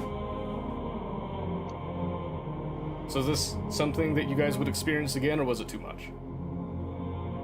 I would definitely do it again. I would do it again. I'd like something. Oh, You're welcome, preferably Chris. not on You're a welcome. night before I have to get up early for work, though. Yeah, no, that's just my bad scheduling. Well, part of that is I didn't do a good job Well, I of usually don't work Saturday. pushing you guys forward a bit. I could have, nudged you a little more, but I wanted you to experience that you do have choices even in a one-shot. Mhm. Yeah, this was fun. Good. I'm glad that you guys liked it. I'm wondering if we had just a half second earlier exploded it right then and there. Right before the... No, because he wanted deaths. He was not gonna let us get away, explode the thing. If you'd stop exploded the it tunnel. before leaving, Or like right as we were leaving. The distance wasn't enough. you would have instantly died. Yeah. Okay. The fate, if I'm hearing Seto correctly, the fate was already set based Somebody was on you guys saying that you were married. That fate was already set. Oh, I Yep. think he already had that decided before we even So mentioned you'll find that, this very that somebody was interesting. gonna die. It was planned, however, there were ways to avoid it. The number one thing that made it so that it was sealed was when it took you too long looking at the mural and we had to start escalating things. That gave time for the Hell Pit Abomination, which is what that massive creature was, to actually catch up, notice you guys leaving, and try to come after you. Because it doesn't care what that rune powder thing is, it has no concept of what that is. It wouldn't have tried to cut it, it wasn't smart enough. It was trying to claw and get its way in the tunnel, and that resulted in it cutting the wire.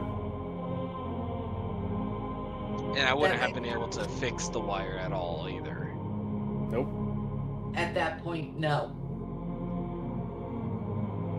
That all of that makes sense. Alternatively, if you had found a way to keep the dwarf with you, the dwarf could have also been used to detonate the bomb. Yeah. However, because you kept healing him and failed to notice the unusual effect of healing that was growing the obsidian on him, that also locked you out of that. There was no way you could have known that unless you caught it in the first cast. Well, no. So what is it? Is there also some sort of strange time loop there because the memory stone showed the future? It didn't. It showed an alternate reality.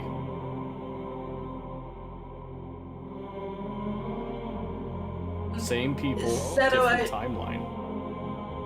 Oh boy, not a multiverse thing. That's correct. So there's another Which is theory out there. why when we There's were a different looking, reality where we all made it out. There is. So what was the obsidian stuff again? That's a really good question, isn't it? Oh no. He's You're not trying gonna to hook answer us it. for another go. You know, I do really like D&D, so if I can hook people somehow onto doing it again, if I gotta keep secrets, I'll do it. Oh my gosh.